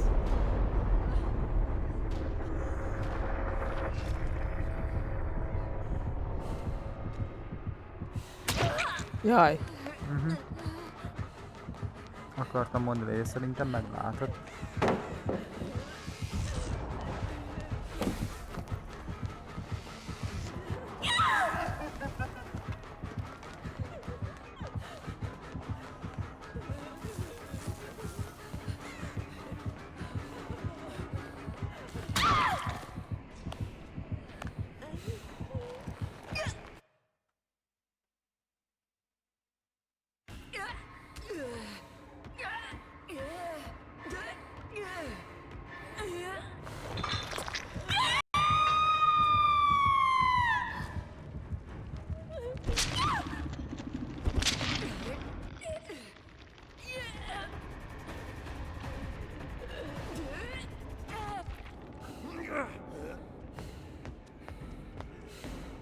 Azt nem mondd, hogy az ész lepacsizott vele.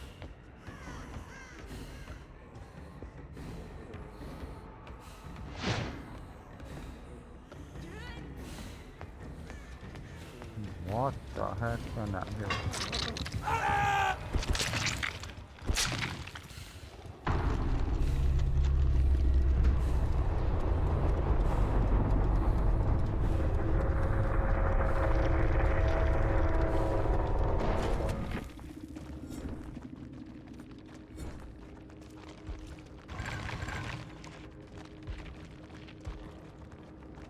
Nurse calling sloppy Discord dance mature. Música.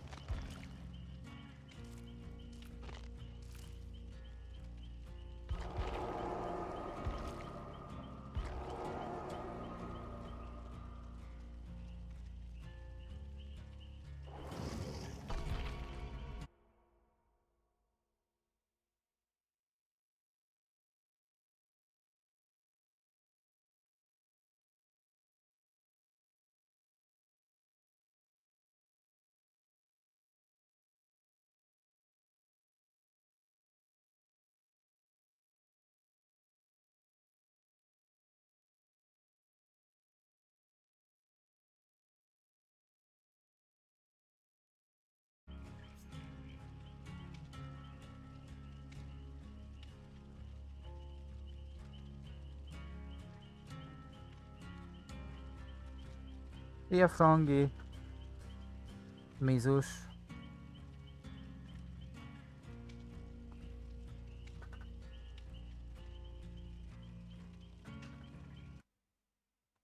Kedves Bunny Discordra érkezel?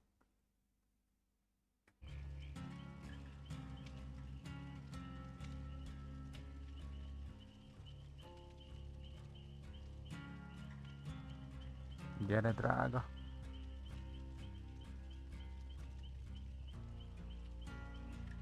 Igen, volt. Live voltam is élőben.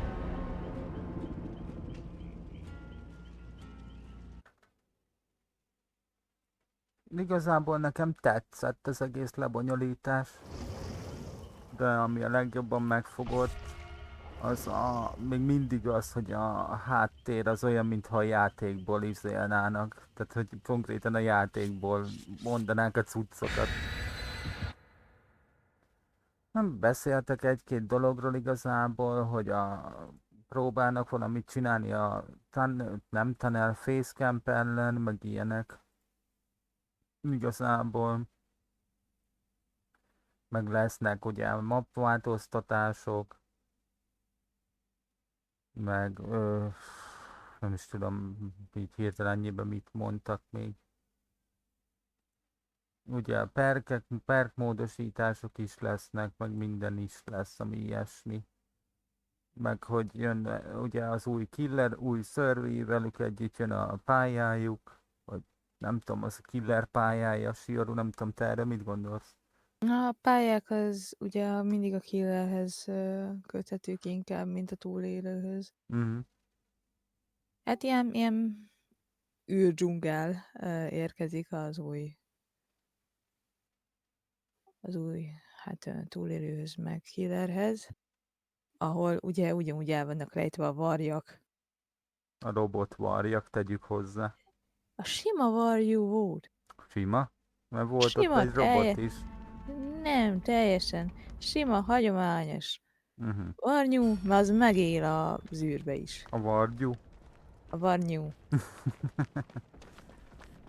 Ezek olyanok, hallod? Túlélőkkel etetik őket. Ez igen. Ups! Teljesen megzavar itt a kollégina. Akartam fajgázőzni, de nem működik. Na, mi a probléma, Frangi? Ez egy Wraith, egy Myers, vagy egy Ez egy nyuszi.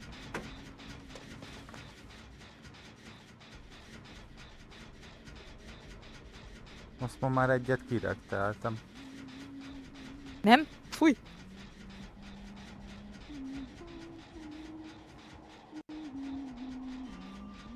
Main fele megy.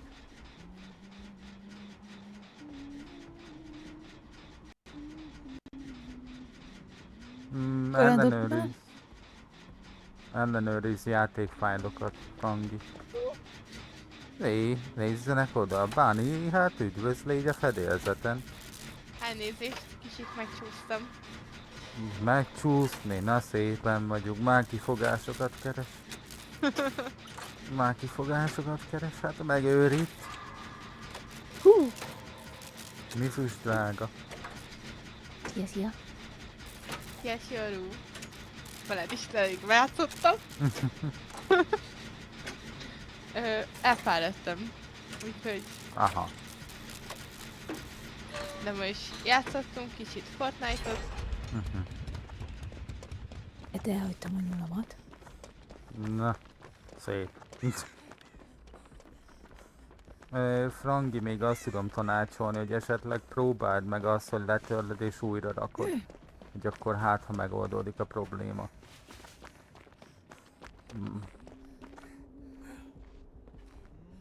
Azt mondjátok, hogy nekem adjátok? Pusztusz innen. Igen. Nem igen. Megkaptam a Lauritól. Pedig nem kértem. Na gyere babám, bírod a tempót? Figyelj, mert egyszer mutatom meg. Potyognak az emletről. Én is ezt nézem.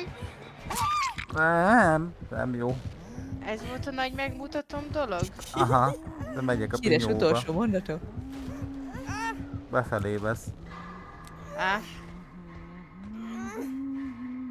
És nem megyek pinyóba. Ez az érdekes út. Mi a helyzet?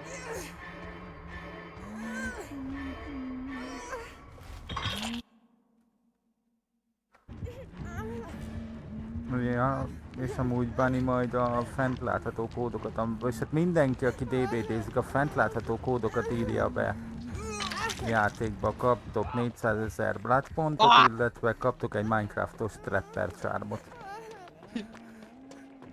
Hiszen megyek Minecraftozni. Fú, most a múltkor arra is megjött a kedvünk, és azt is játszottunk.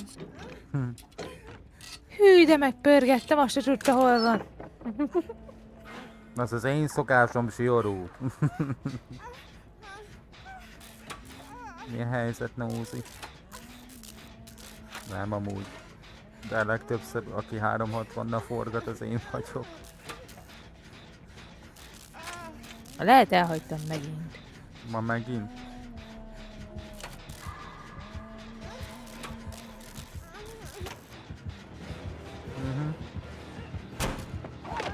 Az plusz 10 fal.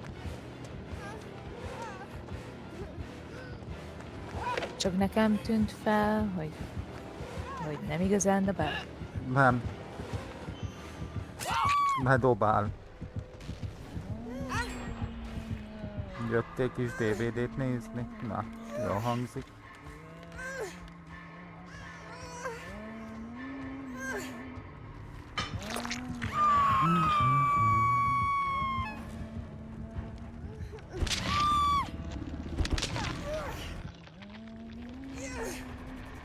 És amúgy Mizus Frangi. Előbb keltél, hogy legyen egy kis időd? Main előtt futforászik. Hey!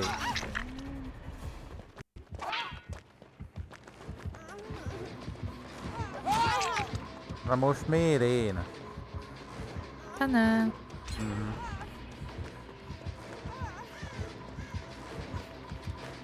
Merre vagy? Hátul. Rá. Ez így nem jó. Hát nem. Mindegy, nyomjátok. Nem érsz már ide. Bani, nyomásgenerátoros. Beléptél Sun Heavenbe? Nice.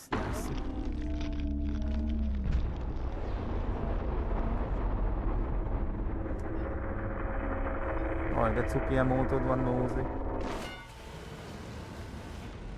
Cuki. Jézusom, 5 órája megy ez a csoda.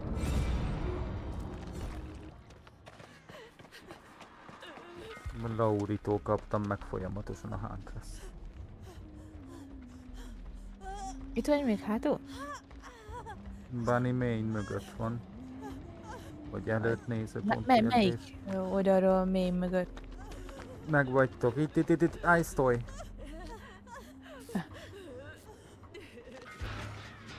Köszönjük a távirányítást. Ez igen a Lauring, Prove, Build to Last, Light, Deliverance.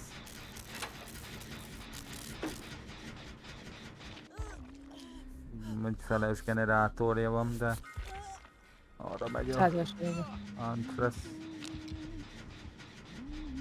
Mellette totem ez. Mögötted van köbö. Itt arra.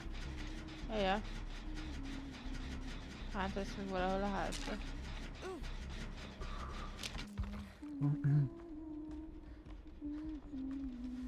Totem. Ugri-bugri nyulacska. Jött az emeletről.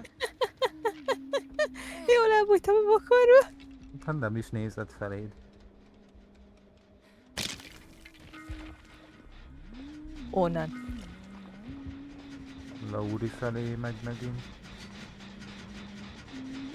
Húsz. Lauri.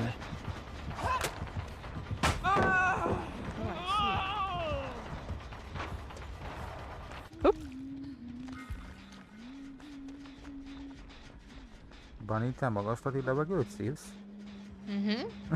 Látom. Vágod fel a házba.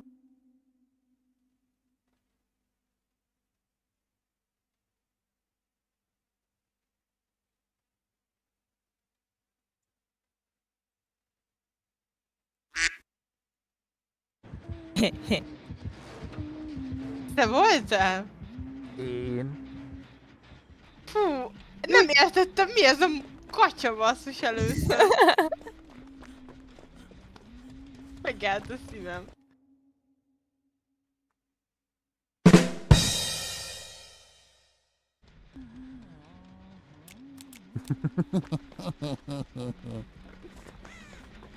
Ez volt a Laurinak a generátorja.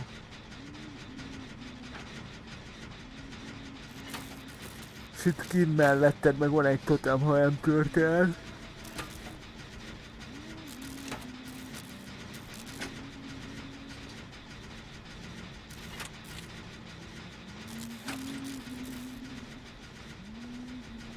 Az még easy.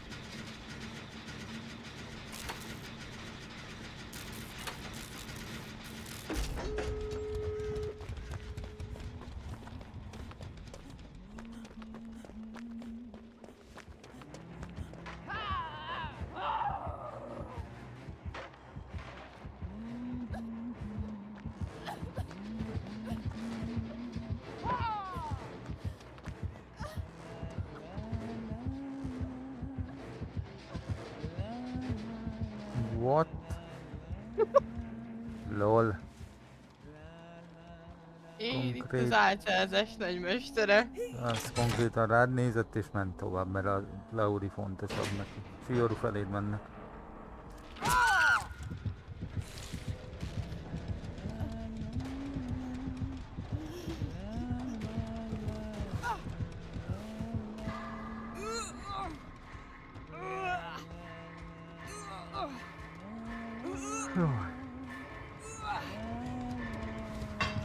Oda akasztott, ahol Bunny befejezte a generátor.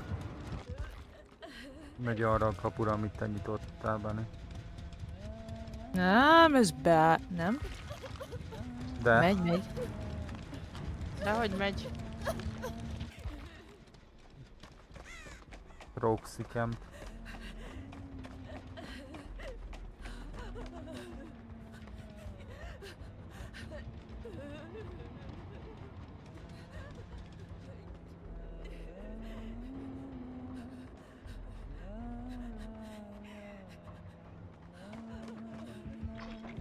Deliverance. Az igen.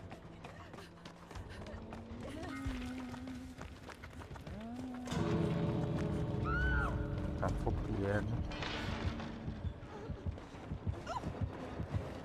Há?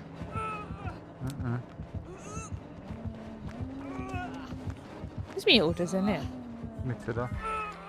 A kapu. Nem tudom.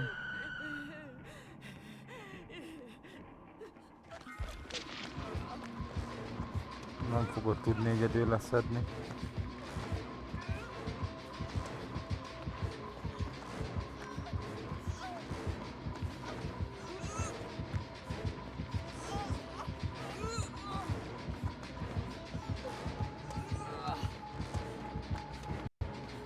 Arra futsz vele? Nem megy odébb. Itt ebből az a probléma.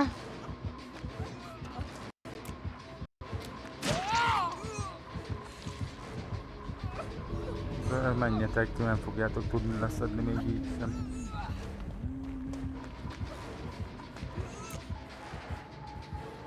Most. Fizik. Na most kéne fogni egy időt? Jó, bólogatott, úgyhogy mehettek.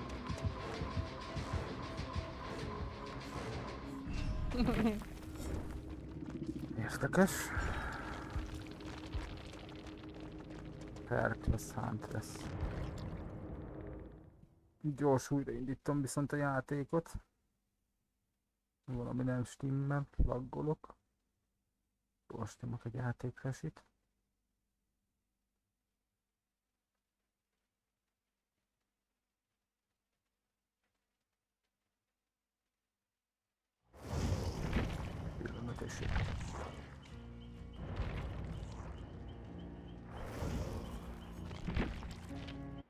Én addig mindjárt jövök. Oké.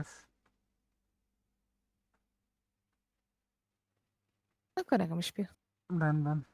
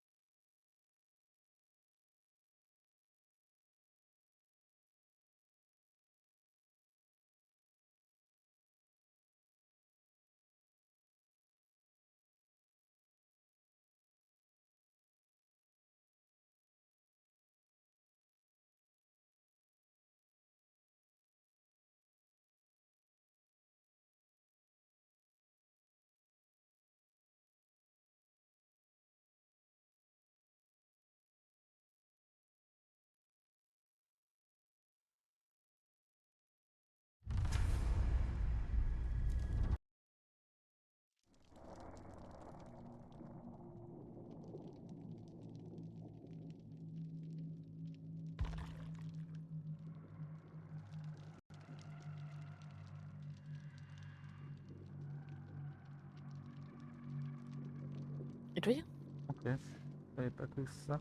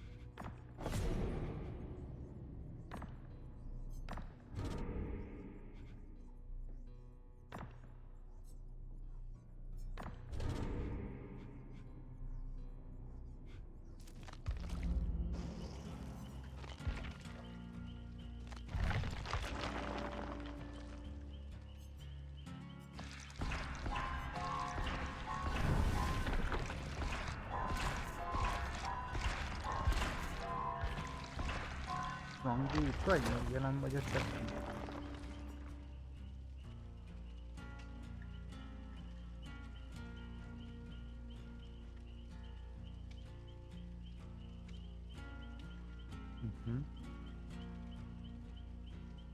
Újra raktad és még mindig szar. Akkor ötletem nincs.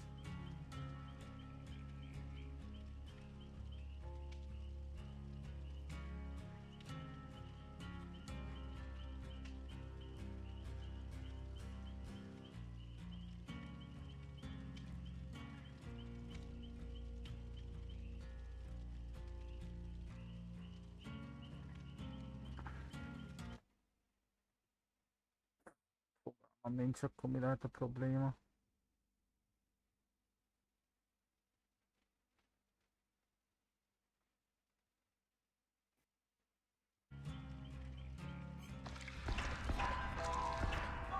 Általában ez meg fog oldani.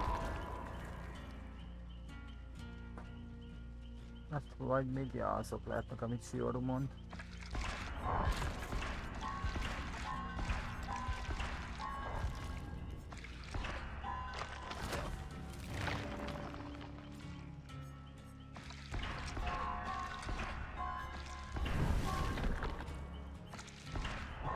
De mi a pontos tudatódja, vagy várj, lehet azt leírtad már? De visszakeresem. Ugye? Most sem.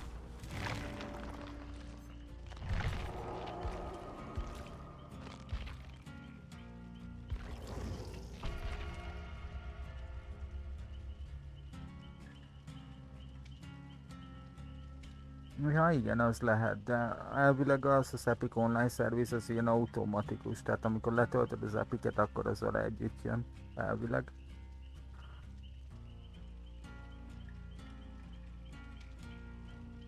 Megnézem, hogy leírtad a hiba kódját. Mysterious Verify olyan, de már csinálja, aha.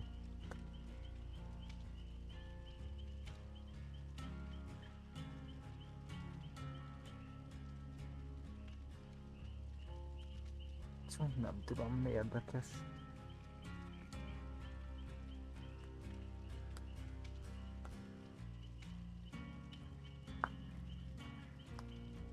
Már működik? Na, szuper. Akkor csak az volt a probléma. Az online service. Most welcome to VIP Club from G.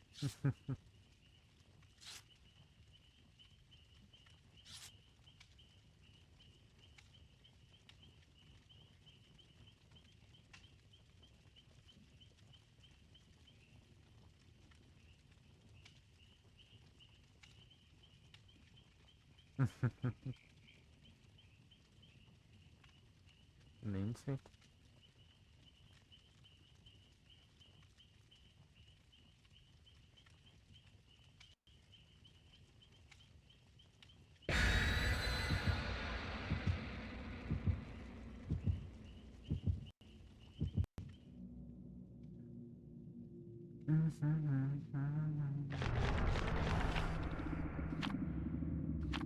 Nem már megint. Innen marad benne borsod.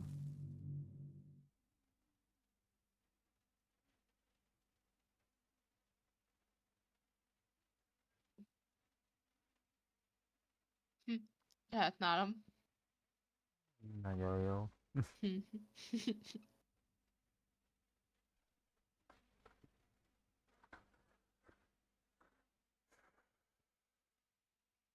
Csak nem én tehetek róla. Micsoda? Nem én tehetek róla. Ha nem? Nem én játszottam utoljára. Kifogás. Csak nem éppen étkezel, kedves Bunny. Nem.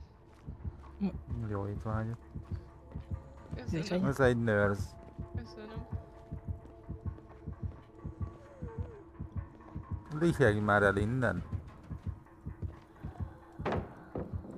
Az igen. Jaj! Nem mondtátok, hogy feljött. Most fel nem van? Aha, szerintem se. Nem fogsz farmolni. Velem biztos, hogy nem fogsz farmolni. Felejtsél el.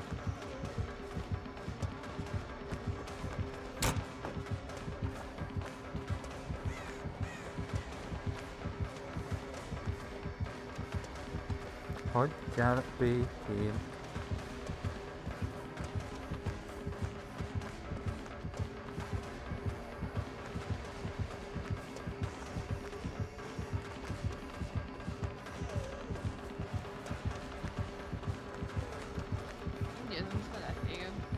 Ja.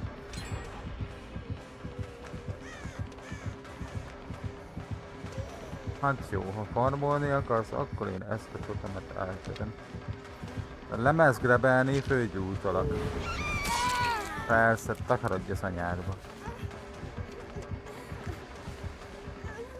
Velem nem. Én nem az a fajta vagyok, aki szereti a farmolnak. Tanató. Na, megint mit menne ez a niminsz? De még mindig bugos.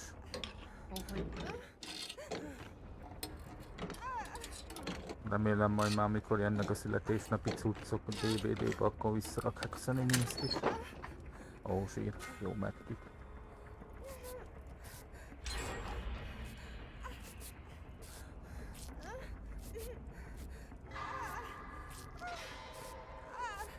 Hagyjál már békén.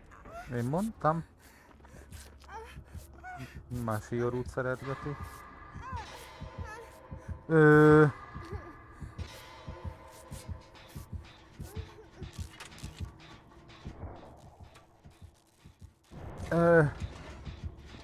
Lehet, hogy a Niánk csal. Mert fent vagyok mainbe, hílelem magam, és konkrétan a semmiből megjelent itt fönn mainbe. Olyan volt, mintha átteleportált volna a padlón, vagy valami. Jézusom, de FPS droppom van.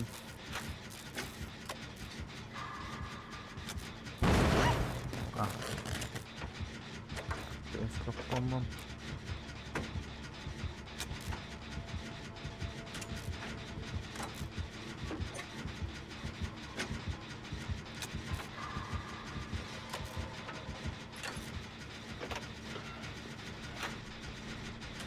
Na, elkívbegelj, mert nem szeretem.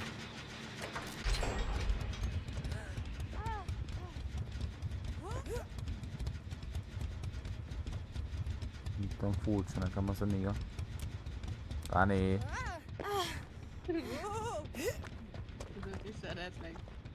Ja, én is. Ami nem tudom, én az első genit vele csináltam, meg az normális volt. Nem azt mondom, hogy nem normális. Csak olyan, mintha mainbe úgy teleportált volna fel. Lehet, hogy aztán csak én bambultam bele ennyire.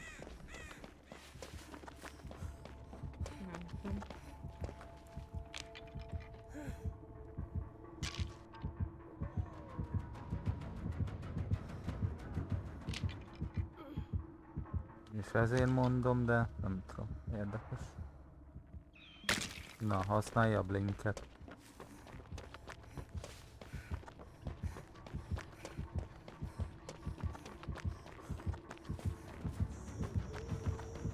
Nem tudom, hogy csele, de a haját azt én loptam. Élőbe. Kék haja. Rajtam.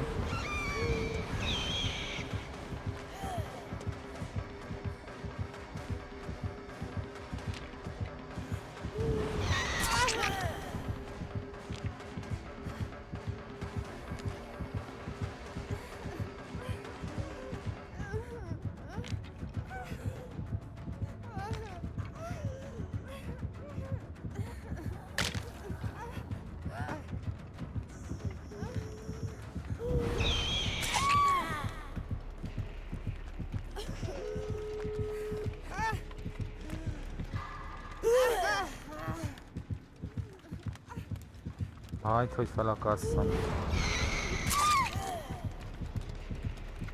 Direkt azért izéltem.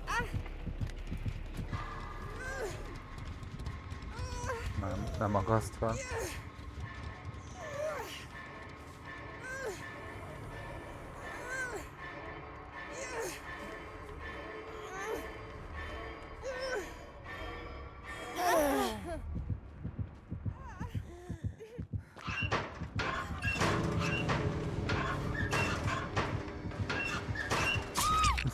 Noed.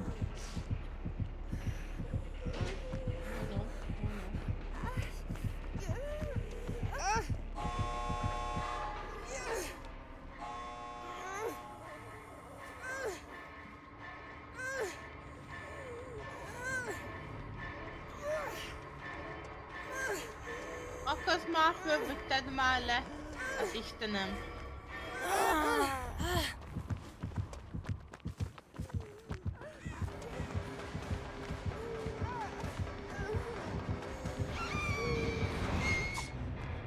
Hát... Sajnálom, de kirongyoltam.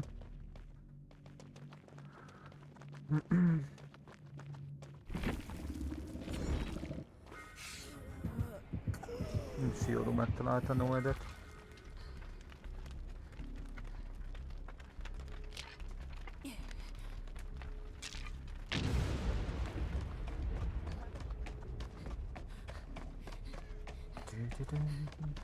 Azt hittem, engem fölakaszt. Nem akarsz senki.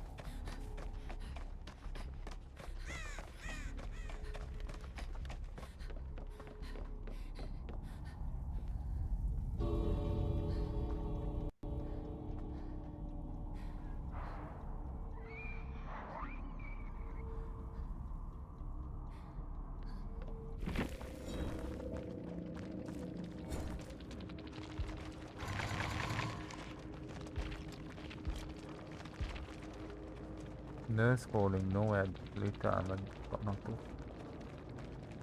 Farmolni akar csóró.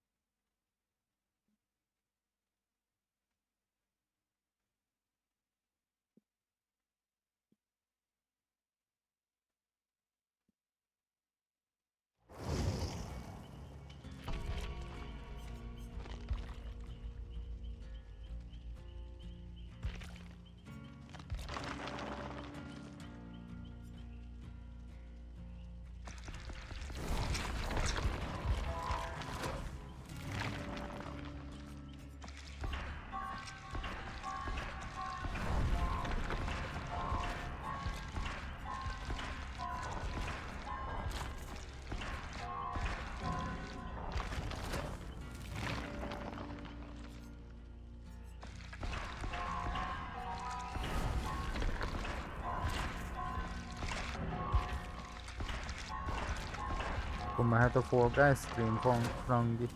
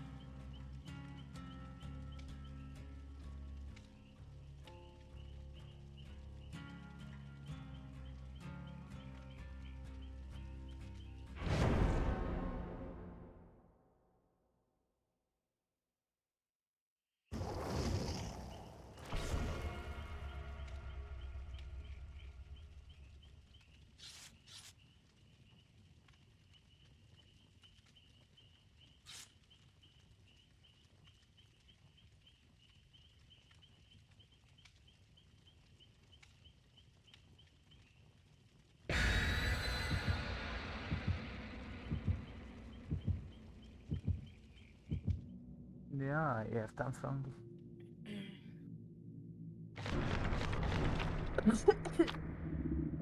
Meg ne fulladj, drága. Dehogy is, csak felültem. Micsoda? Mondom, dehogy is, csak félre nyeltem. Ja. Jó, csak azért kérdeztem vissza, mert halk volt, és nem értettem.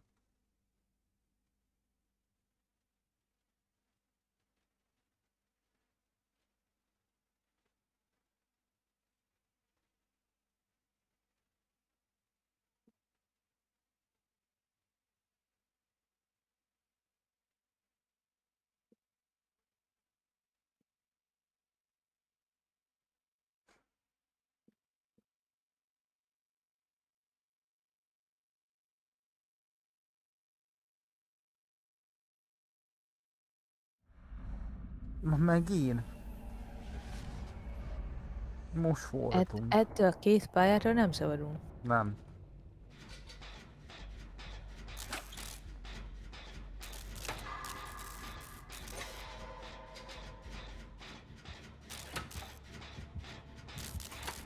Még egy nurse.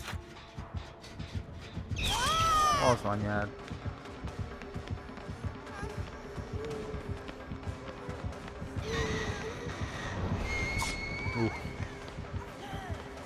Ezt elkapkodtad.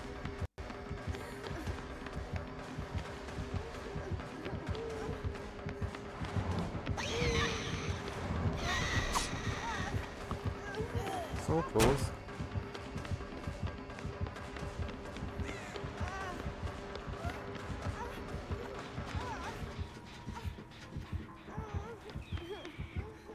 Jaj, nem mondod.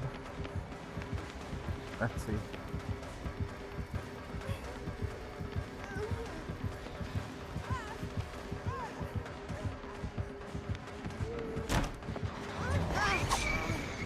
Ezt is elhibáztatta balfasz.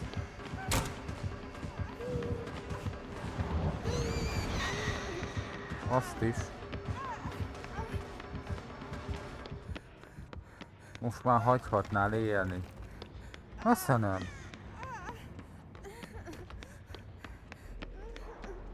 Valaki határozottan meghozta a nőrzöket.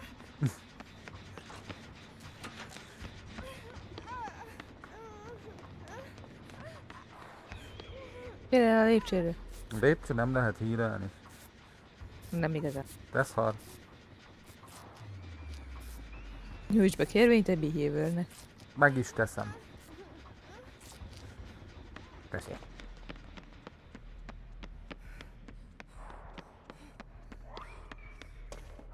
Meg is teszem. Olyan kérvényt nyújtok be nekik, hogy én leszek az új technikai igazgató.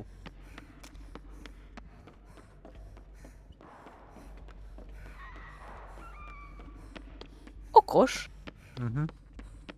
Próbál mindig eléd linkelni.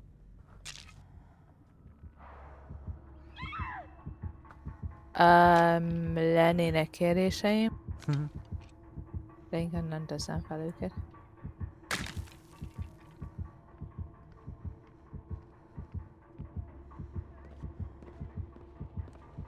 Mit, mikor, miért, hogyan? Körülbelül. Hát ez nem igaz. Hát 5-ször beleakadtál az ajtóba, miért nem jöttem le? Blinkel valahova Deadman switches. Középen, Gani. Jó. Jövök Siorúért. Megy vissza, megy vissza.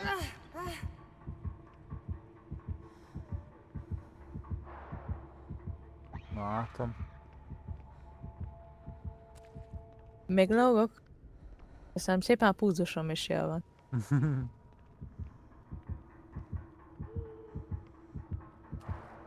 Jött téged meg is csinálni, látod? Most. Milyen jó nősz. Ilyen mindjárt vissza.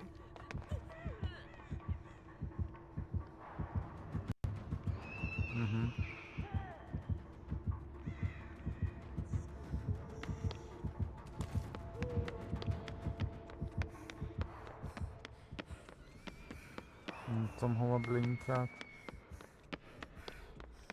Nem jó, hogy belenyúltam a genibe.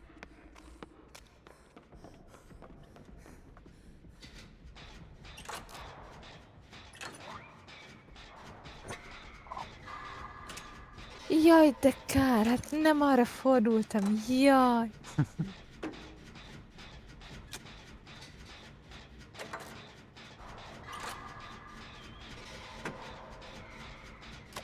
Jaj, plusz 10 fal.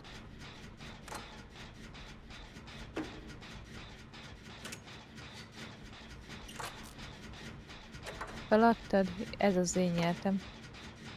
Nem, azt hiszem, hogy Most úgy döntött, hogy elmegy bármit szeretgetni. Anyu...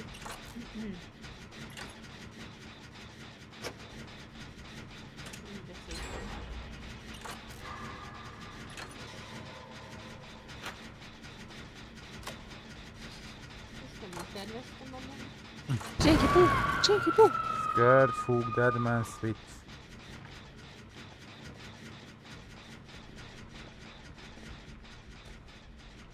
Akkor ne állj meg, akkor menjél tovább.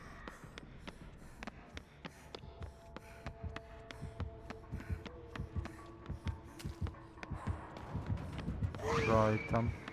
Hopp. Visz.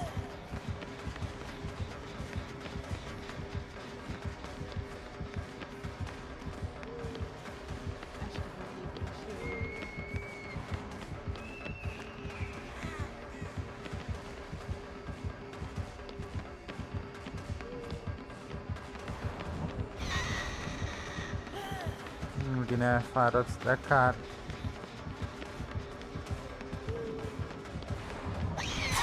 Na, ez szép volt. Além blinkeltél.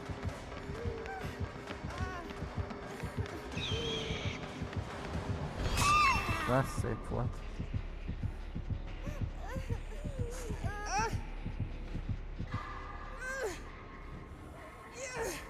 Hát ez Scared Fook lesz.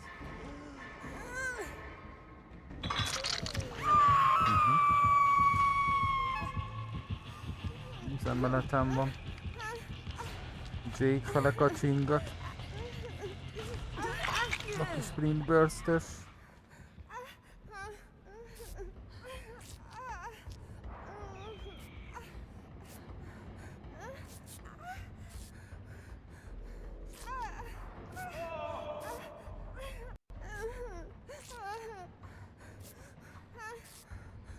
Bunny, azt majd engedd el.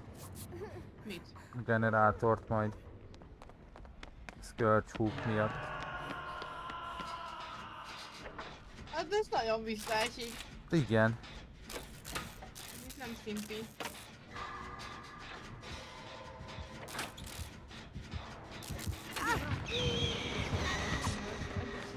Jaj, de kár. Mint ez most már úgy van, hogy csak 4 Scourge Hookja van a killernek. És általában sokan azt ellövik a meccs elején. Ez igen. Csak beugrottam. Hát megérkeztél. Megint égből bocsánat, körül? Igen. Annyit látok, itt nagyba futok, egyszer csak annyit látok és hallok, hogy siorul, hogy poty. Megjött. Meg. Betoppant a helyszínre. Az biztos. Hoppá! Ez kicsit rossz helyre ment. Rosszalkodtok, hölgyek. Nem. Ugyan már. Hova? Te gondoltam, beugrok a killer elé. Az plusz 10 ajtó. Jaj, elnézést. Nyugi, Premier Plánból néztem végig. Plusz 10 ajtót? Aha, ott álltam az ajtó másik felén. Ó. Sörú is itt volt mellettem. Most is végig Premier Plán. Vigyázz, mert eléd fog blinkelni. Blinkeljen, de nem tud eddig. Hiába blinkel elém. Nem talál el. Kész. Engem megunt. Ne kiabáld, azt el! Jó, mama.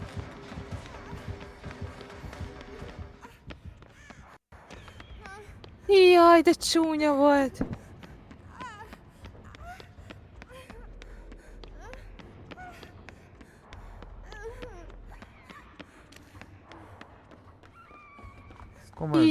Jaj, ez nagyon mellé ment. Jaj, de sajnálom. Ja, nem.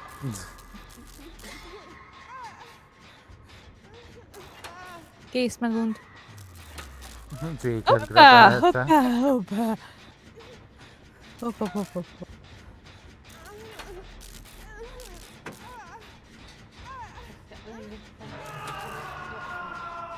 Ilyenkor már nincs kört csúknyugi. Baj, azért elengedtem. Jó.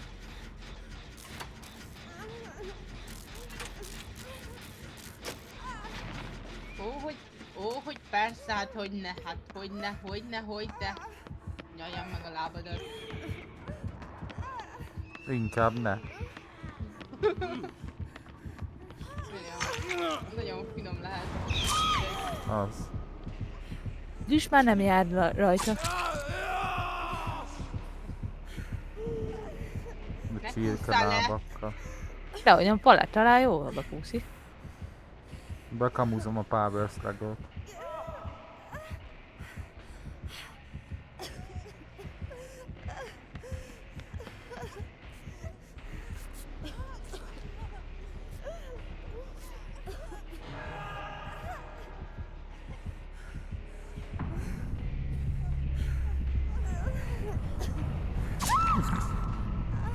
Azt meghallott.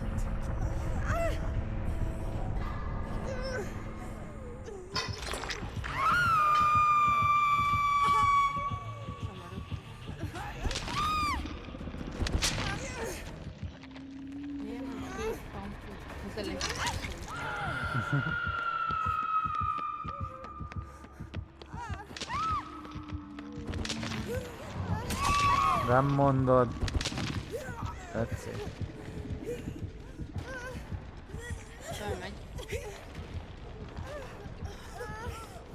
Ez itt nem lesz jó.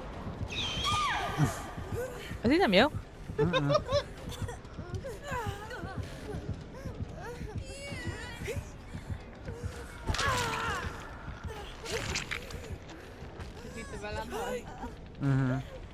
De legalább most elmondhatod, hogy egy pasi már lábaid előtt heve.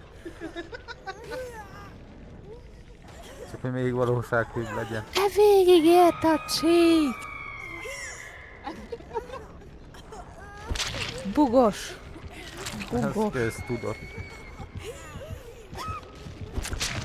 Bugos fos.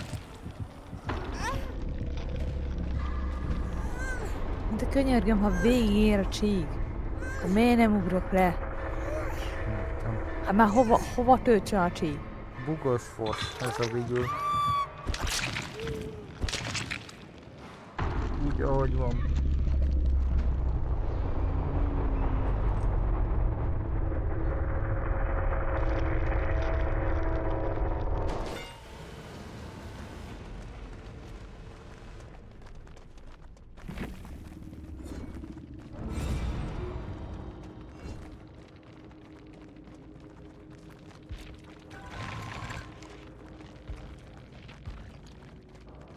Barbecue, pain result, advanced switch.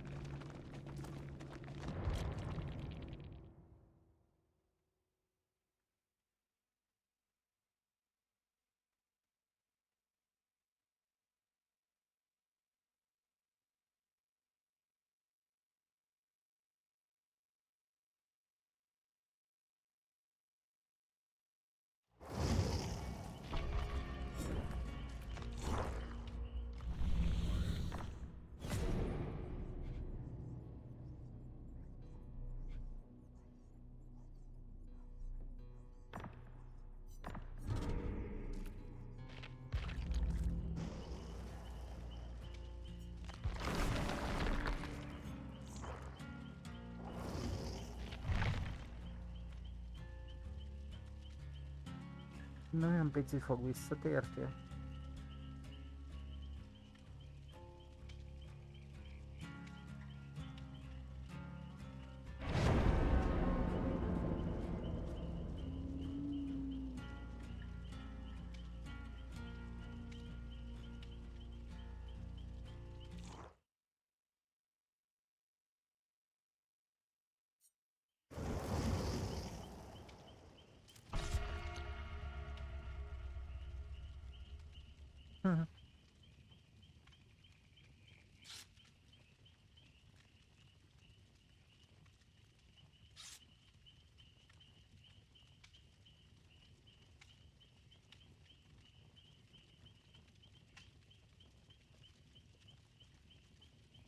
Gondoltam, hogy fortíztok.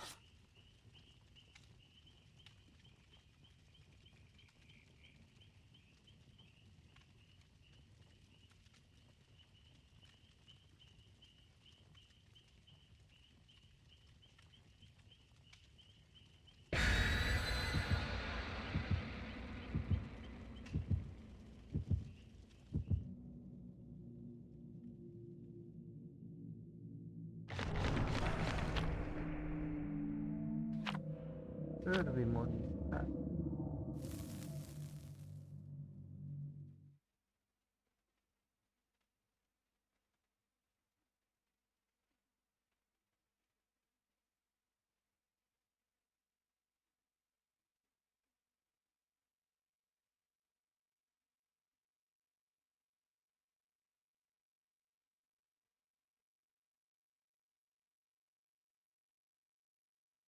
Honey!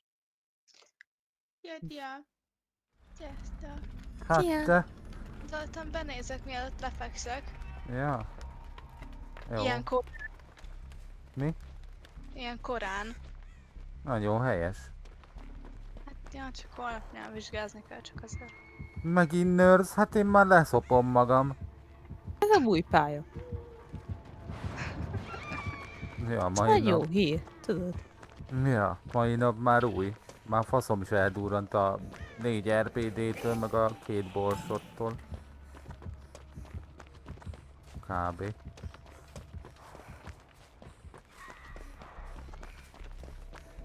Mi van, regék befejezték, Dia? Nem fejezték be, már a legelején mentünk 2-t. Az elsőbe szántóékkal elvertük őket 4-0-ra. Másodikba visszaadták.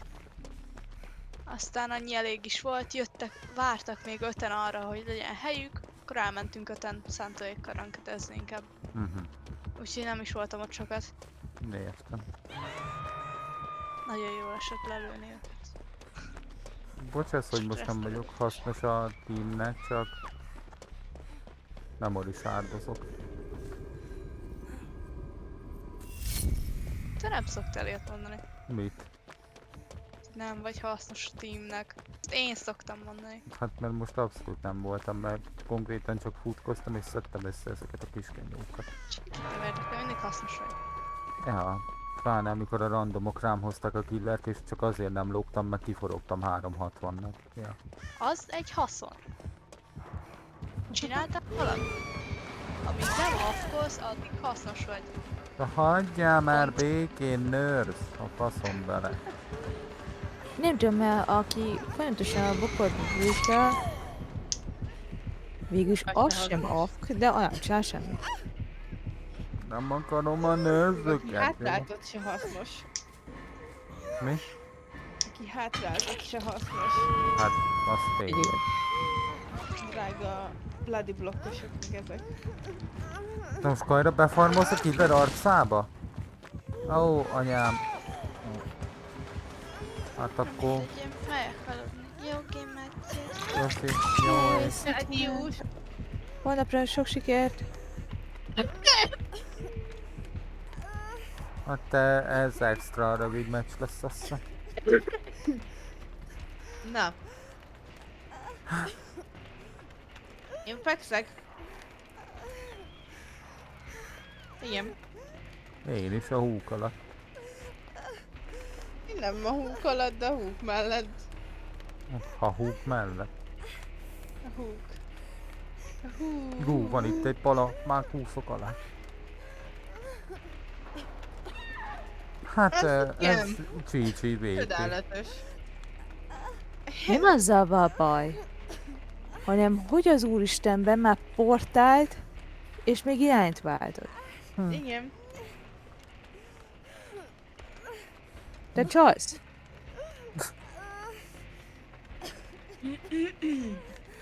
Itt az esnek még lesz esélye leugrani. Nekem már nem, de Mikor random leugorhat.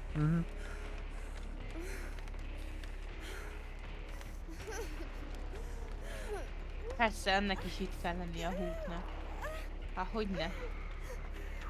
Itt Szigorú meg a pince vendégszeretetét élvezi? Persze, szokás szerint. Bérelt helyen van? VIP. Csak az övé senki nem veheti el tőle. Nem, más is jöhet ide. Nem fukarkodom, csak nekem van egy fix helyem. Ezt tudod.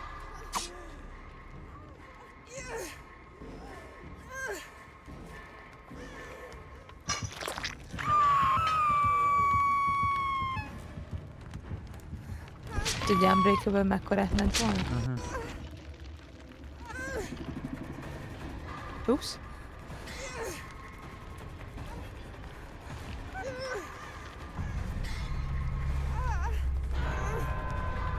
Na, 4% gyerünk. 1, 2, 3. Hát ez így. Nem tudod, hol vagyok. Jó, de hogy nem. Mondom én, hogy nem tudja.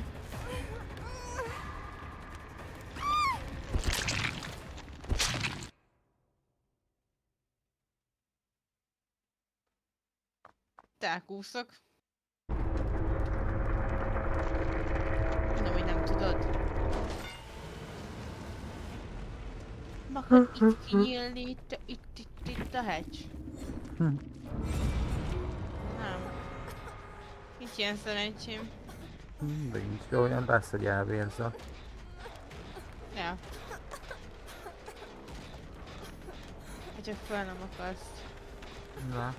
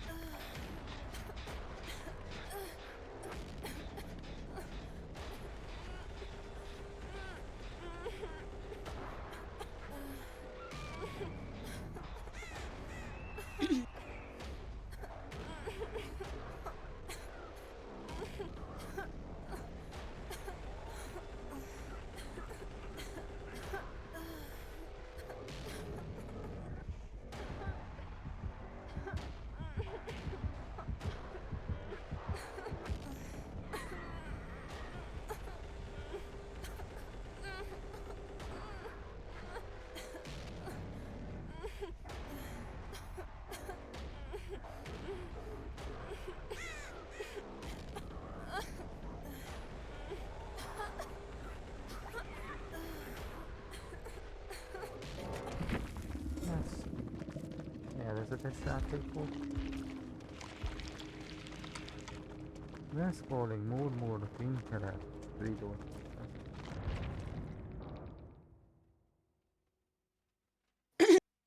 Tényleg jó volt. Tetszett. Javát nem.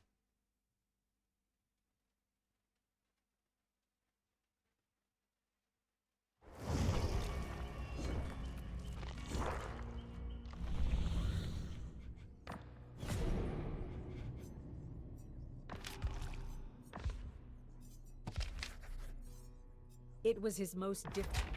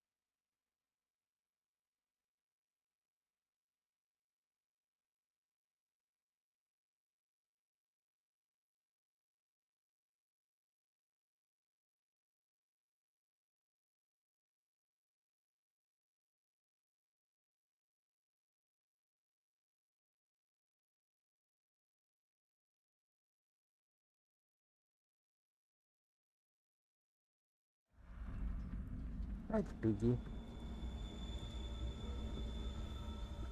Oh. Éri addonnal.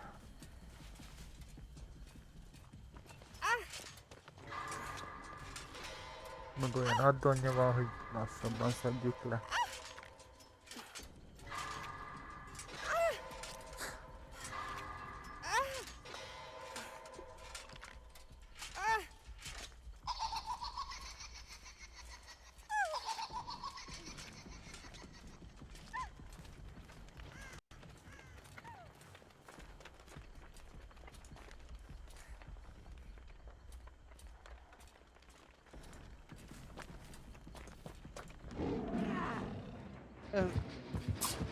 Menj már innen!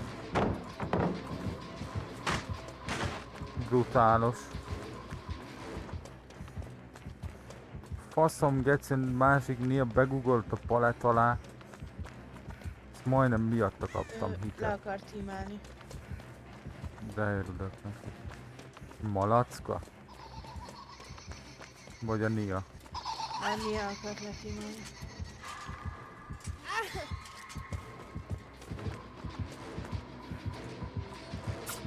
Ó. Slop is.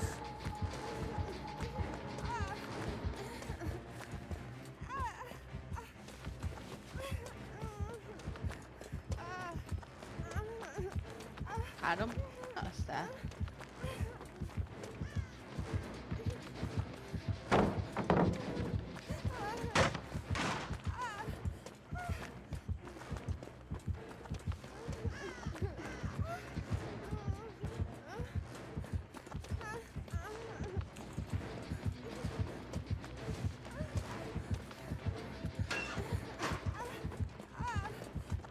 Az igen.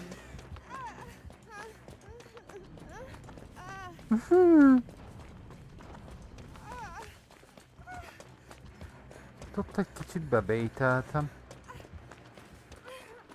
De hagyjál már élni.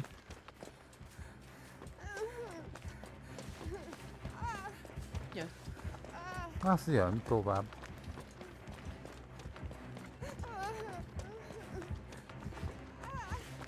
Hagyjál már békén. Na végre.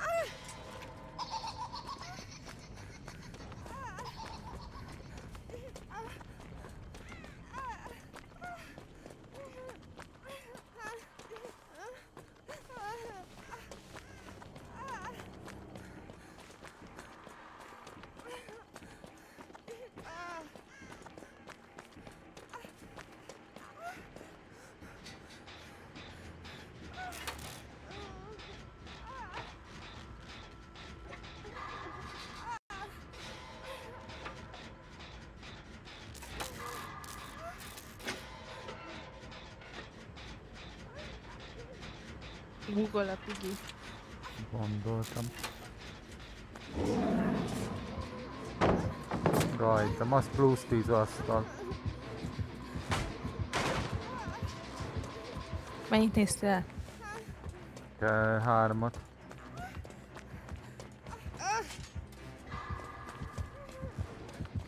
Itt hagytam egy 99-eset. Nyom be nyugodtan.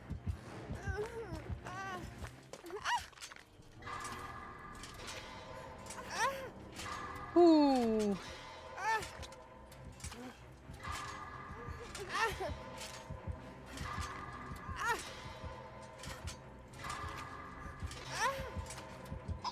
Hát ez nagy egyére lesz meg.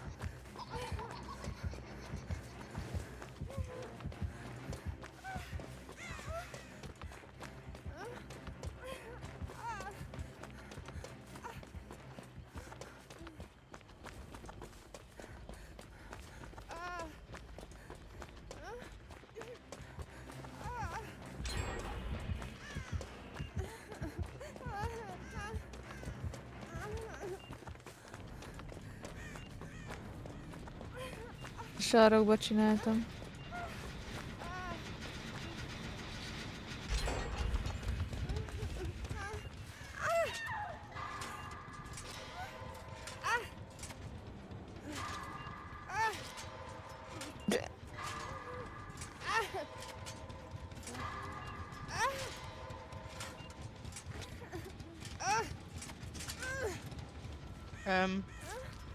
Mi történik? Nem tudom.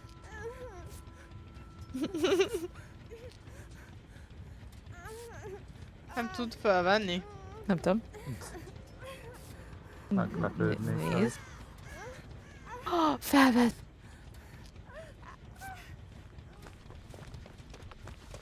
És nem ehhez, még véletlenül se ehhez, ami alá beálltam. Igen, felsás szépben reménykedtem, tudod, az ablaknál. Bocsánat, nincsen. Addig terves. Te akartam, amúgy már akartam nyomni, csak mondom, nem Nincs az van, rá úgyhogy napba. nyomhatom. Várjatok meg, ha híveltek. Jaj, nem mondod, hogy Jön a szembe píj, jössz. szóval. Nem haragszol, nem hírelünk. Nem. Jó van, öcsém. De a löd ilyenkor elveszít, vagy nem tudom.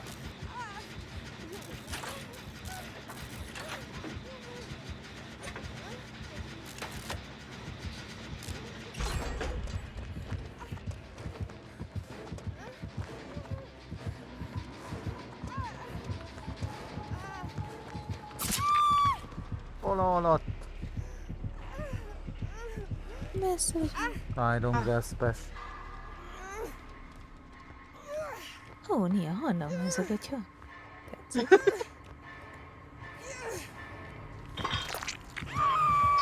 biztos a H&M-be vette. Ja. Vagy New Yorker.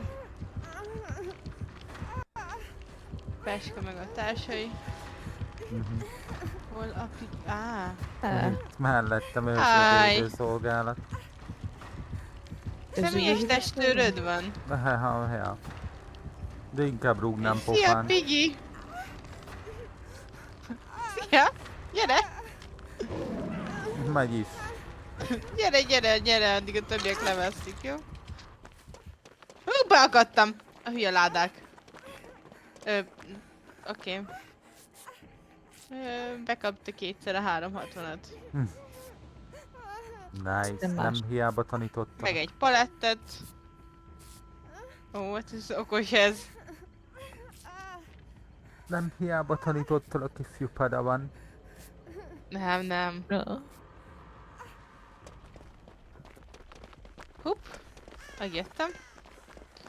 Most már banikullanak itt az égből. Emberek. Ez igen. Emberek, aztán. Ez igen, Bani. Ez igen. Ez is megijedtem amúgy tőled. Az komoly. Ez kégi. Easy. Nem, megöltétek. Én nem Bocsánat, csináltam bele én semmit. voltam.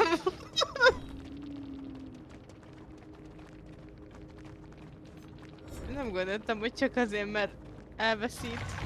Teljesen ideg állapotban gyűjt. De hogy magamat kéne Szegény. hívelnem, jó. Iron Grasp, Sloppy, Undulating, meg Surveillance. Nem baj. Jaj. Azért megkapod a reportot. Nem Ja. ér. Csak úgy pusztán szeretetből. Pusztán. Aha. Fanni hibája ez is. Szeretedből. Egy Fene pillanat. az ízlése.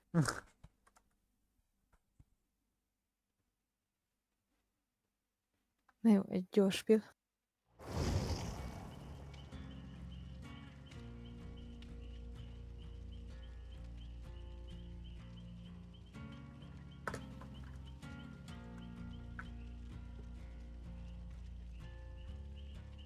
Én csak jót akartam neki, ezért kapott egy reportot. Mert az ingyé van. Az ingyé. Uh-huh. Jaj, miért nem szóltak, hogy ledizzek?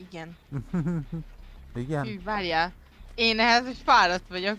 Igen, mondtál, Báli. Na, helyes, megyünk a templomba holnap.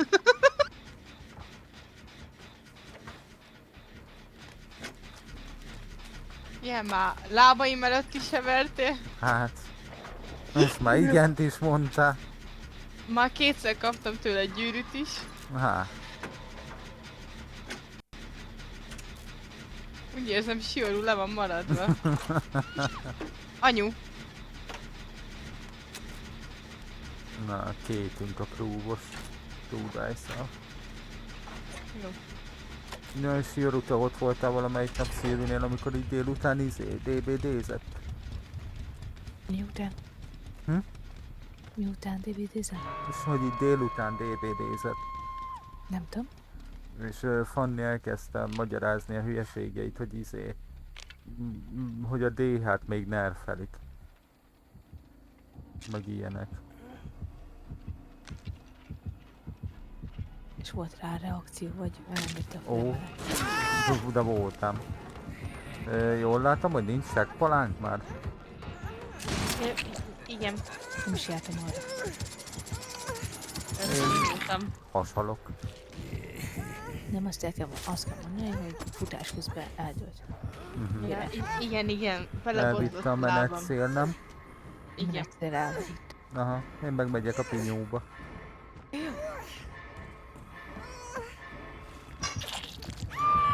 Hát, nem szeretne hátra akasztok.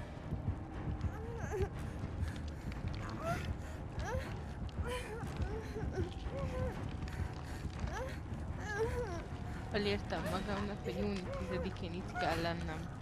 Ez igen. Piros betűvel a naptárba? Hát egyelőre csak kékkel van egy papíron, de igen, majd ott lesz. Csak ahhoz kéne a naptár. Ott a telefon. Dobban majd nem egy pirossal. Nem De tudom. nekem van egy olyan, ilyen, szóval, van egy ilyen alkalmazás, ami úgy egy naptár, és az viszont úgy működik, hogy bárkivel tudsz közös naptárat kialakítani. Csak nem bodyguardot kaptam már megint. Nem, a drága random az itt nagyon szeret téged, és nem akar elengedni. Azt hitte, hogy ő le tudjak menni. Ja, kurva jó. Azt hiszem én vagyok a soros. De a György is. Hát- Aj, szigorú. Azt nem én lennék szerintem. De szóljál, ha nagyon férfias hangom van. Hát akkor Katikát ott hagyom a húkon a gecibe.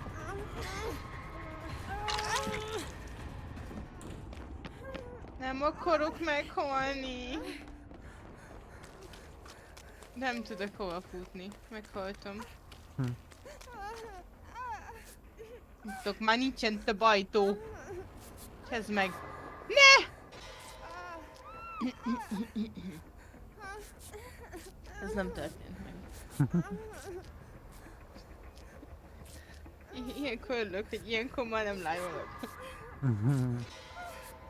Ez csúnya volt.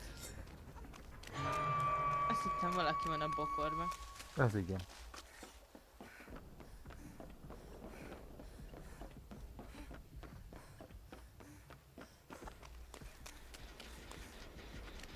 Deadman switch. Blokkolnám.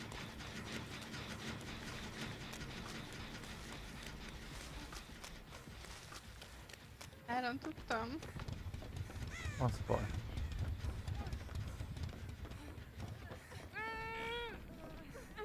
Hát milyen gruppen party van itt? Kérem szépen. Jézusom.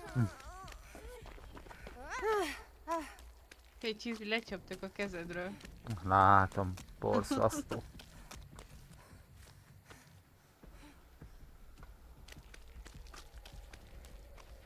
Borzasztó. Hallatlan.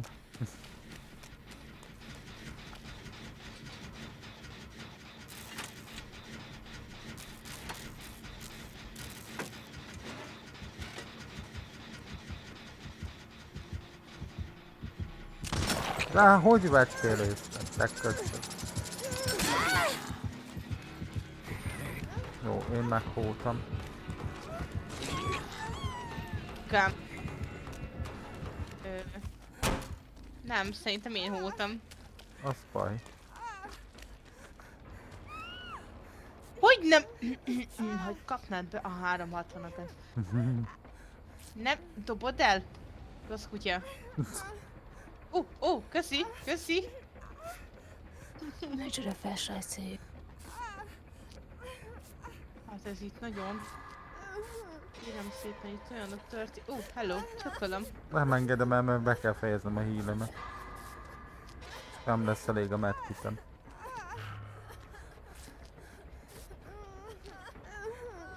Én tudok adni neked Robloxot, de nem hiszem, hogy abban sok.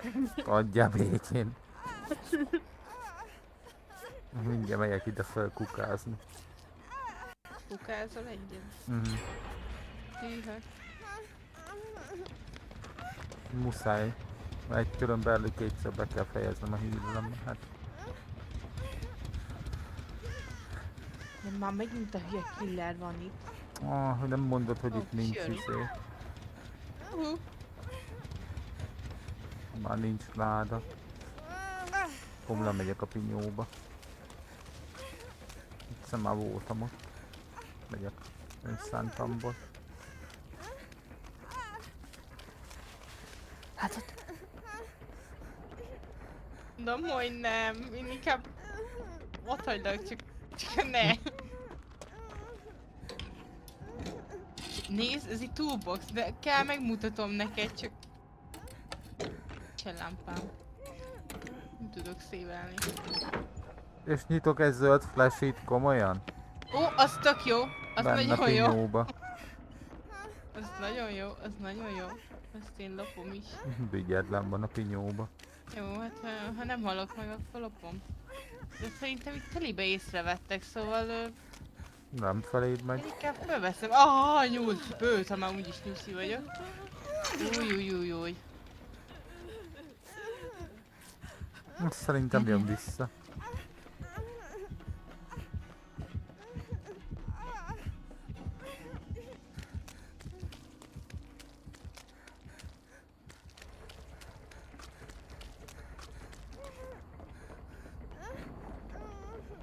Le akarom használni előtte a toolboxot.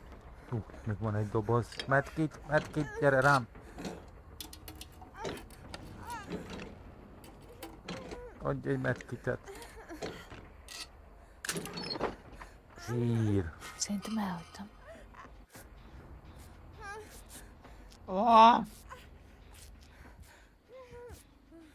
Nem baj, csak vidd el tőlem messzire. De én nem vagyok itt. Miért engem? Ott futott el a másik, de komolyan. Nem. Szerintem ez nyúlhúsit szeretne enni. Én nem tetszik. Én nem akarom. Azt az izét. Nem, én itt nem létezem, de létezem.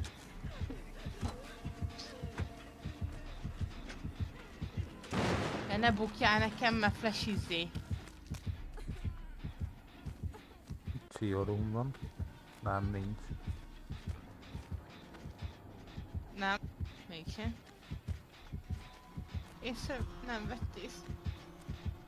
Ne gyere kijebb, ne gyere. Úgy, tökéletes. Hát, és szed. Úristen! Ez egy szomorú dolog.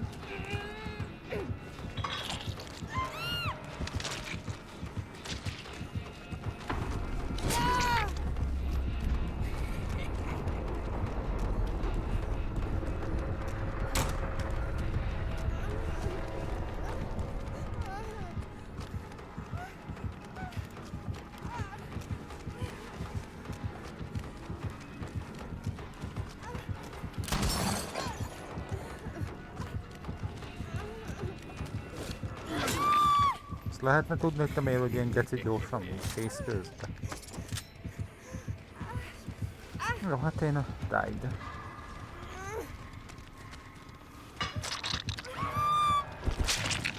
Csizi, te is voltál? Ja. Aztán szerintem én itt már abba is vagyok. Ez majd este folytjuk.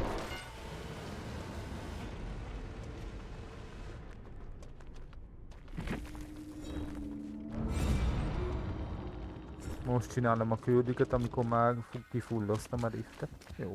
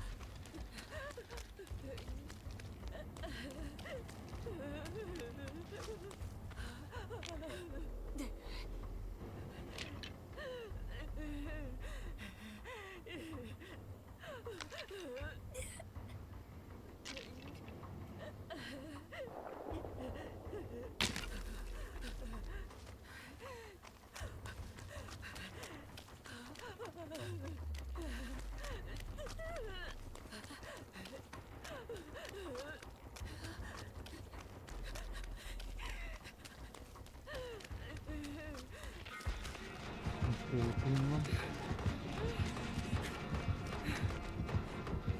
Mennek fel a kis házba. És paletkám.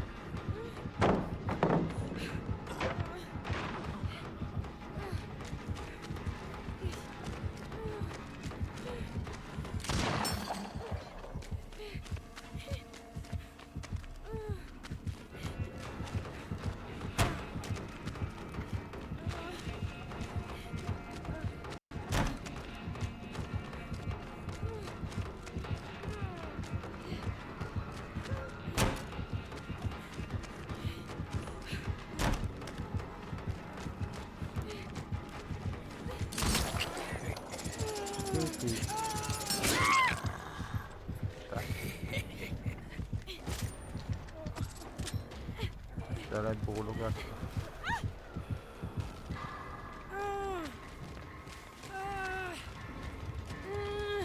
Angiték, valószínűleg igen, bemegyünk.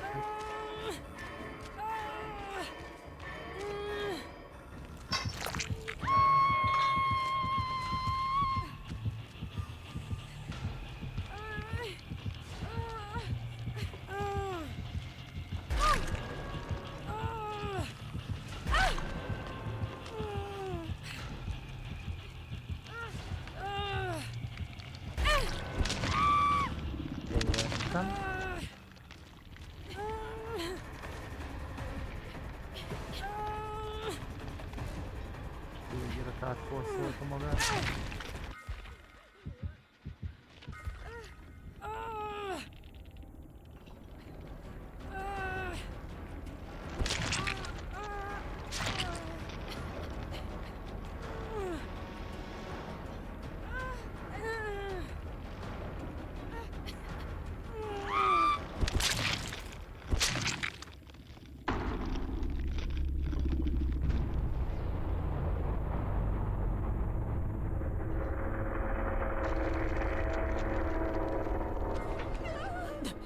Ott nyílt a Katie alatt a sarokba.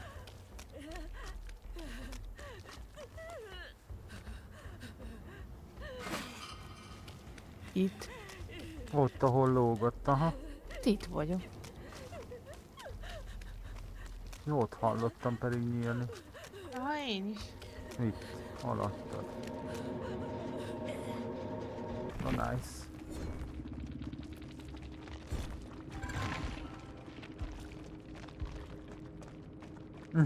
Murmur Noed Redman Switch Gearhead. Nice. No.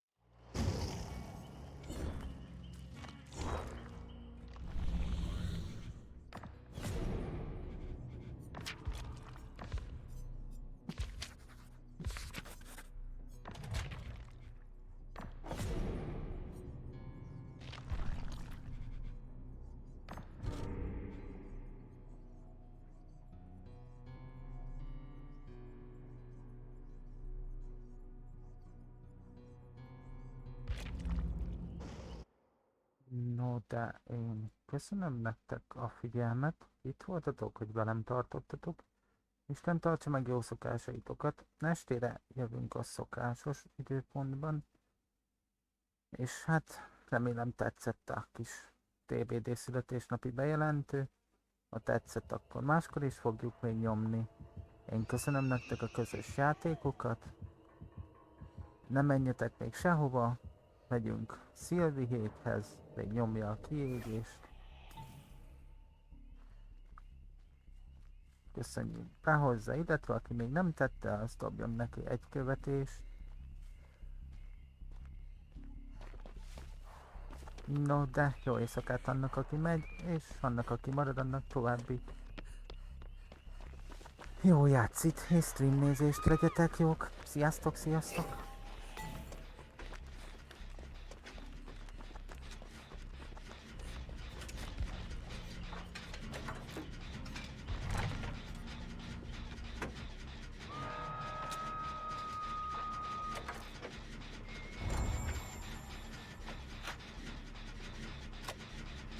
Cizi, köszönöm szépen a raidet, Haliho.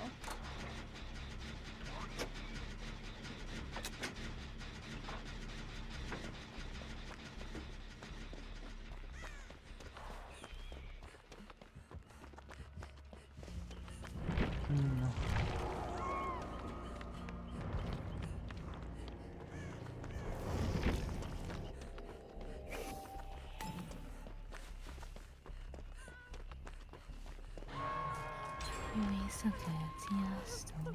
Köszönöm a játékokat, Csiarú, jó éjszakát, szia! Én is köszönöm, sziasztok! Szia!